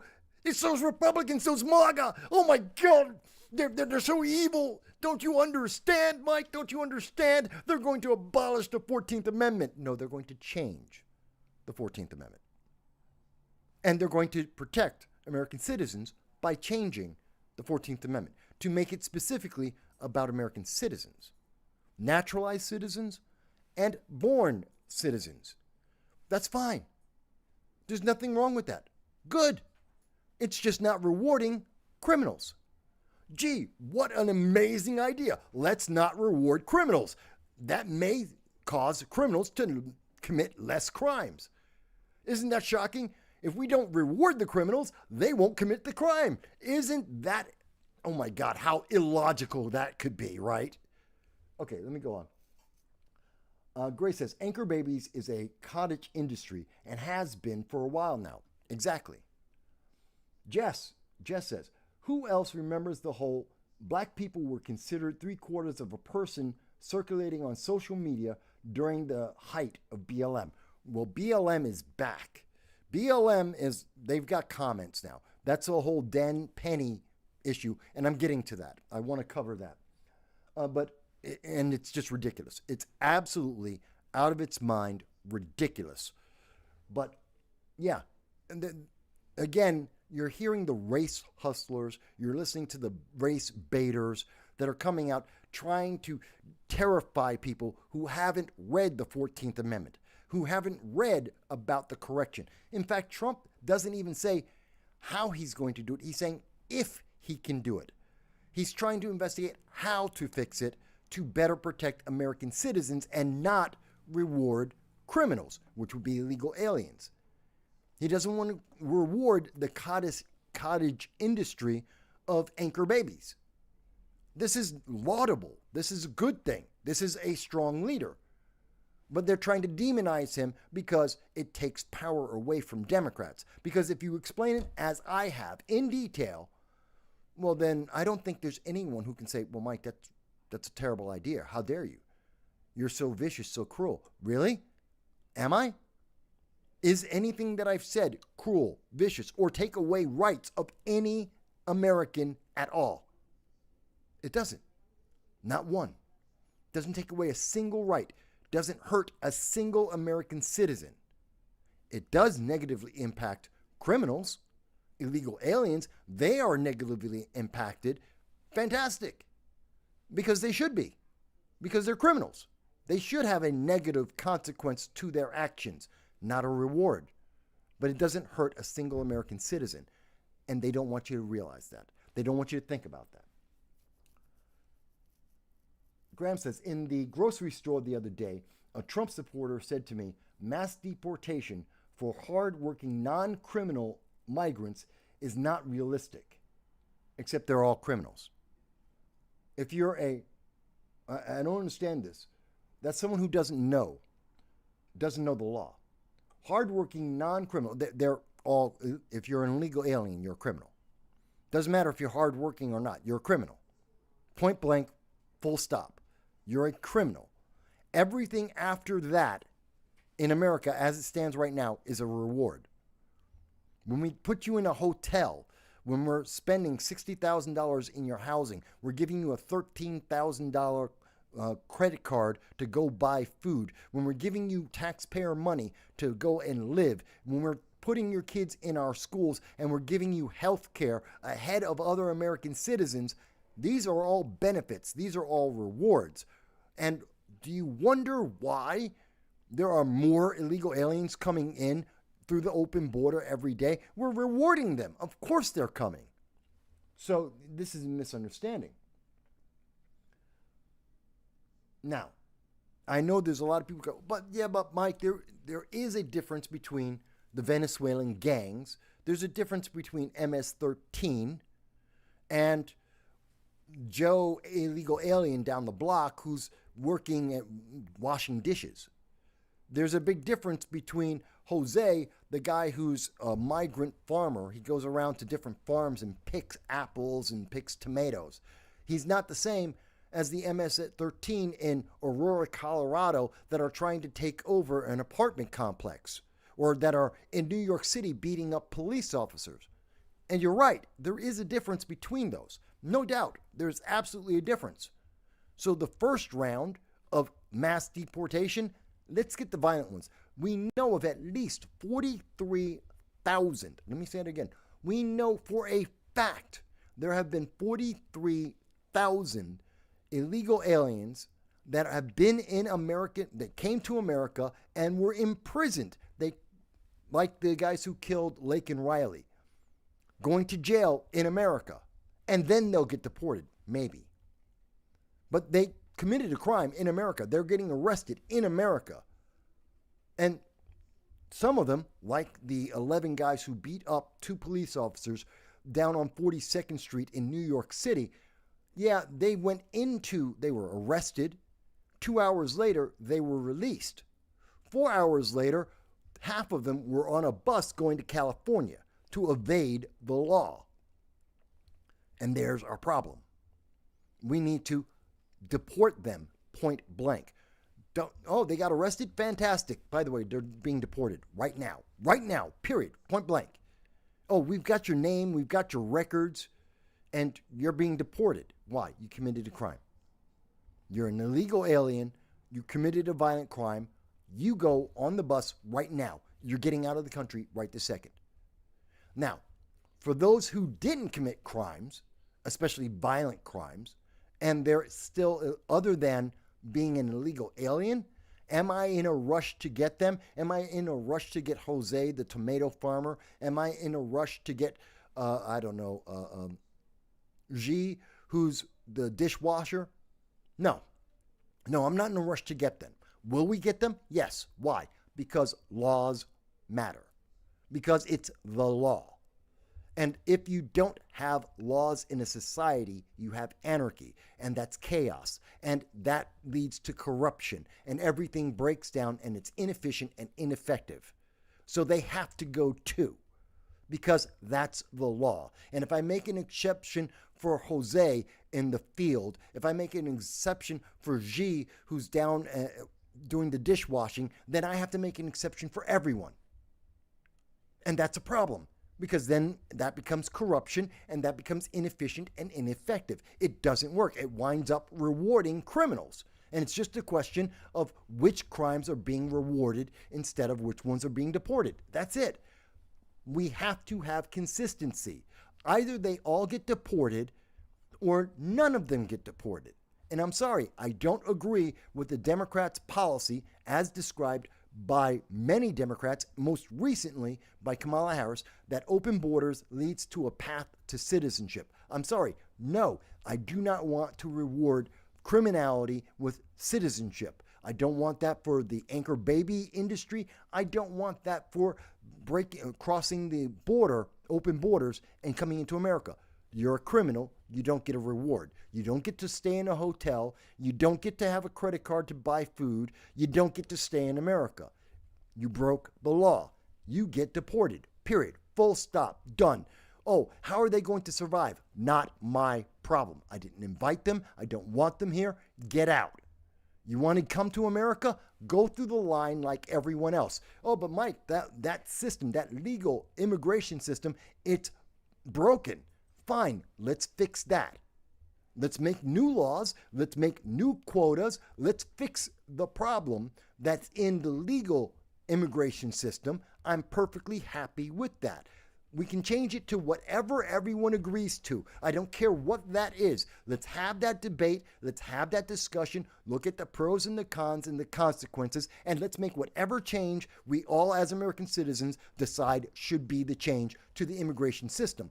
But those people who are breaking the law, who have just abandoned that legal system, whether they like it or not, they broke it. They are criminals. They get punished. That punishment is deportation. You're out. Done. You're not an American citizen. You don't get to have an anchor baby. You don't get to have to stay in a 3-star hotel. You don't get a benefit. Get out of my country. Period. Point blank. Done. Is that unreasonable? Guess what? Well over 90% of the countries in the world agree with me. 90% of the countries in the world, this is their legal system. This is what they agree with. Why? Because it is efficient, it is effective, it is fair, and it is a foundation. It is good for their country, it is good for their people.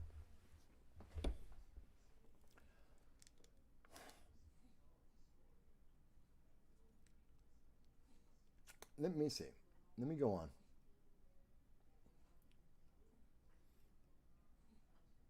Graham says, if hardworking, non-criminal immigrants are deported but granted a priority line like TSA pre-check for the immigration process, is that a fair compromise? No. You broke the law. You knew you were breaking the law. You did it on purpose. You have a penalty. Out the country. Start over new.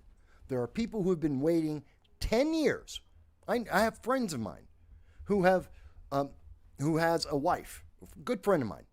His wife was Portuguese, and she became an American citizen, 5 years ago? She's been in America. She was legally in America. She's a legal resident, and she became a naturalized American citizen. That process took her over 10 years, about 15 years. It was very expensive, very difficult. Why should anyone be in front of her? She went through the process, 15 years, paid the money, thousands on thousands of dollars to become a naturalized citizen. Why does anyone, just because you showed up last month breaking the law, why should I put you on a line? Why should I put you in front of my friend's wife who went through the process for 15 years? No, you don't get to cut the line. Just because you didn't break the law and try to take over an apartment complex, just because you didn't assault police officers, just because you didn't violently additionally break more laws after breaking the initial law in coming into America, does not mean you get a reward. Period. Any reward. None whatsoever. Get out my country. Go wait online. You know what? Maybe we change the laws to make it more accessible. More people can come into America. Maybe we do that. But that's an American issue for American citizens. Criminals, get out. And if it were up to me, If you've been caught, you're an illegal alien in America, you're on a list. You're the dead last. Unless you have some exceptional excuse for why we should bump you up at all, you will be the last. You are most likely to be denied entry into America. You will never become an American citizen because you willfully broke our laws. You did it on purpose. You willfully evaded, you broke the law and evaded prosecution of those laws. You evaded the punishment for breaking the law. And it was only when you were caught, you didn't voluntarily say, I give up, I'm sorry, I broke the law, I need to leave the country. No, we had to go out, spend money and time and resources to find you, to deport you. I'm sorry, you're the worst, you are just as bad as the violent criminals. Now, well, you're not as the same. Violent criminals have to go first, but you're in the same realm. Sorry, I had to spend resources and personnel and time to punish you for the crime you committed and you had no remorse for it. It wasn't like they're not remorseful. That's the problem there, Graham. They're not remorseful. They're not saying, I'm sorry I broke the law. They're saying, well, please, reward me. Don't punish me as hard. Let me cut the line. No, screw you. You're out. You don't get to be an American citizen. You don't have a baby. You don't get anchor babies. And no, you don't get to cut the line. Get out. And if it were up to me, you're never coming back. Period. You're on the list. You're never going to be allowed back into our country. You broke the law. There is a cost, a consequence to breaking the law. You don't come back. Period. I'll let everyone else in your country in, minus the criminals, especially the violent criminals. None of them can come in, and you can't come in either. Why? You broke the law on purpose. You knew what you were doing, and you did it anyway because you thought you would get away with it. You didn't. Hope you had a great time. Hope you saved up a bunch of money. Go spend it in your country. You're never coming back.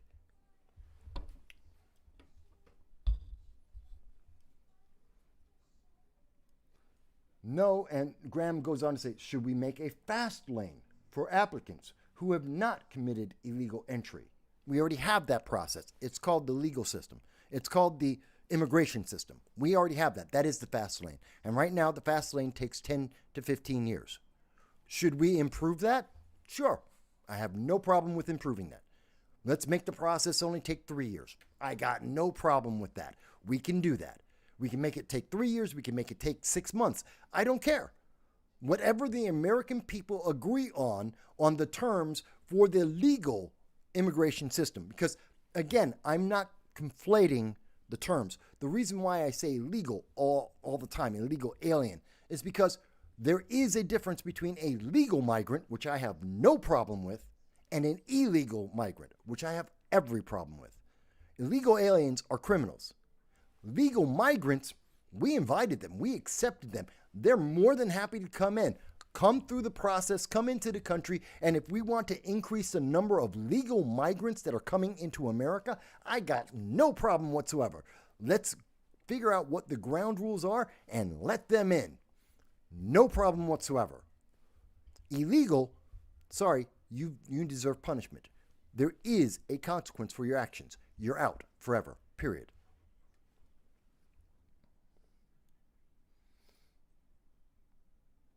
And I know, I see Dow agrees with me on Rumble saying the same thing. Just says, if we had a better system, we'd be using less resources towards illegal immigration because people will do it the right way. I agree. So let's make that system and do it the right way. I have no problem with that. Again, I have no problem rewarding people who follow the law. I have no problem helping people who follow the law. I have every problem with people who have so little respect for America that they break the law and expect a reward for doing that. That's a problem. That's disrespectful. That's abusive. And I have a problem with that. I think everyone should. And I've never heard an argument that circumvents the fact that it is a crime. It deserves punishment, and there should be no reward. I'm sorry, no reward, none whatsoever. You don't get to cut the line. You don't get a path to citizenship. You don't get any taxpayer money. Nothing. You don't get health care. You don't deserve any of that. You're a criminal. You should be treated like a criminal. I know, Mike, you're so harsh. I am. I admit it. I'm harsh. Not everyone's going to agree with me. I can live with that. But I'm not saying that everyone has to do what I say. Again, I keep coming back to, I am reminding everyone that there is, I want to have this discussion with the American people. And if we all agree, fantastic. Whatever the terms are that we all agree on, that we all come together and say, this is the answer, that's what I want to do. I'm willing to have that conversation. I'm willing to have that negotiation. But I'm not willing to be bullied or be told by some criminal that, oh, you're just not giving me enough stuff. You're just a mean, evil racist. Screw you. You're a criminal. Get out of my country. You know what? American citizens may want to call me a racist, sexist, whatever. They're my fellow American citizens. You are a criminal. Don't you dare try and tell me what I am. Get out my country. Get out my country.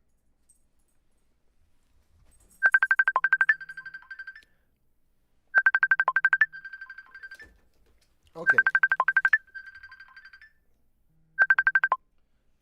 Hello, Gonzalo. Can you hear me?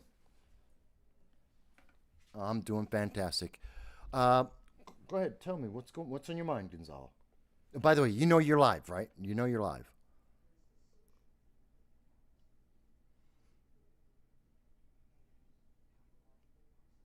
Oh, okay. Okay. Just to let you know, you called me while I'm live streaming, and people do call into the show, so it's my same phone. And you're talking about an event that's going to be happening on the 14th, which I am going to be covering live with the Bronx Conservative Party. Gonzalo Duran, by the way, he ran for Congress. He is also the vice president of the Bronx Conservative Party. And yes, you can put my logo on the flyer. That's fine. To let people know that I'm going to be there. And I'm just letting people know. And you're going to see more about that. I'll have that video up about that during the week, about the event, so people know. Is that good for you, Gonzalo?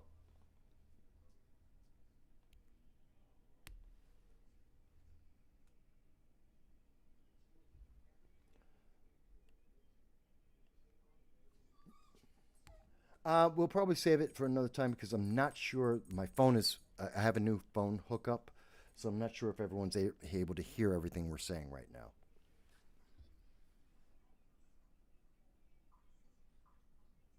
No, that's perfectly fine. That's all right, man. All right? Okay. Well, yes, sometimes some of the other events that I'm scheduling sometimes get involved. Now, what we're going to do is we're going to take a quick break because you may hear in the background my puppy is, he's a little upset right now. We're not going to be gone long. Just, I'm going to take him out, which is like 20 minutes. So I'm just looking for an event. I'm just looking for something that's like 20 minutes long that I can play for you guys. And then I'm going to take my dog out, and then we're going to come right back. So bear with me 2 seconds. I'm just trying to find something that's in that range, 20 minutes. I got to have some of this. Oh, here we go. I will provide you with coverage of the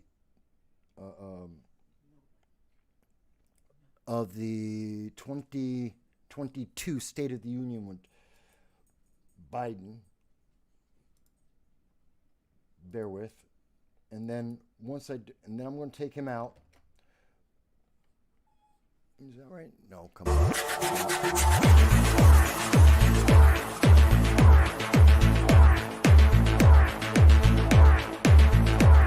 Folks, there we go. And then we'll be right back.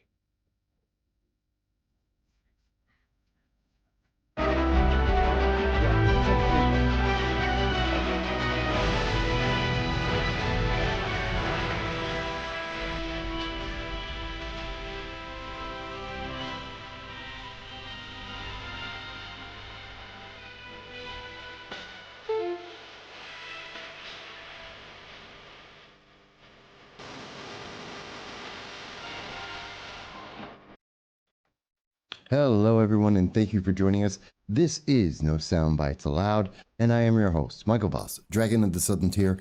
I'm happy to be here with you as we are about to hear the 2022 State of the Union address coming from Joe Biden, and this is March 1st of 2022. And as you can see, everything is going to be getting started. We are listening to C-SPAN, so there is no other media source that will be talking. We find this to be quite interesting. Woman from New York, Ms. Stefanik, the gentleman from Louisiana, Mr. Mike Johnson, the gentleman from... They're just going through some of the preliminary, oh, look who's here, and all these people who are in the Congress right now waiting to hear Joe Biden speak. This is scheduled to start at 9 p.m. I expect it will start a little bit late. And we look forward to hearing all of your comments about this as the event goes forward. We'll be coming back in just a moment to that. We are looking forward to hearing some of your thoughts. We will put up in the chat. We expect that Joe Biden will be speaking for about 75 to 85 minutes. It is unusual for him to have a press conference, an event where he is speaking for longer than about 85 minutes. That's about an hour and 20 minutes. And that usually included any questions or comments from the press. So we don't expect that he's going to make it longer than that. It just seems to be beyond his ability. Although if he goes longer than that, well, it should be quite interesting. We also expect that the last 20 minutes, most of the errors of his speaking will occur. We do expect that he will be speaking about Ketanji Brown Jackson, who is a Supreme Court nominee. We expect that there will be discussion about equity. We expect to hear him talk about the positive economy of the United States, how we were turning around the corner, even though inflation was at 7.5% and increasing, and that even though the unemployment rate increased to 4%, even though we're not keeping pace with the population growth, no, the economy was way better. Even earlier today, he was mentioning how poverty for blacks and black children had decreased by 30% and 50% respectively, even though the unemployment rate for blacks has not gone down in 2021 by 30%. So I'm not sure how he gets that number. I'm not sure how he gets there. He didn't cite his sources on that earlier today. So we expect to hear about the positive economy, especially for equity for those who are black and Hispanic and minorities in America, even though the economy doesn't reflect the kind of changes that he's already been making allusions to. We expect to hear a lot about green energy and an investment by the United States into more green energy. Why are we doing green energy? Because Russia is going to increase the net cost of gas in the world. Now, you may say to me, well, Mike, why is that important? What does Russia have to do with us? It's an excuse to get more green energy investments, more wind, more solar, more, wind, solar, and they do biomass and all that, which isn't effective and doesn't work. So we do expect to hear him say more about that. We expect to hear him also mention that that the American people must be resolute in our resolve for the Ukraine, and that we will take the burden of higher gasoline and electricity prices. Yes, it is going to be even higher. Across the nation, the average is a 40% increase in your energy costs. That's for every person, for every business in America. 40% in 2021 alone. That was the increase. Expect it to go higher, significantly higher. We're talking about virtually doubling from where it is today, roughly about $6 a gallon of gas. And you're looking at your electricity bill going up roughly about 35% from what it is today. And he's going to tell you, not only do we need green energy because of this increase, but also because we need to support the Ukraine because Russia is evil. And it has nothing to do with the fact that this is exactly where the country was going because of his economic policies. We expect him to also be speaking about, well, basically everything that has been bad for America is going to be the fault of the Russians. and that everything that is good is because of his policies like Build Back Better. He wants to spend another $2 trillion. And that, of course, is going to take away from your pocket. It will devalue the dollar. It will cause more inflation, and you will suffer because of that. But it's going to be the Russians' fault. And then he's going to mention the Iran nuclear deal and how that's going to be coming. I know we have several comments here, and I'll try and get to that. Yes, he's going to be coming. Actually, he's going to be on time. What we will not be hearing today is that we will not hear about Afghanistan. We will not hear about Americans abandoned in Afghanistan or in the Ukraine. We will not be hearing about many things. By the way, just to let you know what's going on, we see that the Supreme Court members are coming in, including Chief John Roberts, Justice Breyer, who's going to be retiring. Kavanaugh is there, Sotomayor, and that's Amy Cohen Barrett have all appeared. Okay. So let me get to some of the comments, and I look forward to hearing your comments, folks. It's going to be interesting. How many milligrams of Adderall are preventing? I actually have some tea getting made right now. Hello, Miss K. It's good to see you. Hello, user has been banned. John, good to see you here as well. So Jesse's with us as well. Got two more watching on your Discord. Fantastic. I'm glad people are watching on the Discord. Let's see. Nuclear energy will not be spoken about. Nuclear energy will not be one of the initiatives, even though that is one of the key components in energy in Germany and other parts of the world, because renewable energy, green energy doesn't work. You can ask Michael Moore about that if you want, because he'll tell you himself it doesn't work. But you won't hear near nuclear energy. That is not on the table. Don't know why. It's the most effective way to get energy in the world, and it's the cleanest source of energy in the world. Dollar for every bit of electricity or energy you can generate. Won't happen.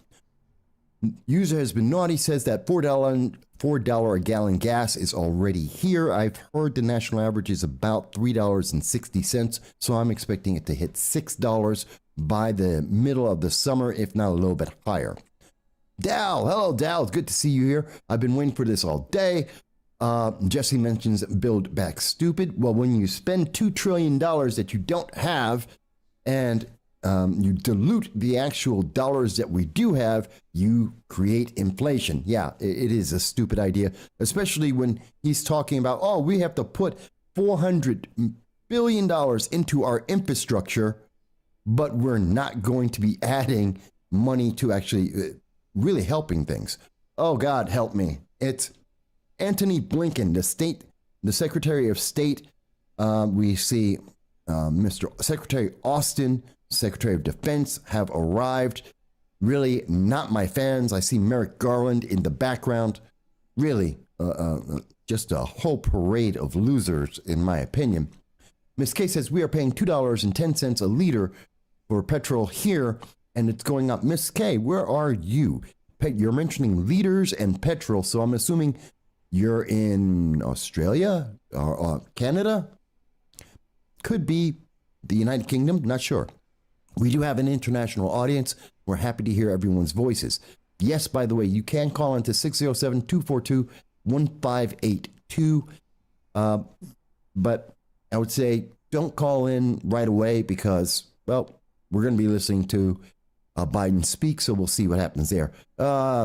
Representative Jackson Lee is there too. One of my least favorite, there she is, right there.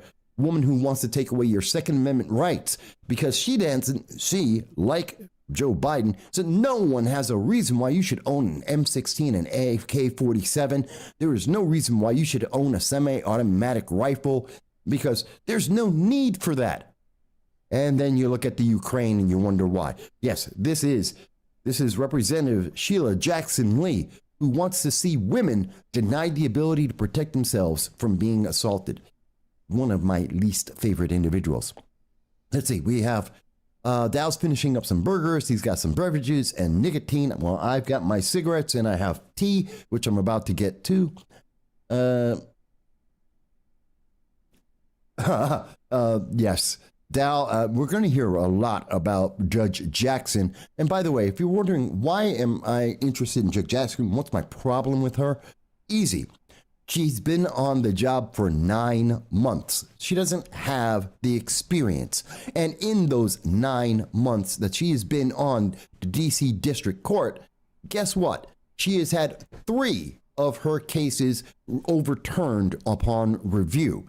That is a problem. That is someone who is an activist. In fact, every one of the, all 3 of the cases that were overturned were because of activism. That is a problem. You won't hear that tonight. Tonight, you're going to hear how it's going to be groundbreaking for a woman to be on the Supreme Court. What you won't hear is that she is the most qualified black woman, because she is not. There are far better black women who are judges that are qualified and should be in the Supreme Court contention, but they're too old. They're 65. And you know what? That's not good enough. They want someone there for the next 2 decades, not a decade and a half. Miss Jackson was picked because she's black, a woman, and under 55. That's why she's got the job. The next most important thing is she is an activist, a political activist. That's from the left-leaning media. I believe CNN described her in that manner in their analysis of her. So that's what you're going to hear, equity. Yes, I would expect that Joe Biden's going to get a shot of maybe like B12. It's a speculation on my part, because I don't know his health, that he's going to get something to supplement him to be able to go through, because we don't really see him do more than 120 minutes. Actually, he's hard-pressed to go 60 minutes in any of his speeches, and most recently, he's hard-pressed to make it to half an hour. So we'll see. Will police reform be brought up? Probably. Yes, John. Yes, for some reason, Dow mentions nuclear energy is verboten. I agree. It shouldn't be. There you are, Miss K. You're in Australia. I forget sometimes. User has been banned is in England. Hello. We have an international audience tonight. I love that. Let's see. Yes, Jesse. Because she's in the United Kingdom, that does make it about $7. The cost of oil is going to go up in the world, because we are going to, first of all, the sanctions, the never before seen, the incredible, powerful sanctions that we have, guess what? They don't include oil and gas, which is 40% of the income of the Russia, which means we're really not hurting Russia where it counts, where it matters, where it would actually have an impact on them. And that's what he presumed. He knew that that's what we weren't going to do, and therefore he could get away with this. This is why all the talks of sanctions, that for months, 2 months, 3 months almost, we were told that sanctions would stop Putin. And then once the sanctions didn't stop him, we suddenly had Biden saying, no one ever expected that that was going to have any impact. He is reversing. He's a consistent liar. I give him that. He has consistently lied to the American people, along with this man, General Milley, he's a traitor. General Milley is a traitor, in my opinion. He needs to be tried for treason. He needs to be removed from the military in disgrace and court-martialed. I do not like him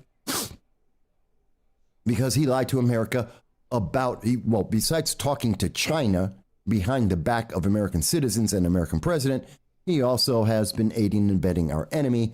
He helped to abandon at least, we believe, 2,000 Americans in Afghanistan and up to 9,000. And by the way, those American citizens are still there. We have heard numbers from 85, 6, 749, 2,000. We have no idea how many Americans, because every month the number of Americans abandoned in Afghanistan changes. And we know that the Americans and their children have been abandoned in the Ukraine, and that Joe Biden, as he told Lester Holt on NBC, he will not save any of them, even though he has the power to be able to do so. He does not care. I believe this is Joe Biden himself coming in right now. And I see there's a lot of comments here, folks. I'm going to try and keep up with all of you. Here he is. Okay, so we've got a moment here. He's not going to start speaking. He's going to shake some hands and look like he's actually important and liked.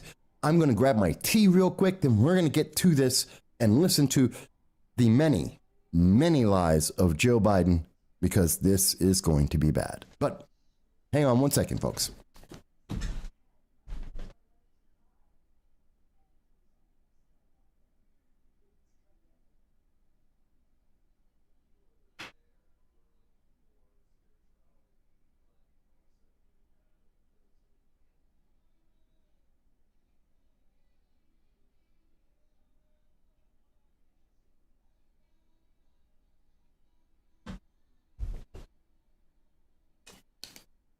Like I said, I had to get my tea for this so that we'll be able to have this. Let's see here. We're sure it's not him in a body double. That's funny. No, that's him. Yeah, there are a lot of very, very, very old politicians at this moment. Nancy Pelosi's well into her mid 70s. Clyburn's in the 70s. Many, actually. It's mostly Democrats that are in their 70s, but we got a lot of old people in Congress right now. And yeah, I had to get my tea because this is going to be crazy.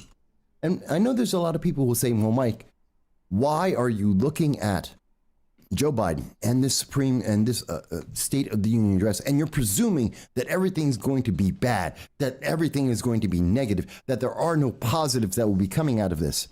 And the only answer I have for you there is because he lies to the American people, as we have identified on this program several times. I mean, news media won't call him out for it. They give him excuses for it, but he lied to America. Oh, the sanctions, they were never meant to stop Russia. Oh, the sanctions, Americans abandoned in Afghanistan. That didn't happen. Afghanistan was a success. The economy is doing well. He is a liar. And that's the problem. And I have a big problem with this man. I really, really do. I think we all should, because he lies to the American people. And that is the problem. So he's going to start in a moment. I'm going to be listening to this live. I'm going to comment with you. Let's see if we can catch everything he's going to lie about. Thank you.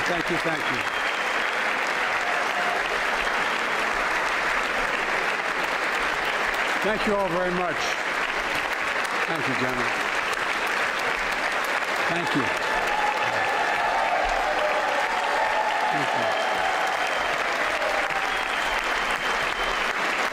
Thank you all very, very much. Thank you. Please. Thank you so much. Madam Speaker, Madam Vice President, our First Lady and Second Gentleman, members of Congress and the Cabinet, Justice of the Supreme Court, my fellow Americans. He's slurring his words. Last year, COVID-19 kept us apart. This year, we're finally together again. He's claiming victory. He's claiming victory for beating the virus that he had nothing to do with, and the science hasn't changed. As Democrats, Republicans, and Independents, but most importantly, as Americans, with the duty to one another, to America, to the American people, to the Constitution, and an unwavering resolve that freedom will always triumph over tyranny. That is the goal. That is the goal. Really? Standing ovation for that? Okay.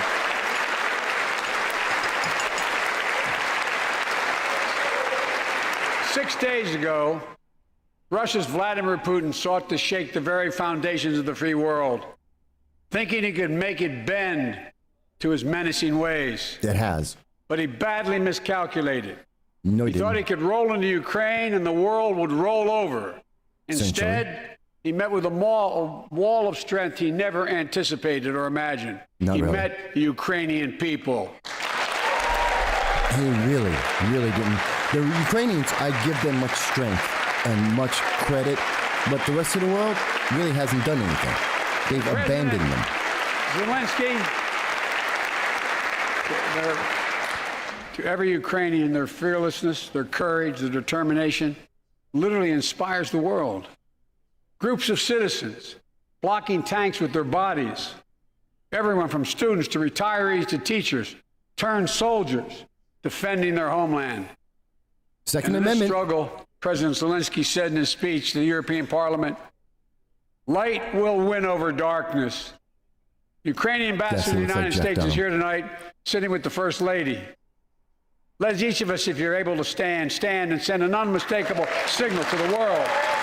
He is already slurring his words, and I notice he didn't say this is why we have the Second Amendment to prevent what we're seeing in Russia, Ukraine right now. He should say that. He should celebrate our Constitution and our founding fathers with their foresight to say that can't happen here. Strong, she's resolved.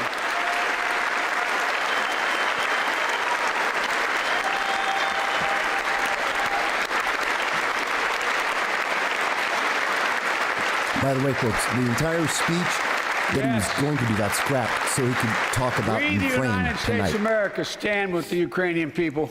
Sort of. Throughout our history, we've learned this lesson. When dictators do not pay a price for their aggression, they cause more chaos. When they do not They pay keep a price, moving. And the cost, the threats to America and America to the world keeps rising. That's why the NATO alliance was created, to secure peace and stability in Europe after World War II. The United States is a member, along with 29 other nations. It matters. American diplomacy matters. American resolve matters. it can. Putin's latest attack on Ukraine was premeditated and totally unprovoked. That's not He true. rejected repeated efforts at diplomacy. He thought the West and NATO wouldn't respond. No, he knew they would. He thought he could divide us at home, in this He didn't chamber, in care. this nation. He didn't care. He thought he could divide us in Europe as well. But Putin was wrong. We are ready. We He are owns the united, eastern and that's portion. what we did. We stayed united. He got the We eastern portion of prepared Ukraine and the southern. extensively and That's what he carefully. wanted. We spent months building coalitions of other freedom-loving nations in Europe and the Americas, from America to the Asian No, we and didn't. African continents, No, we didn't. to confront Putin. No, we did not. Like many of you, I spent countless hours unifying our European allies. No, they are not We unified. shared with the world in advance what we knew Putin was planning and precisely how we would try to falsify and justify his aggression. Which isn't what We happened. countered Russia's lies with the truth. And now that he's acted, the free world is holding him accountable, Yes, because you were weak enough along with that 27 nothing members did of the work. European Union, including France, Germany, Italy, as well as countries like the United Kingdom, Canada, Japan, Korea, Australia, New Zealand, and many others, even Switzerland, are inflicting pain on Russia and supporting the people of Ukraine. Putin is now isolated from the world more than he has ever been. No, he's not. That's not Together- true. We have reenacted pre-existing, mostly pre-existing sanctions. We really haven't isolated Russia. And China and Iran are already stepping in to support them. So there's limited Together, impact along here. with our allies, we are right now enforcing powerful economic sanctions. We're cutting off Russia's largest banks from the international financial system, Some of the preventing banks. Russia's central bank from defending the Russian ruble, making Putin's $630 billion war fund worthless. Not true. We're choking Russia's access. Russia has had high inflation Choking before. Russia's access to technology that will sap its economic strength and weaken its military for years to come. Don't Tonight, believe that. I say to the Russian oligarchs and the corrupt leaders who built billions of dollars off this violent regime, no more. The United States, I know this, Cal. As I mentioned, I mean it. he's leaving out. Oil doesn't.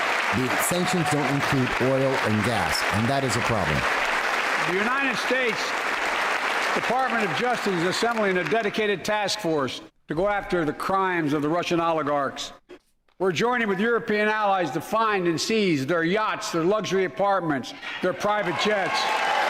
We're coming for your ill-begotten gains. And tonight, I'm announcing that we will join our allies in closing off American airspace to all Russian flights, further isolating Russia and adding additional squeeze on Which their really economy. doesn't make any difference. There really aren't that many flights from Moscow to the United States. I don't know. I've taken no a few idea flights what's that are.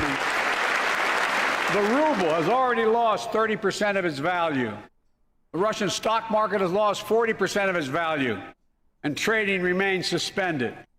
The Russian economy is reeling, and Putin alone is the one to blame. The economy isn't reeling in 3 days. Together with our allies, we're providing support to the Ukrainians in their fight for freedom. Military assistance, economic assistance, humanitarian assistance. We're giving more than $1 billion of direct assistance to Ukraine, and will continue to aid the Ukrainian people as they defend their country and help ease their suffering. We primarily gave them handguns to fight tanks, and we're taking the United States border agents from the southern border and sending them to Poland instead of having them protect the United States. Let's be clear about that. Our forces are not engaged and will not engage in the conflict with Russian forces in Ukraine. Our forces are not going to Europe to fight Ukraine, but to defend our NATO allies in the event that Putin decides to keep moving west. There has been no indication For of that purpose, we have mobilized American ground forces, air squadrons, ship deployments to protect NATO countries, including Poland, Romania, That's puffing Latvia, up his Lithuania, and shoulders Estonia. to look And as I've powerful made when crystal it's clear, useless. the United States and our allies will defend every inch of territory that is NATO territory with the full force of our collective power. NATO Every isn't in single danger. NATO has not been threatened. So that action is meaningless. It's just politicking. It's so he looks good so he can get more votes in And we're 2022. clear-eyed. Ukrainians are fighting back with pure courage. But the next few days, weeks, and months will be hard on them. Putin has unleashed violence and chaos. But while he may make gains on the battlefield, he'll pay a continuing high price over the long run. And a pound of Ukrainian people, two years max. proud people, pound for pound, ready to fight with every inch of energy they have. Yes, they are. They've known 30 years of independence, have repeatedly shown that they will not tolerate anyone who tries to take their country backwards. That's not To necessarily all true. Americans, I'll be honest with you, as I always promised I would be. A Russian dictator invading a foreign country has cost around the world.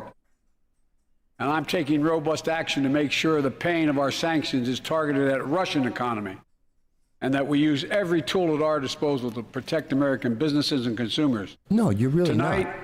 I can announce the United States has worked with 30 other countries to release 60 million barrels of oil from reserves around the world.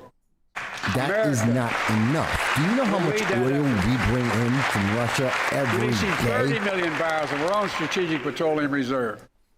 And we stand ready to do more if necessary, united with our You allies. do realize that's a temporary These action. steps will help blunt That's why gas it's a prices here at reserve. home. It will But not. I know news about what's happening can seem alarming to all Americans. But I want you to know we're going to be okay. We're going to be okay. When the history of this era is written, Putin's war in Ukraine will have left Russia weaker and the rest of the world stronger. Maybe. Well, Didn't happen in 2014. Didn't happen in 2008. I don't Well, see it that shouldn't. happening going forward. That's not necessarily true. It didn't happen under the Obama administration when Well, he it shouldn't have didn't. taken. Well, it shouldn't have taken something so terrible for people around the world to see what's at stake. Now everyone sees it clearly. We see the unity among leaders of nations. No, we A don't. more unified Europe, a more unified West. No, they're We not. see unity among the people who are gathering in cities and large crowds around the world, even in Russia, People, yes. to demonstrate their support Not for the people of governments. Ukraine. That's not true. In the battle between democracy and autocracies, democracies are rising to the moment, and the world is clearly choosing the side of peace and security. This is the real test. Global It's stability going to is take time. down. So let us continue to draw inspiration from the iron will of the Ukrainian people. To our fellow Ukrainian Americans who forged the deep bond that connects our two nations, we stand with you. we stand with you. Putin may circle Kyiv with tanks, but he'll never gain the hearts and souls of the Iranian people. He'll never extinguish their love of freedom. He didn't care about and that. he will never weaken the resolve of the free world. There's so many things wrong with that statement on so many levels, considering how little the United States has been doing. Yes, we have to worry about We meet tonight they want uranium. They in want an America oil. that has lived through breadbasket. two of the hardest years this nation has ever faced. The pandemic has been punishing. Oh, here and we so go. many families are living paycheck to paycheck, Here comes his struggling to victory keep tour. up with the rising cost of food, gas, housing, and so much more. I understand, like many of She you does look did. like she wants to laugh. My dad had to leave his home in Scranton, Pennsylvania to find work. So like many of you, I grew up in a family when the price of food went up, it was felt throughout the family. This is No Soundbites Allowed, and I am your host, Michael Boss. Dragging into Southern Tier, I'm happy to be here with you.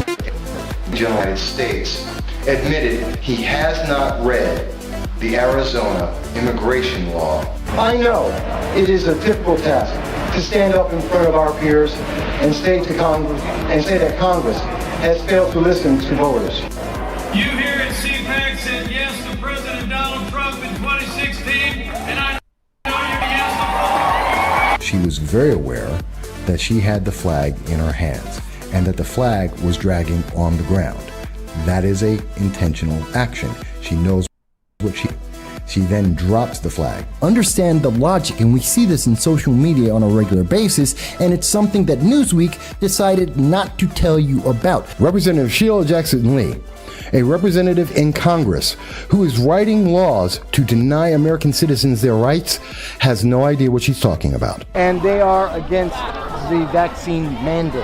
Yeah, absolutely. Now, you support that? Last time I checked, there were not a lot of planes crashing into each other at airports, right? You can meet a very, very stringent accuracy rate when it's important, when it matters, like in federal elections. The quote from Joe Biden where he is admitting that he is willing to lie to the American people.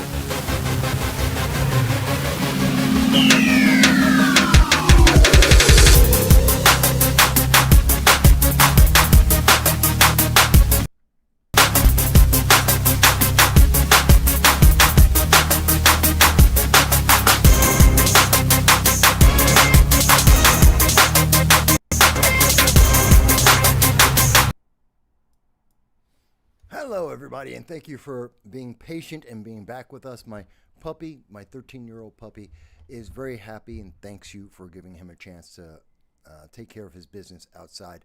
He is getting older. His schedule is like a little wonky, so I'm trying to work with that. He hasn't been feeling well lately either, so I don't know. It seems like he got a cold, maybe a virus. I'm not sure.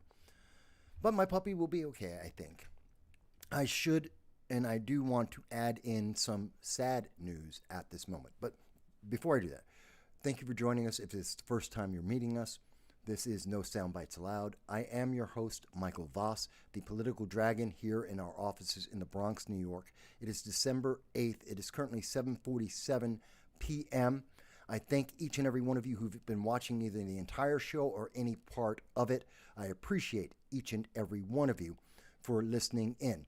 You were just listening to us and our coverage of the 2022 State of the Union address. And I think now that we look backwards in time and we see what we were being promised, what we were told, and we can see today how many of those things were broken promises, how many of them were empty promises, how many of them were lies and misconstrued statements that were nowhere near the reality.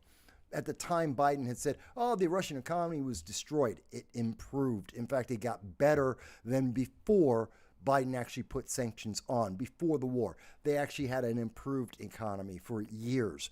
We said he thought that this would only last a couple of weeks, maybe a couple of months. We're now into multiple years that the war is going on, and Biden has been trying to stretch it out to 10 years in his promises that he's made in terms of funding and escalation that he's been trying to cause the Trump administration to have to adopt.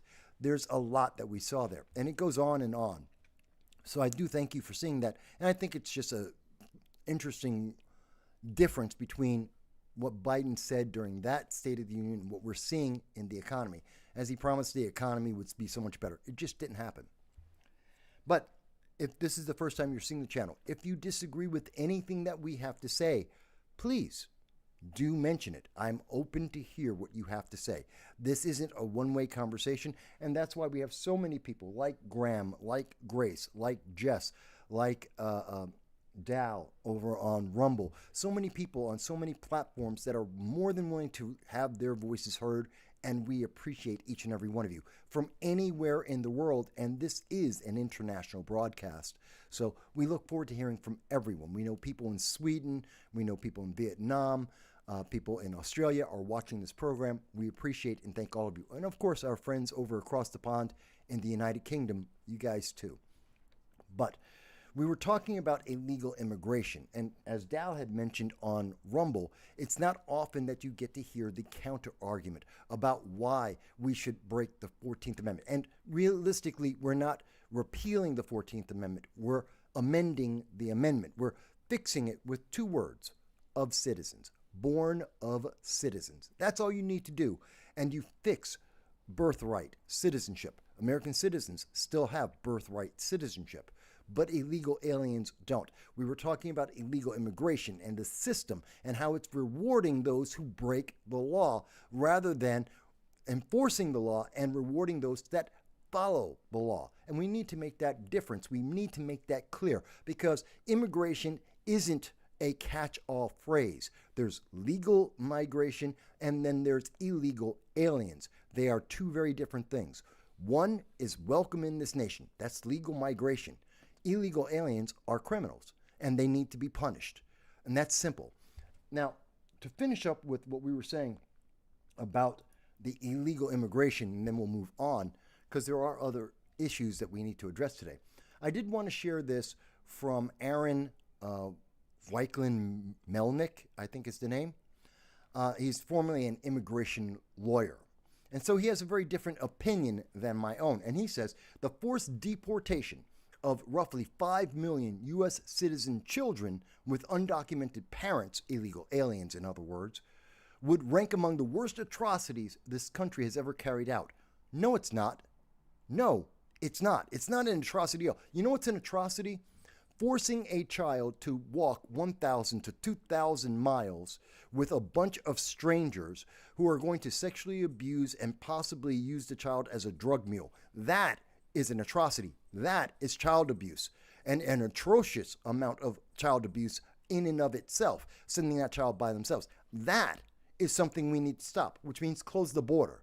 They're only doing it because there's an open border. They only do it because there is a reward at the end of that path, which means a $60,000, $70,000 apartment and or hotel reservation and food. That's why they do this. They get rewarded. They get to be treated like American citizens, and if they're pregnant, they get to have a baby and be anchored into America. That's an atrocity. Aaron, you got it wrong. And what would be more of an atrocity? You know what would be an atrocity? Deporting the parents and keeping the kid, splitting the family. If mom and dad are illegal aliens and the kid is an anchor baby, take your child with you. We said that earlier in the segment. That's not an atrocity. That's keeping families together. The parents made a decision. The children had no choice. Keep the family together. That means if mom and dad are a criminal and they willfully chose to break American law because they thought they would get a benefit, a reward for it, well, there is no reward. You're a criminal. You have to pay the punishment. That means your child gets to go. And again, as I said in the earlier segment, at 18, if that kid wants to come back, fantastic. If at 12, whatever age, if the parents can legally enter America, they can bring their American citizen child. Or if that child wants to come to America, that's an American citizen. They can. We're not punishing them. We're not punishing the child. We're keeping the family together. And kids do better with a family, with a mom and a dad. That is just, no matter what you may think about that, that is just the empirical fact. Study after study, everywhere in the world. Keeping the kid with the mom and the dad is always better for that child than not. So Trump is doing the right thing. He's not, you want to see screaming? Watch the left scream if they say, oh my God, you're splitting up the family. You're just dividing families and kids. They lose their minds. Mind you, they don't lose their minds when those families send that kid by themselves on a 1,000, 2,000 mile walk to go into America. You don't hear a peep out of Aaron or anyone on the left when they hear that. No, that's okay. But Trump is going to deport mom and dad and their kid, well, that's just evil. No, it's not. Let's get that straight. Be honest. You can make whatever argument you want. You may say you don't like it. That's fine. You can have whatever feeling you want to have. Don't force your feelings on me because I have my own feelings. But the fact is, the right thing to do is to keep the kid with the family. And that's what Trump is suggesting. The family broke the law. The family has to be punished for breaking the law, not rewarded. It's that simple. But let me move on. I do see the comment from Graham that it was a good. Thank you for telling me that the coverage of the State of the Union was good. We try our very best. I know it's very difficult to get in. I try to go into the pauses and just respond as quickly as possible. It's only because I know the issue so well that I can respond so quickly. And that's where a lot of people fail and why they have to have large stretches where they just empty out the voice. And I know some people go, but Mike, I can't hear everything that's being said afterwards. It's a compromise. Either you hear the whole speech or you don't. Either you hear my commentary only or you don't. It's a 50, half a dozen of one, 6 in the other. But thank you for that comment, Graham. Grace says, at least Trump gives the left an excuse to pretend to care about the families. Right. He's at least caring. He's actually thought about this. And rather than just knee-jerk reaction, oh, yeah, I'm just going to deport the parents and we'll figure out something with the kids. He's actually thought about it and said, no, keep the kids with the family. It's not the fault of the kids. We're not punishing the kids. What would be punishment to the children? Keep the kids and send the parents back. That would be punishment against the kids. We're not doing that. That's not being suggested. And if you want to keep your kid with you, don't illegally enter America. It's that simple. Life is very simple. We don't need to build up all these excuses and fear-monger and hate-monger. It's real simple. Don't break the law. That's it. It's that simple. You willfully entered America. Don't do that. It's that simple. But let me move on because I also wanted to talk about there is a law in Tennessee banning gender-affirming care. Now, we have said on this channel before, we do not agree with gender-affirming care for minors. Let me be very clear about that, for minors. To just assume that a 6, 12, 14-year-old kid understands the consequences of whatever they may say at the moment is unfair, unreasonable, and there's an atrocity right there. To assume that your 8-year-old who has been indoctrinated by their school, by movies, by TV shows, by books, have been indoctrinated to think that they are something different. You got a girl who's a tomboy. That doesn't mean that she suddenly needs to chop off her genitals and she wants to be a boy. It just means it could be a phase. It could mean she's gay. It could mean that she's a feminist. It means that she's trans. It could be any of those things. She needs to grow and learn, not just accept whatever the most recent fad is. And one of the biggest arguments I have about this is, what if we are wrong? And we have been wrong. That's why we have detransitioning. It's about 5% of all the people who have gone through the process, either in part or in whole, for gender, reassigning their gender, for becoming trans. About 5% try to detransition, to go back, but they can't because the drugs don't allow you to go back. The medications do not pause your development. It ceases it. It ends it. It is sterilization for many, many, many people. And it has massive impact on psychology as well as physiology. And we have to take that into account. So if we're wrong only 1% of the time, there are tens of thousands of kids today who have been convinced because of gender affirming care that they are something that they are not. That's 1% of the total. 1% these days is about 10,000 or more kids that have their lives ruined forever. And we have nothing set up to take care of them. Nothing.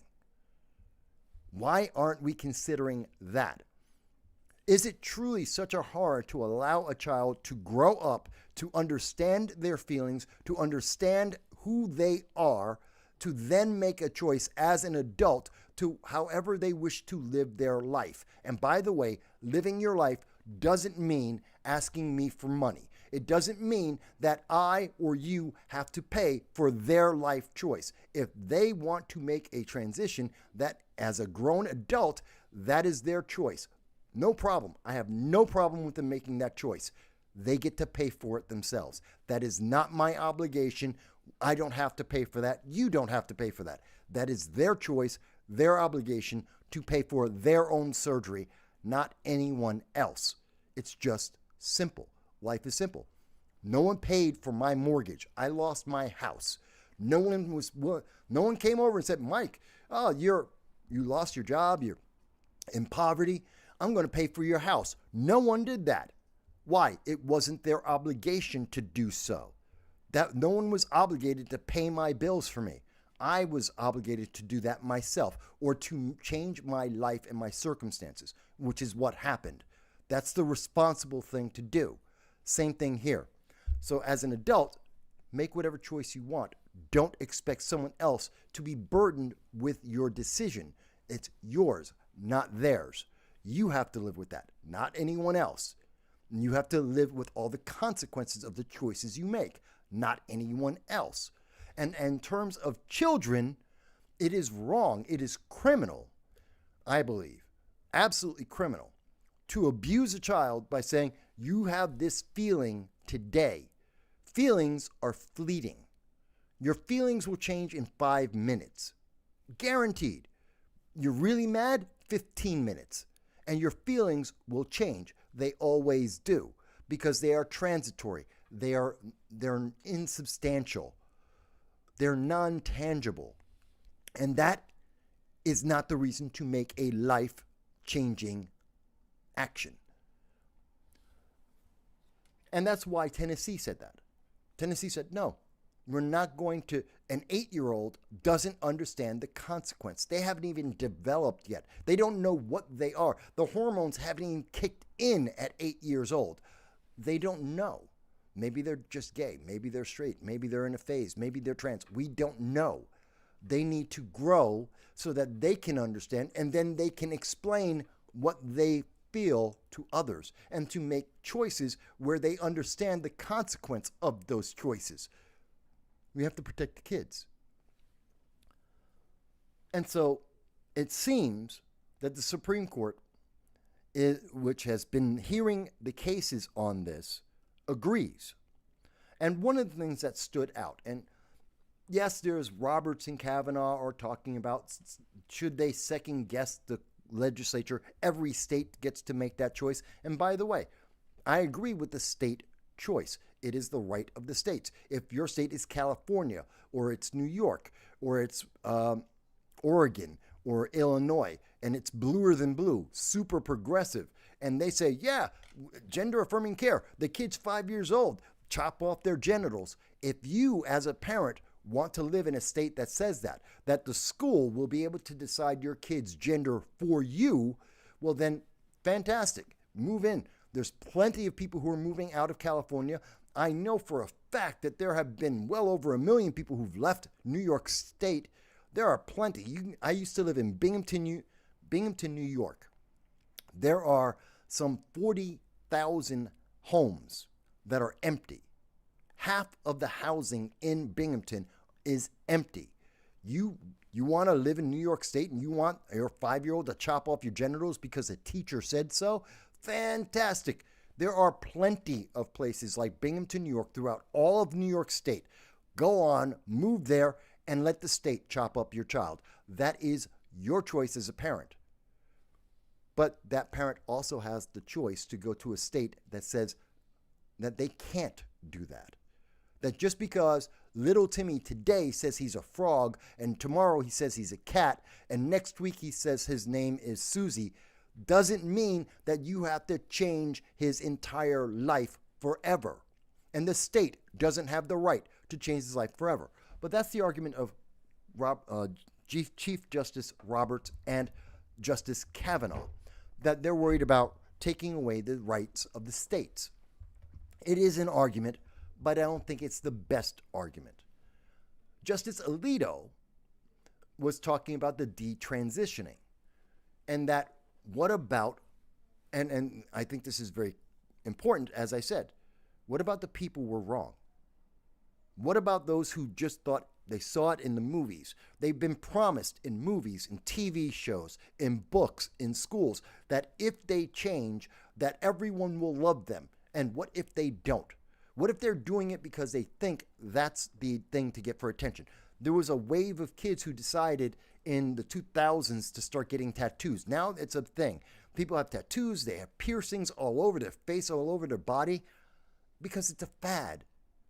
Because it wasn't like that before. You don't need to have those tattoos. You don't need to have those piercings. But that was a fad, and people did it. And you don't see it as much going on now. Why? The fad died down. Not to say that people aren't getting tattoos or they aren't getting piercings. They are, but not as much. It's not as important. It's not as all-encompassing. And it's just like any other fad. It gets overemphasized. There's a huge rush to it, and then people move on to the next thing. Except when you've transitioned, you've medically changed your body and your hormones and your body chemistry, you don't get to come back from that 100%, if at all. So we don't get to do that to children, and we haven't considered that as a society. We have absolutely no concept of how to deal with the detransitioning, about people we got it wrong on, that did it because it was a fad, because they were promised that they would be loved. They were promised that their life would be better, and it's not. We have no idea how to deal with that. And this is going to be a big thing within the next 10 years. Because this is a new thing. This is within the last 5 years, we have seen this big push towards gender affirming care, mostly within the last 2 to 3 years. What happens when those kids, 10 years, they become adults? What happens when they're 18, 19, 20, 25, and they realize that their life isn't better, that they didn't make the right choice, that this wasn't what they wanted to do to themselves, and they thought it was right because everyone around them said, yes, yes, yes, and not one person said no. Not one person said, wait. Not one person said, be sure. I think that's why we're going to ultimately, regardless of all the other arguments that were heard, and it's not just the conservatives on the Supreme Court, but also the liberal justices as well, because even though it's not as well emphasized, there's Justice Kagan saying the prohibited purpose here is, when Tennessee, when the state is saying, hey, well, this isn't about sex. It is about sex. This whole argument is about sex. Even the leftist judges understand what the arguments are and what is at stake here. People's lives. Not pronouns, not whether or not you call me this pronoun, that pronoun, destroying the English language. This is about people's lives and about how they're going to live their lives, how miserable they might be. We have to take caution. And it is the only right thing to do is to give people the time to be sure. There are a lot of things that you do different. We're looking backwards in time. I know there are so many things that if I had past knowledge, I'd have done maybe a little bit differently than I've done now. We all can say that. Anyone who's over the age of 25 would say there are things in your life that you've done that you probably shouldn't have done. But we learn. And we learn from our experiences, and we become wiser and better. And it is only right to be extra cautious when we're dealing with minors, individuals who cannot conceive of the consequences of their actions. 25-year-olds don't understand the consequences of what they're doing. Just look at their college debt. Look at what they're taking. Oh, yeah, I majored in, I have a master's in Africana studies. And what are you going to do with that? It's a useless degree. Unless you want to be either a historian, which there's almost none of, and that's not a money-making field. You want to be a teacher, which is the only realistic route with that kind of a degree. You teach other people the same slop you were taught because there's no other practical use for it. And kids have these degrees and they think, oh, well, I'm just going to get a job and I'll get $60,000, $70,000, $80,000 a year because I have a degree in Africana studies. And I have a degree in feminism. And I have a degree in lesbian dance theory. I know a lot of people laugh about that. That is actually a degree, lesbian dance theory. Did you know that Harvard was going to have a class? They were going to have students go to a class to learn about Beyonce, the entertainer. There was going to be a class about Beyonce and how wonderful she has done. She's an entertainer. She's good at dancing, wearing skimpy clothes, singing, and she's decent in business. I give her that. She's a decent businesswoman. And she married an even better businessman in her husband, Jay-Z. Why do we have to study her?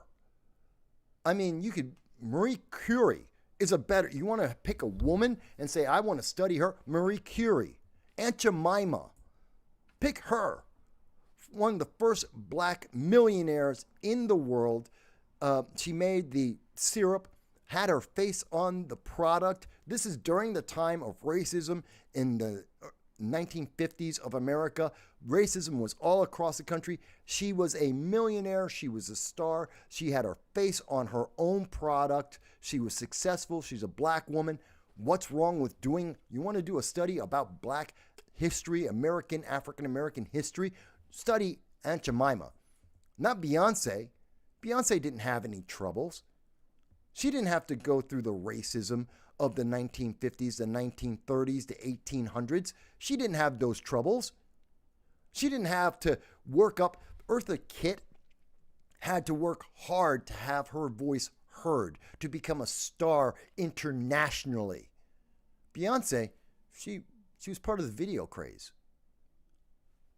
Not the same thing. I'm just saying. Okay, let me go and check the comments real quick here.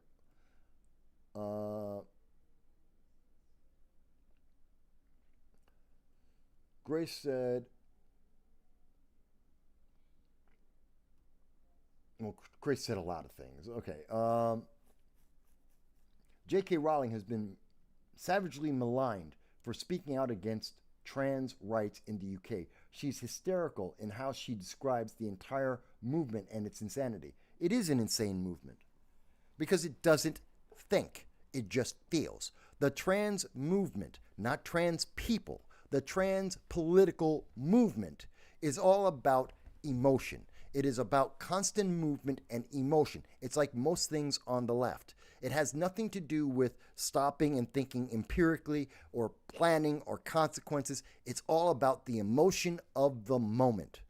And trust me, I have listened to many, many discussions with trans. I know many, many trans people long before this ever became a national topic. I have known many, many trans people. In fact, most of my life, I knew more trans people than people anywhere else in America did, just by happenstance. I move in a lot of different political circles. But I have listened and I had discussions with many trans individuals. I have no problem with them as an adult living their life. And many of them agree. The key thing most trans people want is just to live their life, not to be on some judicial pinnacle or some kind of spotlight. They just want to live. Fine. But that's not the trans political movement. And that's not what the Supreme Court is deciding. They're talking about children where we have to be extra careful.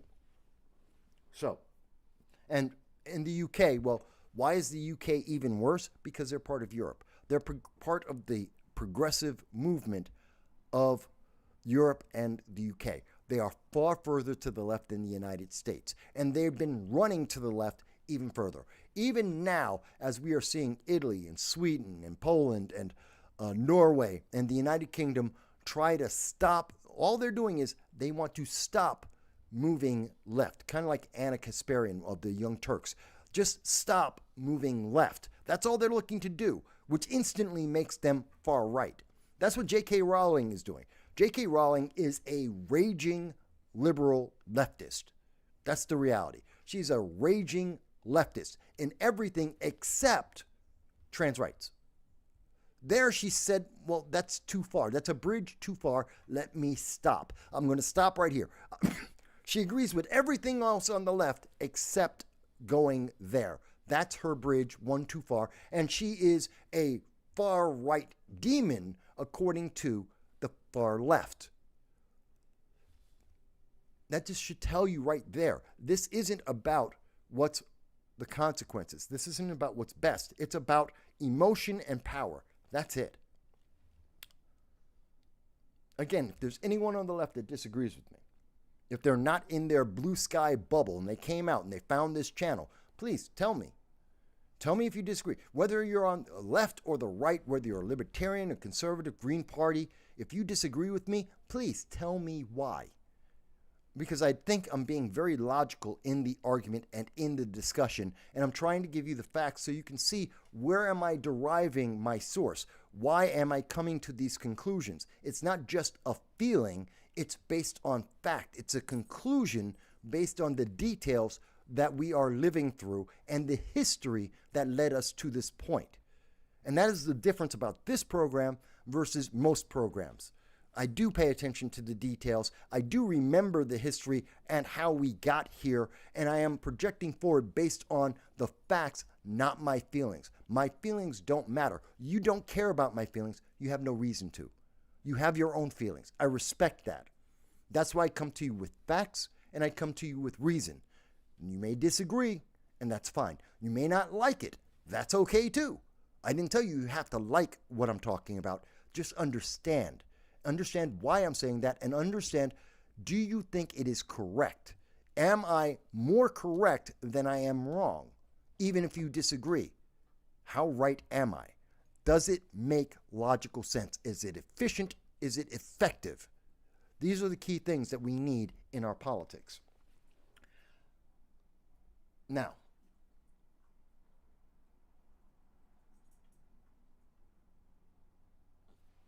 what is that, Graham? Graham says, generally agree we as a society should take better care of our children. I agree with that, absolutely.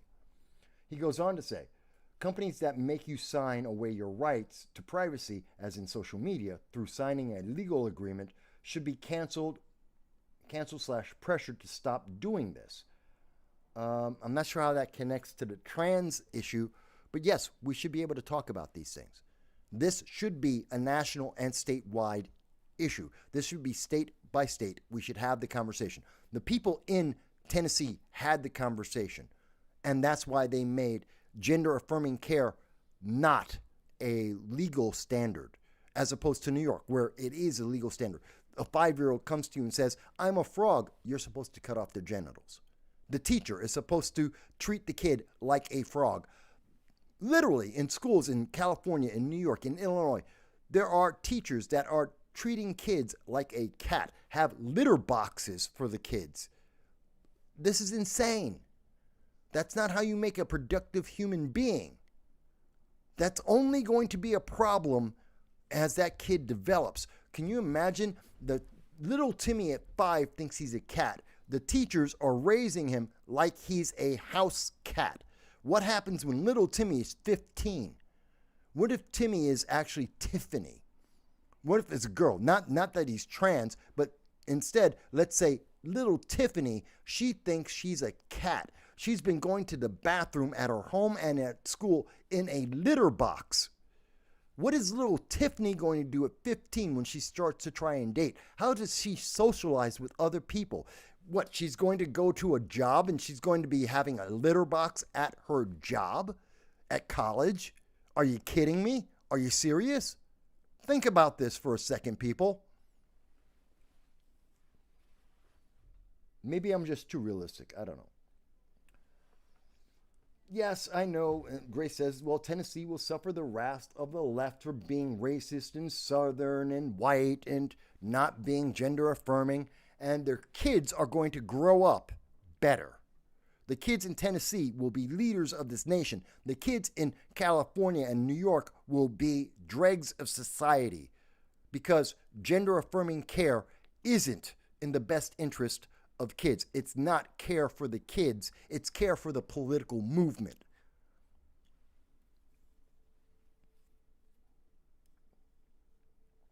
Grace says raising kids like an animal used to be a felony. Yes. The Skinner experiment, it was criminal. That used to be criminal. Now it's considered gender affirming care. This is stupid, folks. Fundamentally, it is flawed. It is stupid. And the only reason why people tend to agree with that is they don't know anything about the issue. They haven't considered the consequences, and they are not thinking about this. They are feeling, and they have been told how they're supposed to feel, and that's not appropriate. But I want to move a little. Jess says, I thought the litter box story was fake. No, it's not. It's not. It's real. There are teachers and schools that will treat kids like an animal if the kid says that they're an animal. They will teach them a he, a they, whatever it is. They will go. It's gender affirming care. Whatever the kid says, you have to agree to. You have to. That's gender affirming care. It doesn't question. It doesn't pause. It just accepts. It is just blind acceptance. And anything that is blind acceptance is a problem. That's how you get cults. That's how you get criminals, psychopaths. Blind acceptance is never a good thing. There should always be a pause. There should always be a question. There should be always an understanding of the consequences of the actions. Always.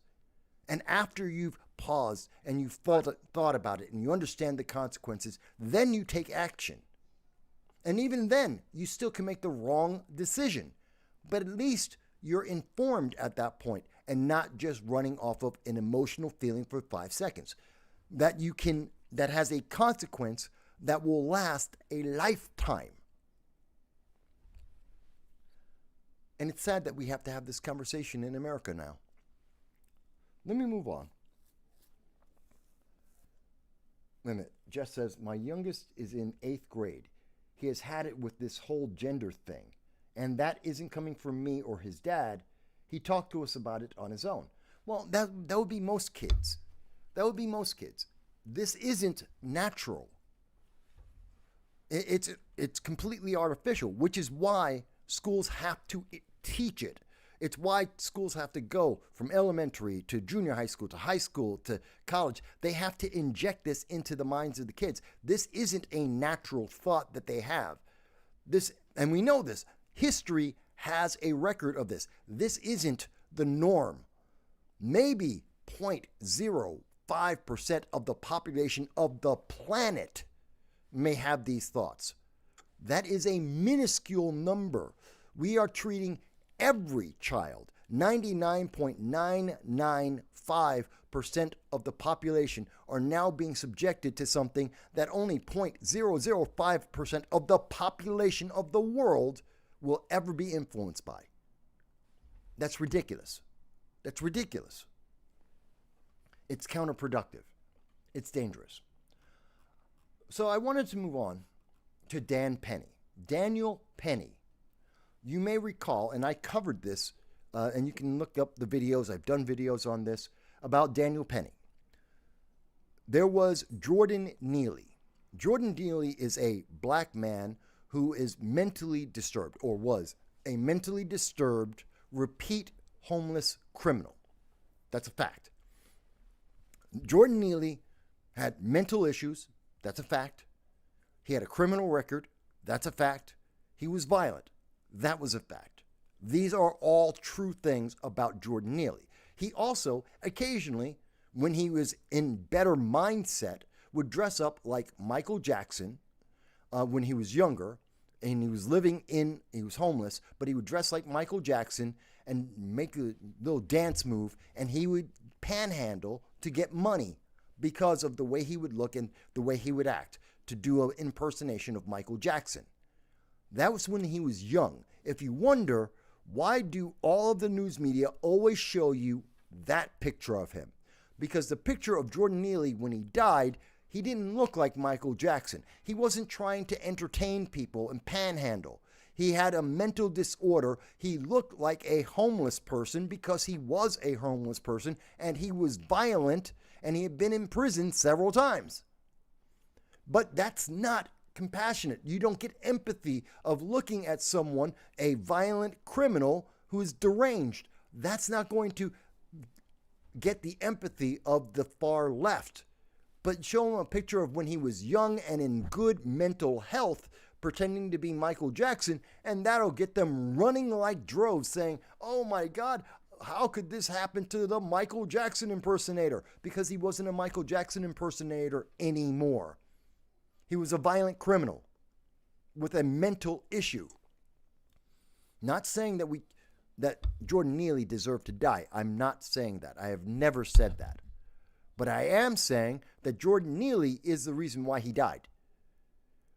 Because the system forgot about him, and Jordan Neely had issues. And his issues caused the nature of his death. He threatened people.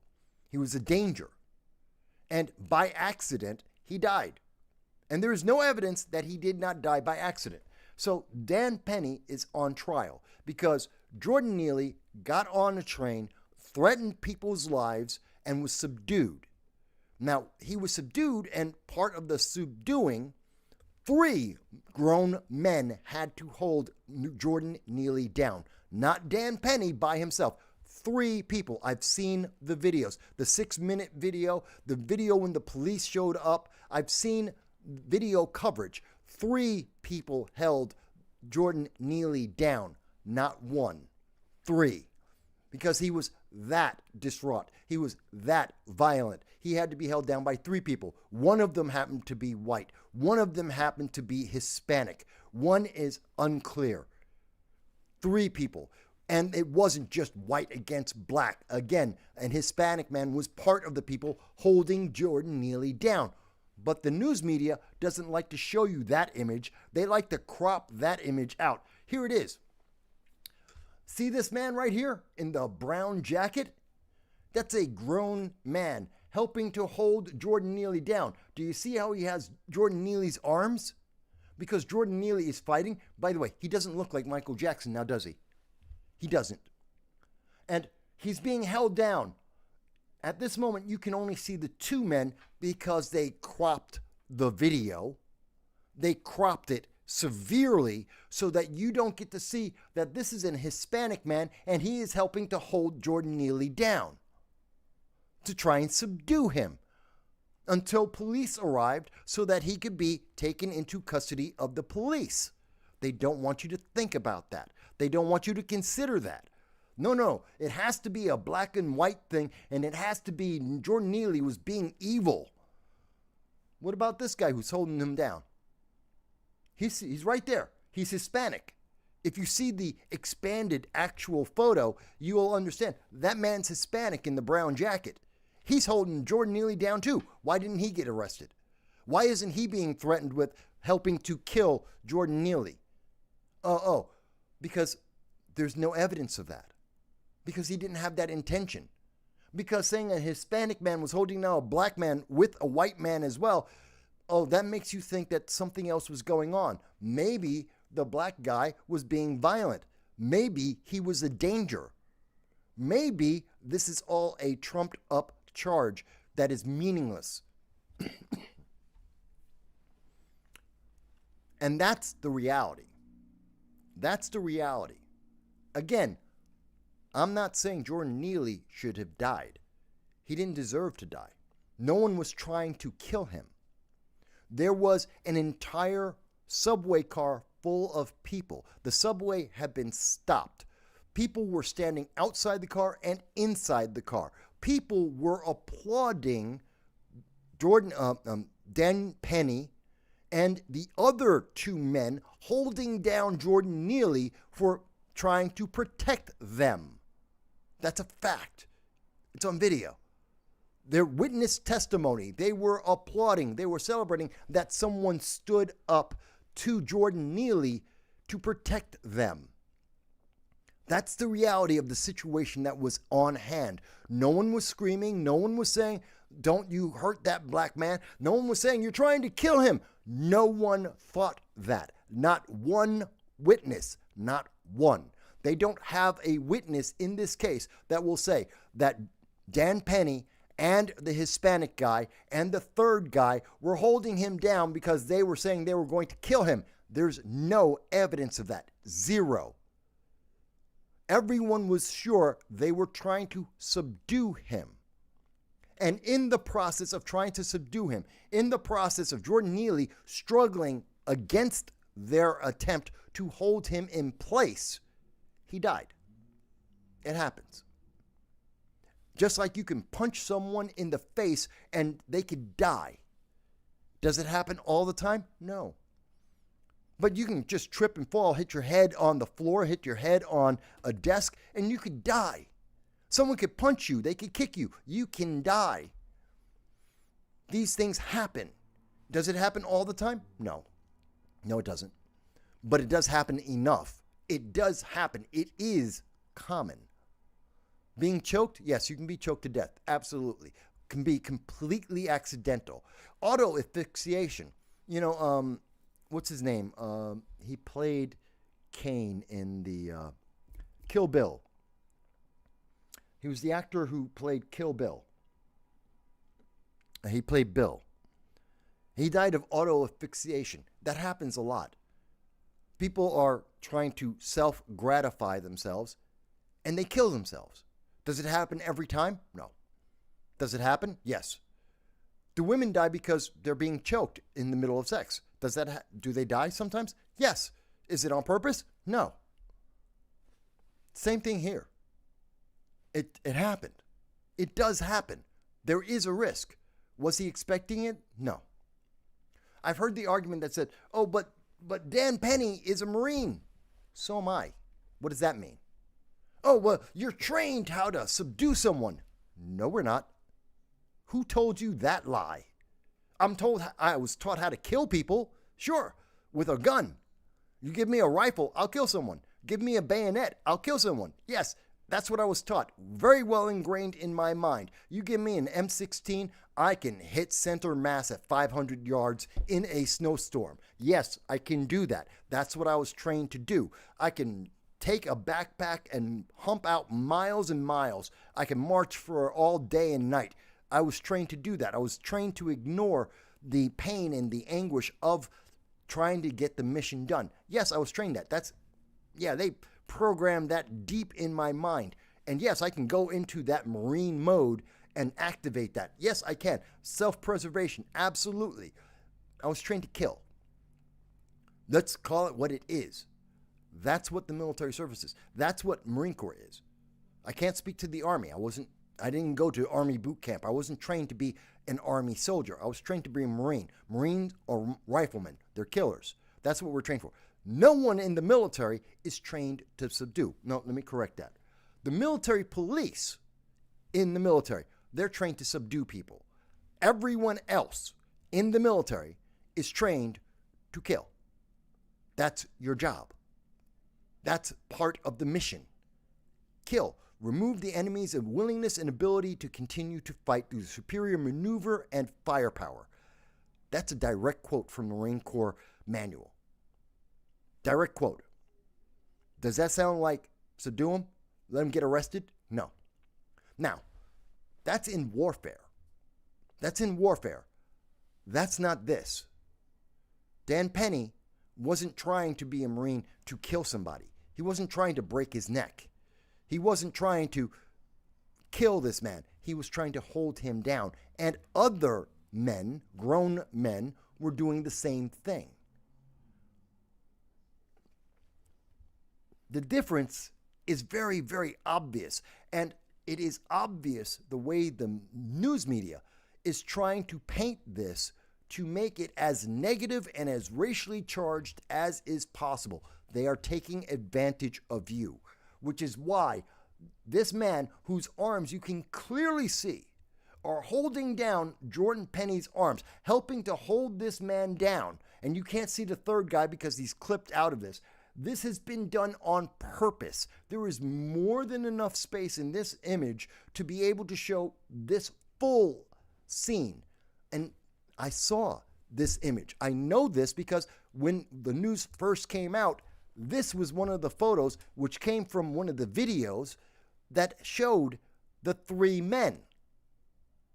They're clipping it down so that you don't see it. They don't want you to realize the danger, the situation that was actually ongoing, nor the intent of the individuals in that situation. This was done purposefully to lie to you. So Dan Penny is on trial. And obviously, the argument I'm making is the argument that happened in the with the jury. The jury was having the same argument I'm having right now. At least one person, if not more, on the jury were saying exactly what I'm saying here. And saying, no, this was not manslaughter. This was not an attempt to kill anyone. This was at the very best accidental.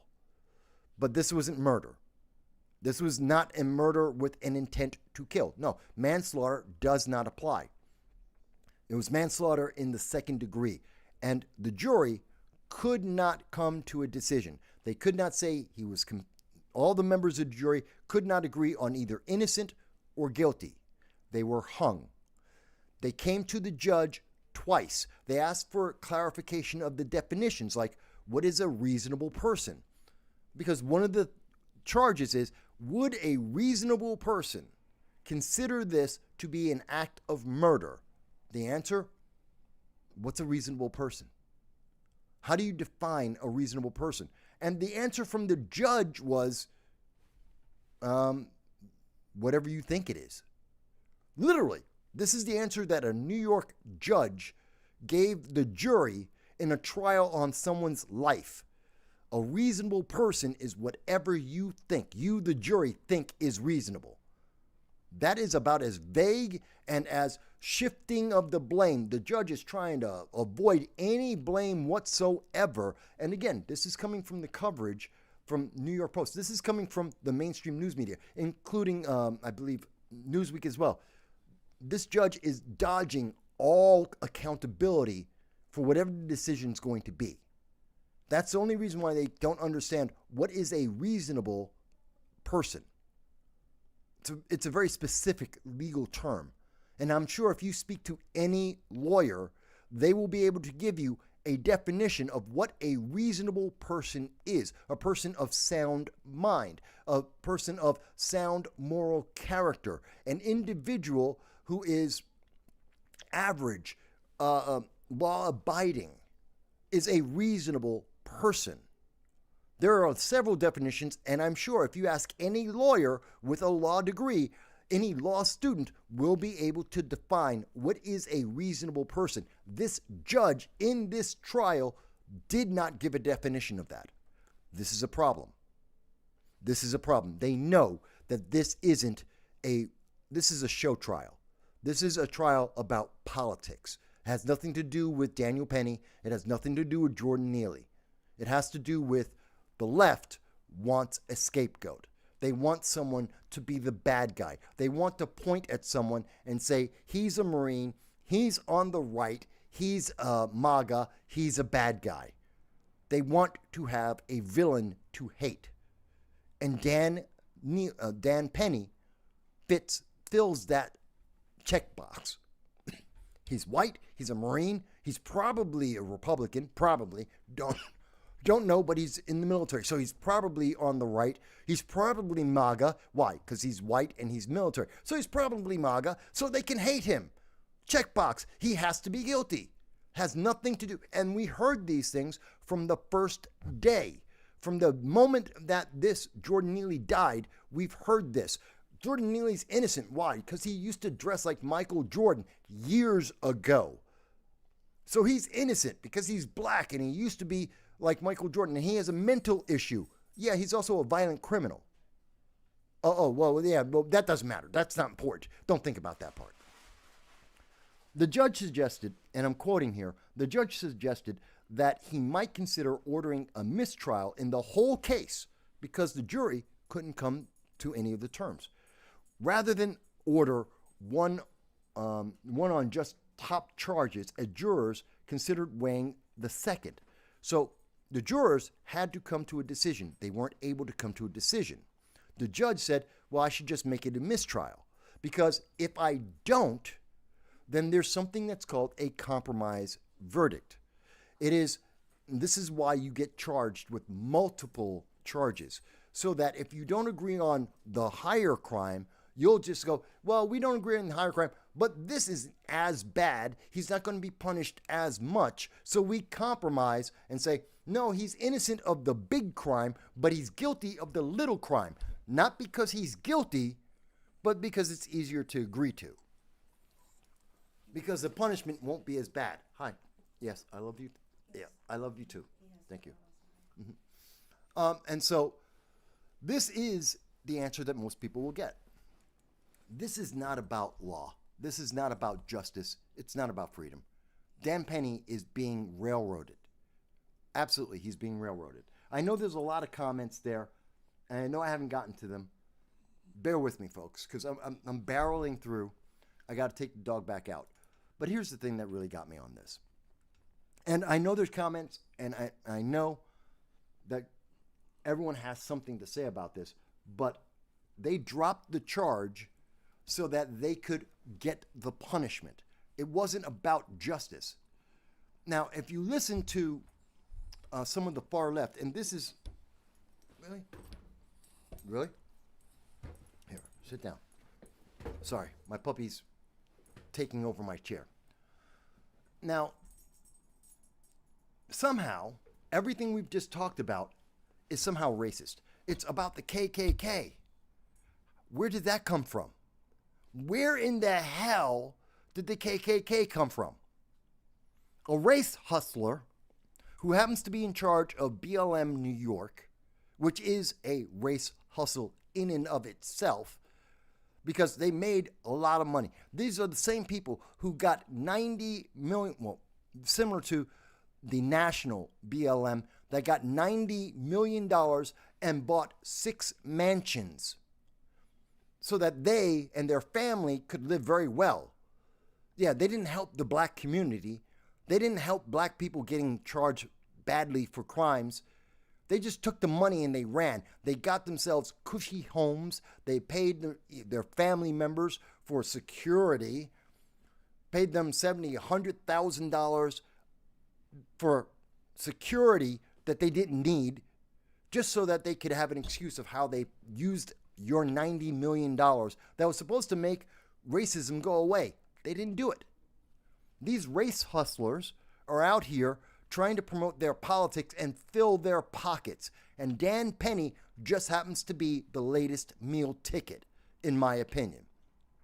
So when BLM of New York, when they start coming up and saying, this is about the KKK, no, it's not.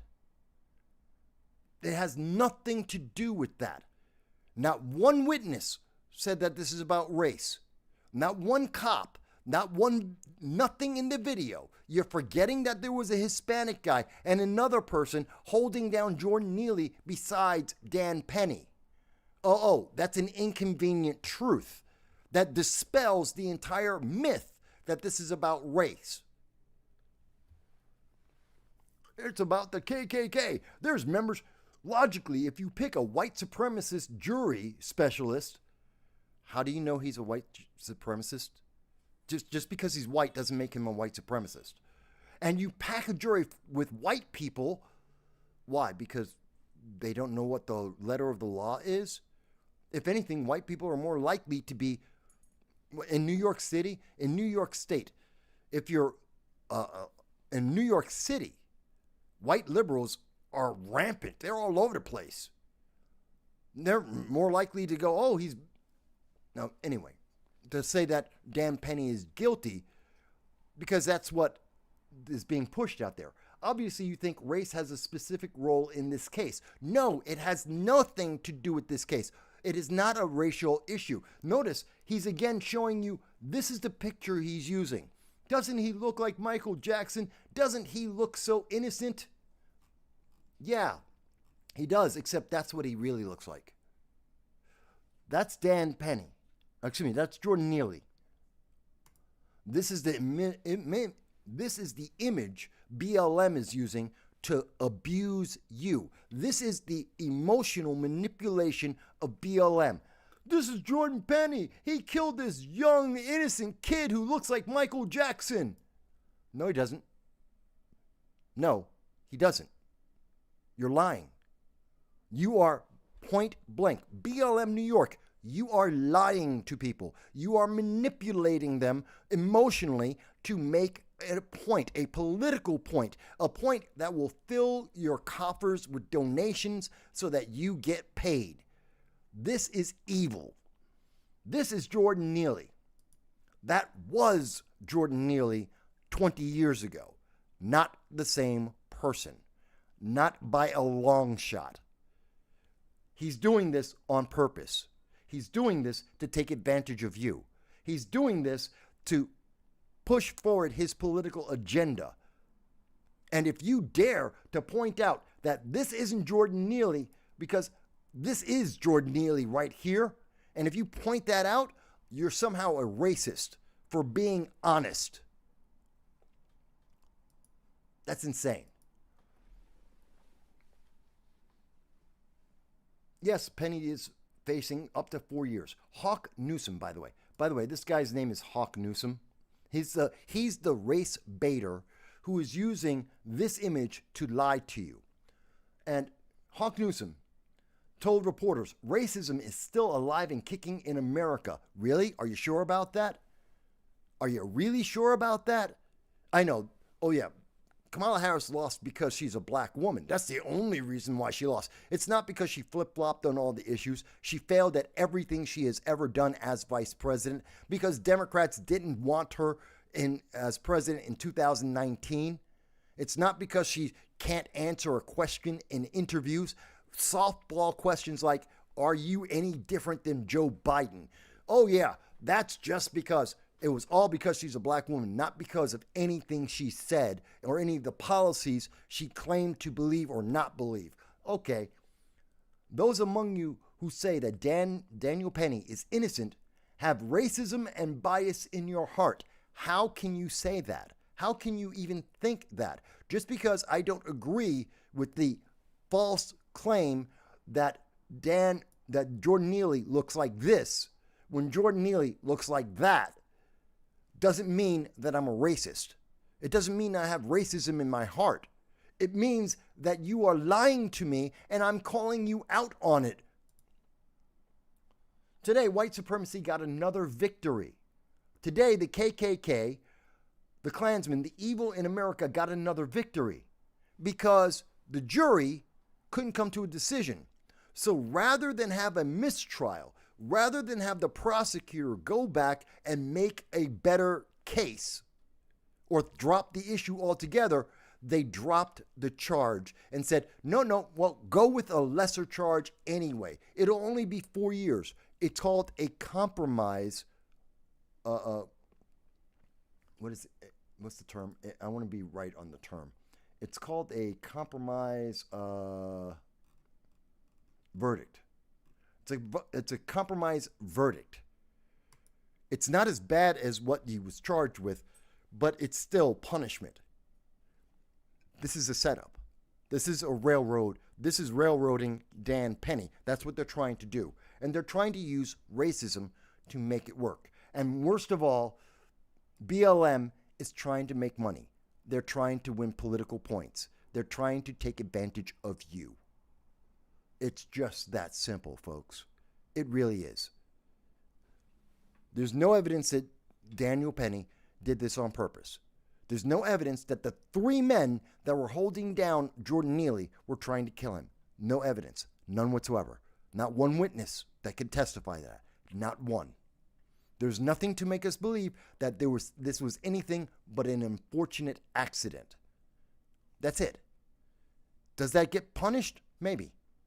Does it get what the Dems are trying to do? No. Is it racism? Absolutely not. Absolutely not. All right. We've been on for a while. 6 hours. Wow.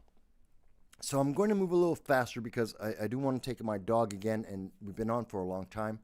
I just want to finish up with, you've heard about unemployment. And if you're looking at the news on unemployment, and I know I'm rushing through a little bit, sorry, but we've been on for several hours here. And look at the news.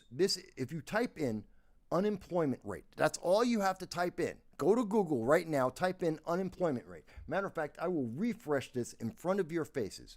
I am live with you right now. And I'll refresh it again. There you go. I've refreshed. All it says is unemployment rate. November jobs report. U.S. economy adds 227,000 jobs. What's the unemployment rate? November jobs report shows payrolls rebound. What's the unemployment rate? Job growth rebounds. What's the unemployment rate? U.S. job market bounces back from impact of strikes and hurricanes. What is the unemployment rate? And CNBC, payrolls increased 227,000 in November, more than expected. What's the unemployment rate? Do you notice they are hiding something from you?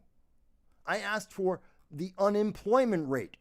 Google their algorithm is putting together the unemployment rate. No one wants to say what the unemployment rate is.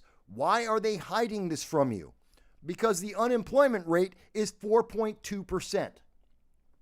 Because the unemployment rate went up. Unemployment increased. It didn't decrease. It's up over the last month. It's up over the last year. There's more unemployment. There are more people who are not counted. They are not in the workforce at 101 million. It used to be 99 million. So that increased. The number of people, so unemployment is even higher than what they actually reported. And by the way, the number of people who are in the workforce in the first place, the civilian labor force, went down. It decreased by 200,000.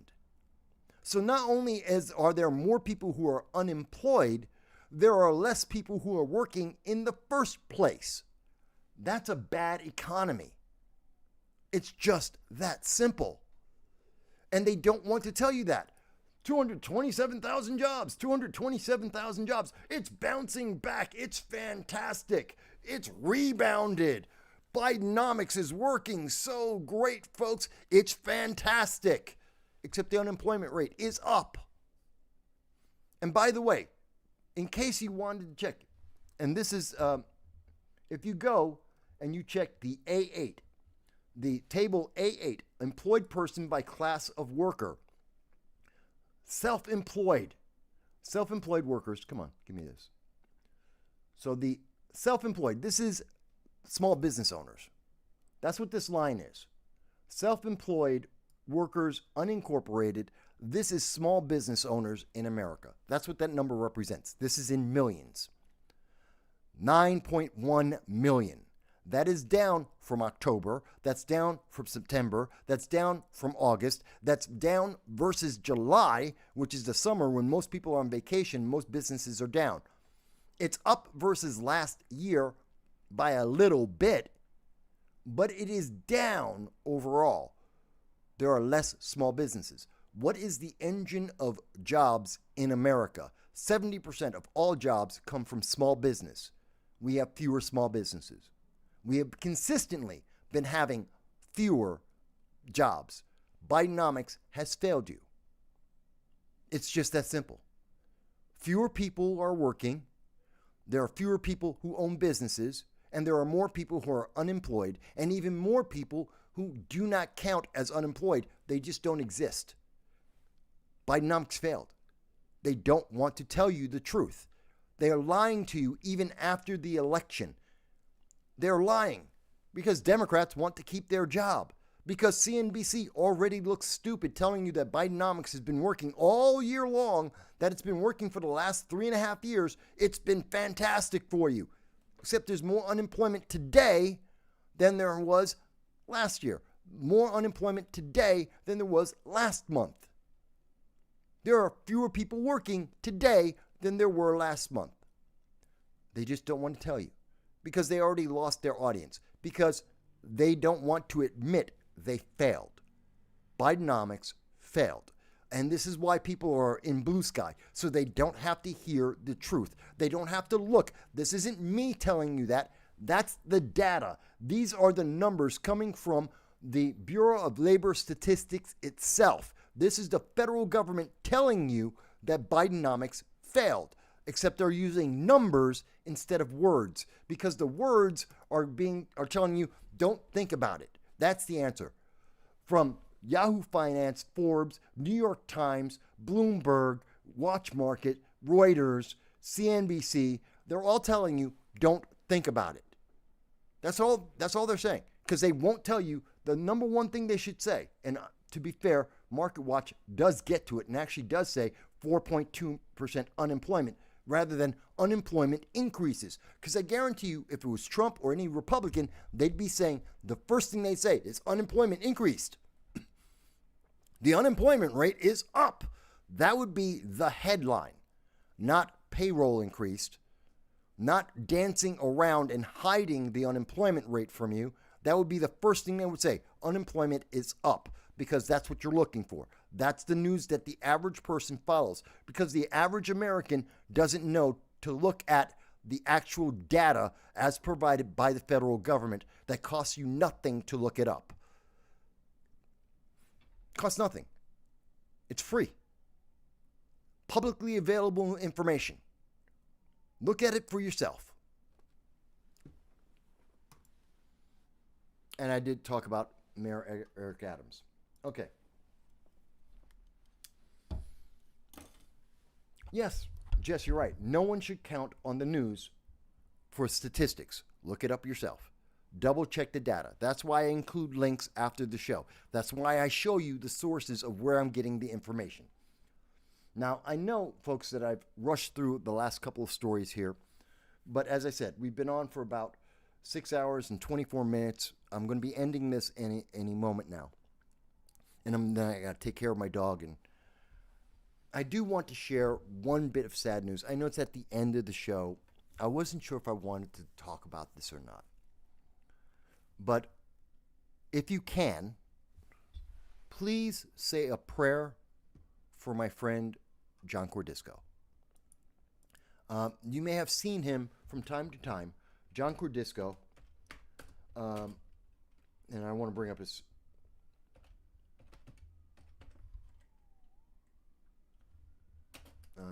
let's see, YouTube. John Cordisco had a channel, which is Cordisco's Corner. I'm going to bring it up for you right now. So, this is my friend, John Cordisco. I've known John, 10 years, 20 years, something like that. Somewhere in there. He's in Binghamton, New York. He used to be a Democrat. He used to be a city council member. In fact, he was the president of city council. I've interviewed John before. I've argued with John on politics, on many, many issues. He did leave the Democratic Party and he became a Republican years ago.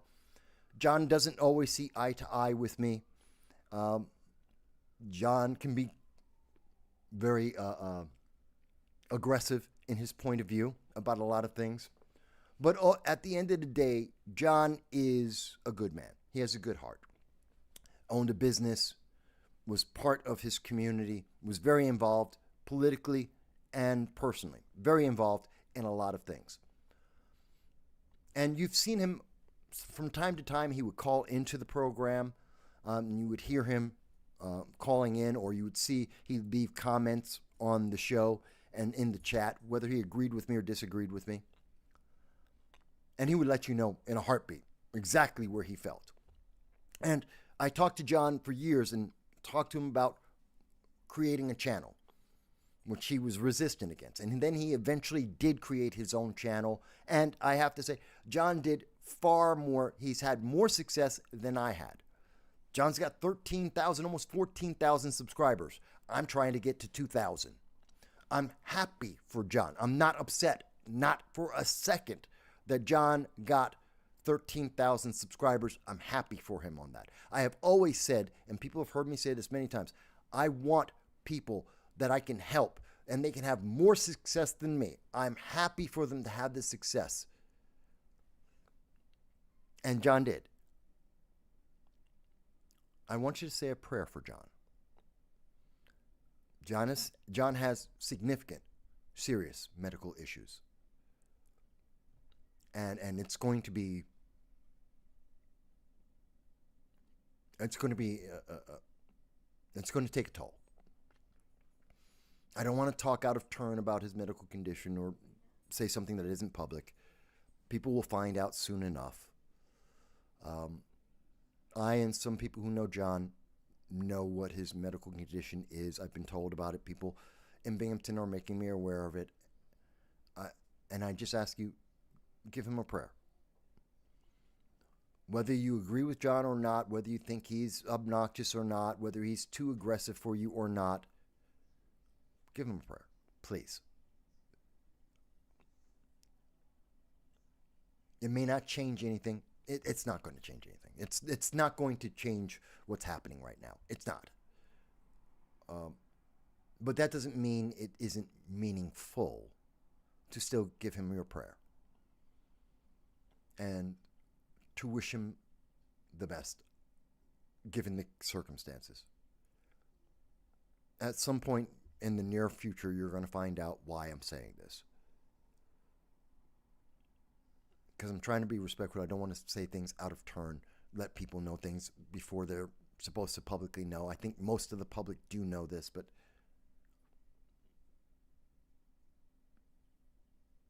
just please give him a prayer. That's all I can say about that. With that said, I'm going to go. I thank you for being here, whether you've been here for 5 minutes or you've been here for the entire 6.5 hours. I appreciate each and every one of you. I thank you for taking time to be with us. Please like, share, and most of all, subscribe. Give us your support. It's free, costs you nothing. Come on, guys. Just help me get to 2,000 subscribers by the end of the year. That's the simple goal. Not asking for a lot. 350 people. We can do this. I know you can do this. Just to support the freedom of speech. That's all we're asking for. But if you do want to give us an extra $1.50 a month, yes, one whole $1.50, join our Patreon. That's it. That simple. Folks, I look forward to seeing you later in the week. I look forward to talking to you more. I look forward to your comments. I know I didn't get into the Jordan Neely issue, Dan Penny issue enough with the comments. I'll look through the comments later, through the chat. Leave some comments in the comments after the show, and I'll respond back to you all. I appreciate you. I thank you, and I look forward to seeing you again very, very soon.